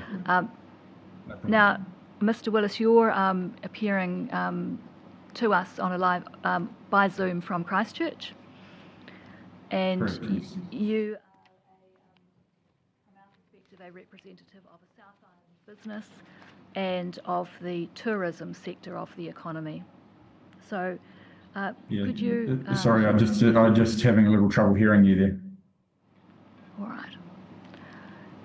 So you are coming to us from Christchurch. You are the only South Island business that we're going to be hearing from at this hearing, and you are also a representative of the tourism industry in your appearance here today. Can you hear me now? I can, yes, that's fine. Thank you. So could you introduce yourself with your name and your business and a little bit about that business? Yeah, sure. My name is Mark Willis. I'm a director of Willowbank Wildlife Reserve and the International Antarctic Centre and Kortane Limited. So we're 3 tourism attractions based in Christchurch. My background is that Willowbank is a family business. It was started by my parents in 1974.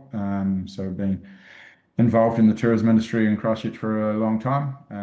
The Antarctic Centre, a more recent acquisition. Kortane is a business that provides multicultural experiences for which we've been a 50% shareholder for the last 23 years.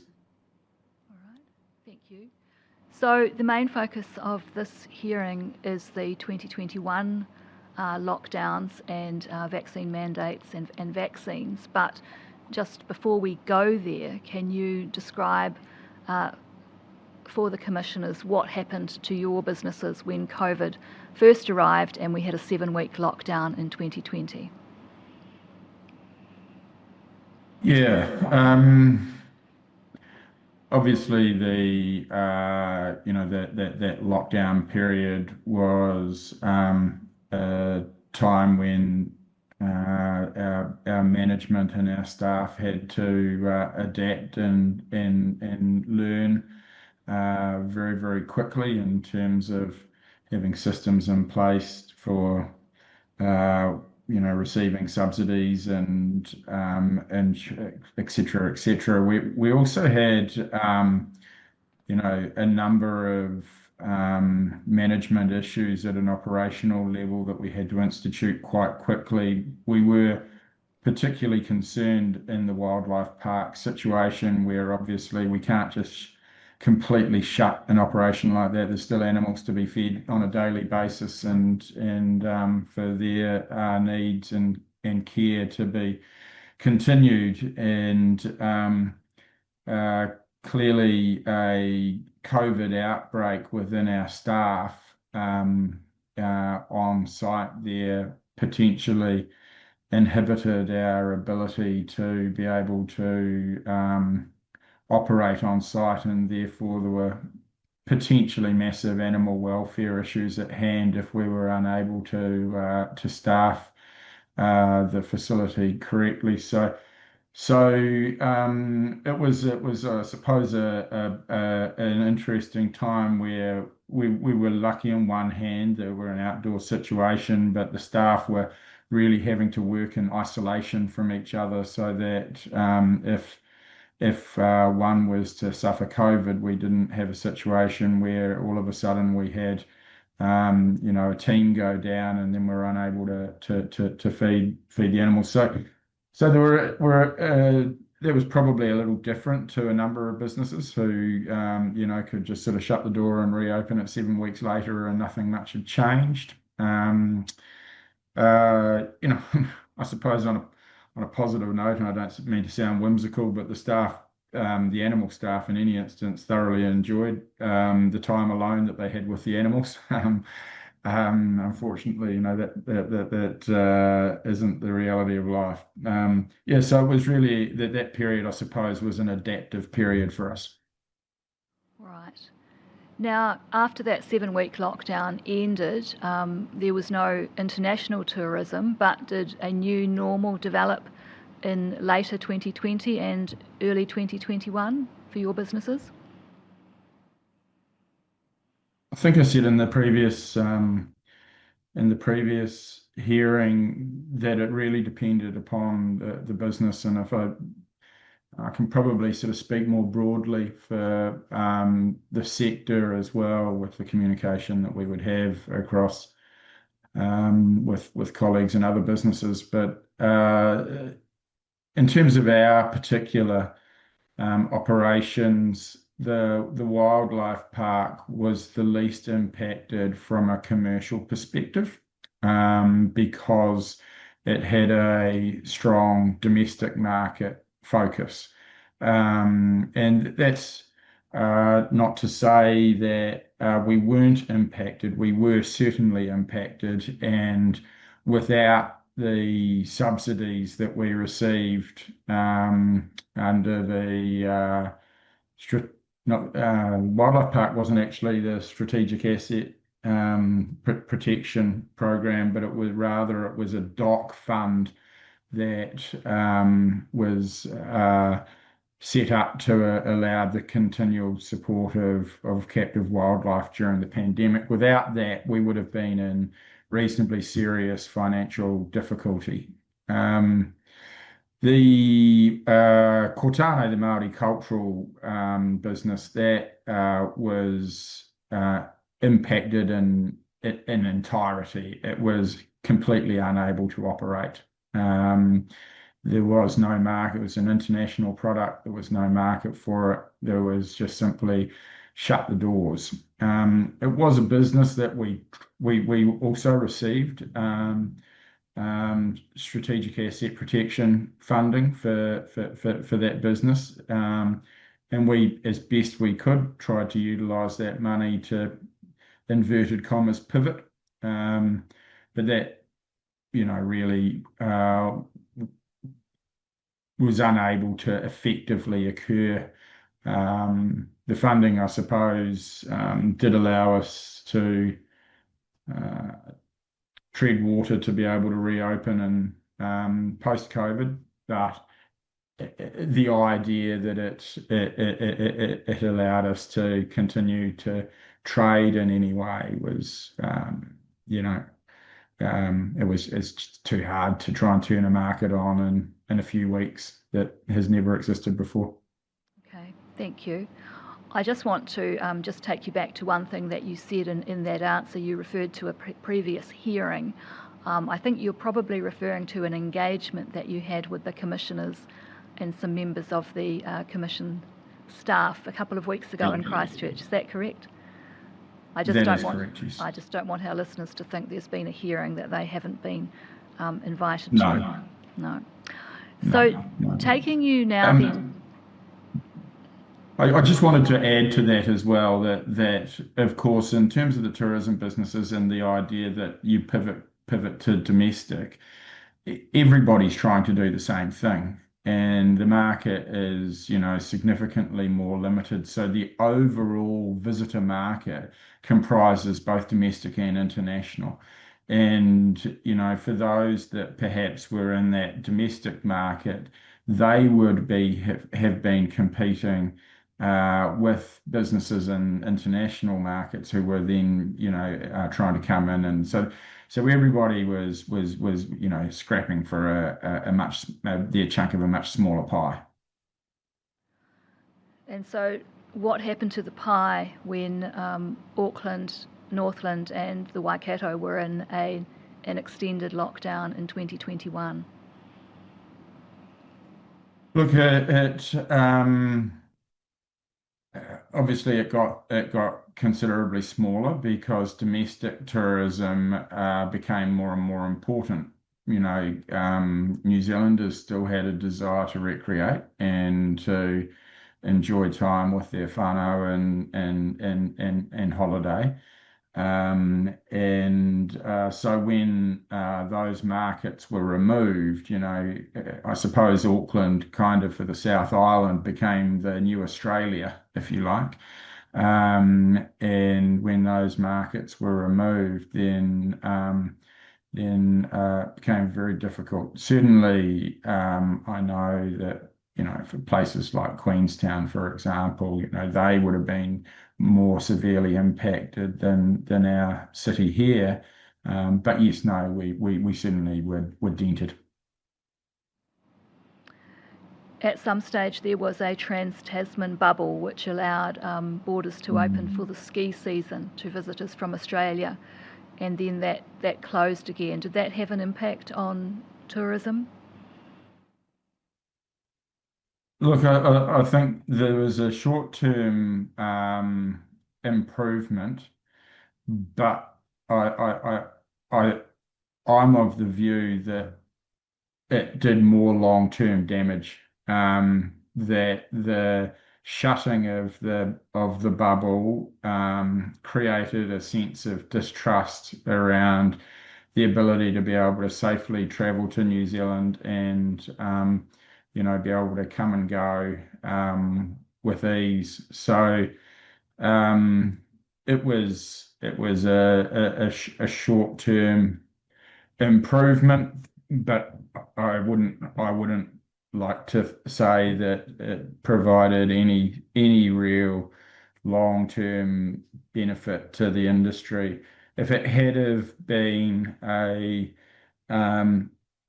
solid step towards a progressive opening to the rest of the rest of the planet,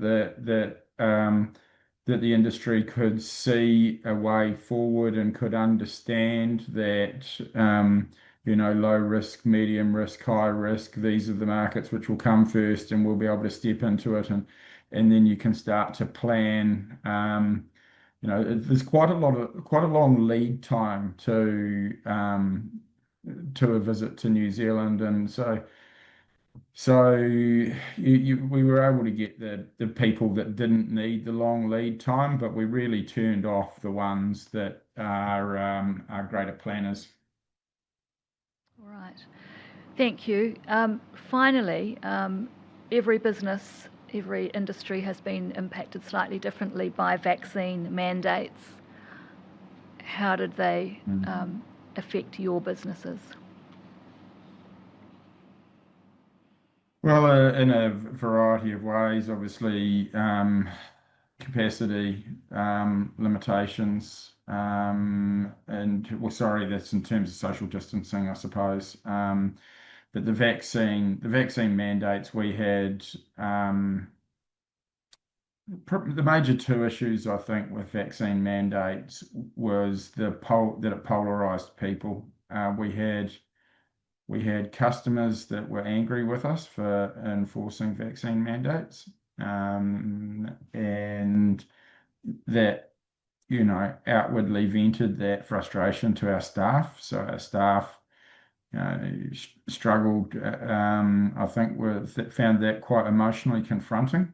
And then we had staff who were of both views. One, at the opposite ends of the spectrum. One that vaccines were incredibly important and compulsory vaccination should be respected by everybody, and others who were at the opposite end of the spectrum, and so it created a division within the staff, and there were certain staff members who felt alienated, that we were unable to offer them the same employment and the same circumstances as we had been able to previously.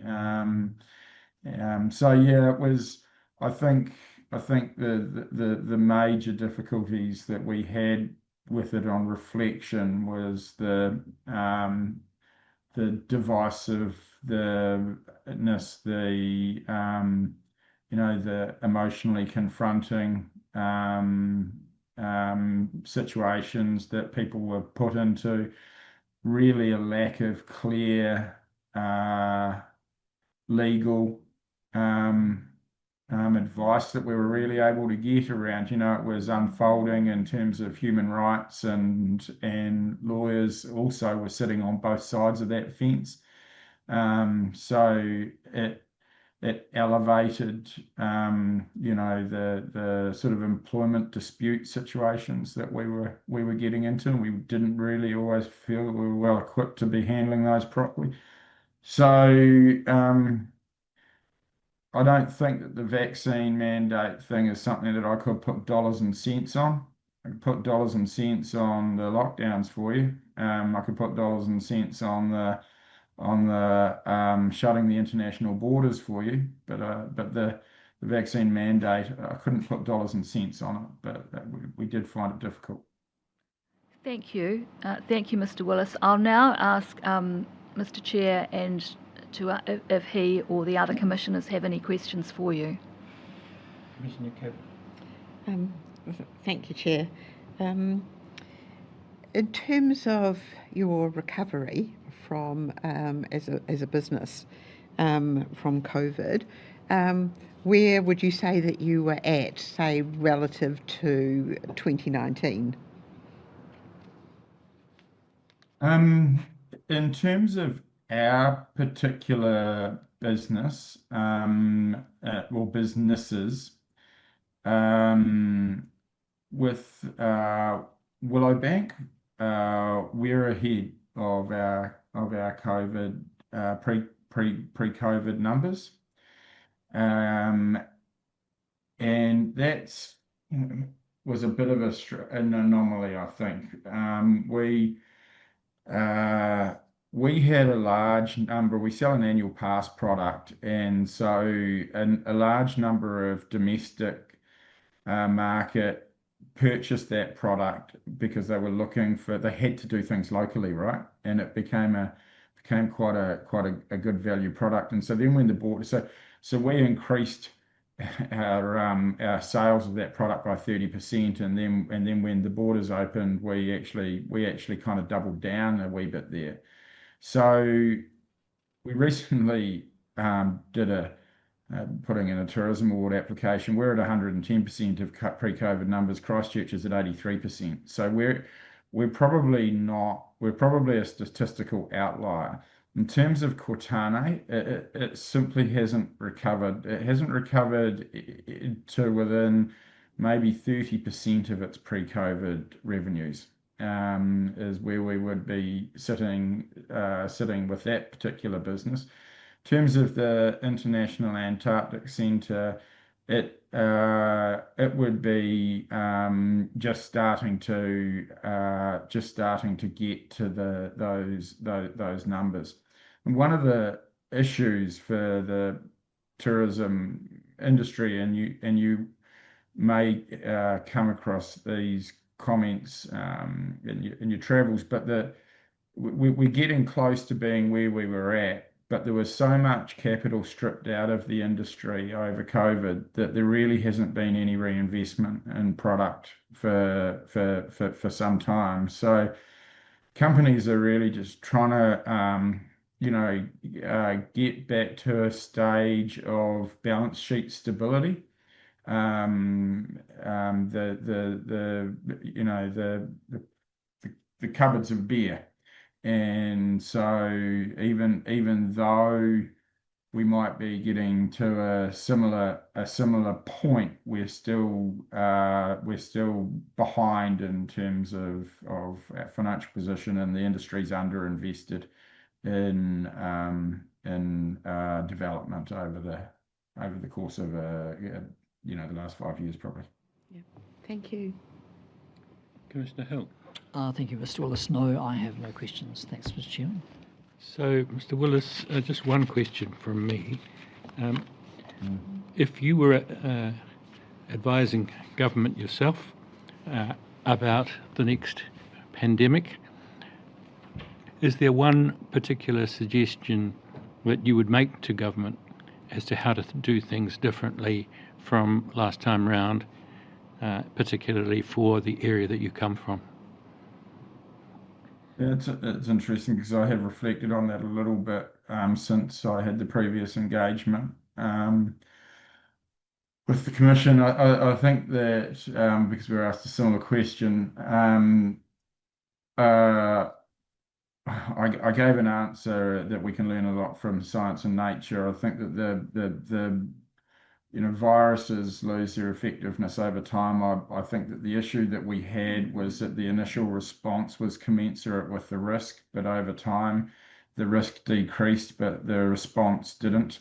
And if government had have recognised a decreasing risk to health, and I'm not saying no risk, I'm saying decreasing risk, and made a series of consistent steps and provided a clear pathway, that there would have been it would be a lot healthier tourism industry at the back end of it if that had have occurred. For your contribution. It's very helpful to hear from the mainland, and we appreciate the time that you've taken to spend with us. Thank you very much. Thank you, and good luck with your inquiries. Anything else from you, Councillor? No. Thank you, sir. Well, we're now going to have a closing karakia from Tom Irvine of Ngā Te Whātua Ōrake. Tēnā tātou I te whare, kua mutu o mātou mahi mō tēnei rā, ka hore mō tēnei wā, nō reira me karakia tātou. Tīkina atu rā te putake o nā koro o te wānanga, tīkina atu rā te hautapo ana e reki, kawhatitea tāne te wānanga, ki runga ki ene raunuku kia ko te matapūnenga, māngi te matapui o iho, ka whakamaua ki a tīna, hui e tai ki e, unuhia, unuhia, unuhia, unuhia mai te urutapu nui ki a wātea, ki a māma te nākau, te tinana, te wairua, te hingingaro iti ara takatu, ko ia rā e rongo, whakiiri ake kurunga, tuturu e rangi, tuturu e papa, turuturu o whaki, o te mau ki a tīna, hui e, tai ki e. Thank you. So we are now going to go into recess until 10 o'clock tomorrow morning, and we welcome everyone who's with us now to return at that time. Thank you all for coming along today.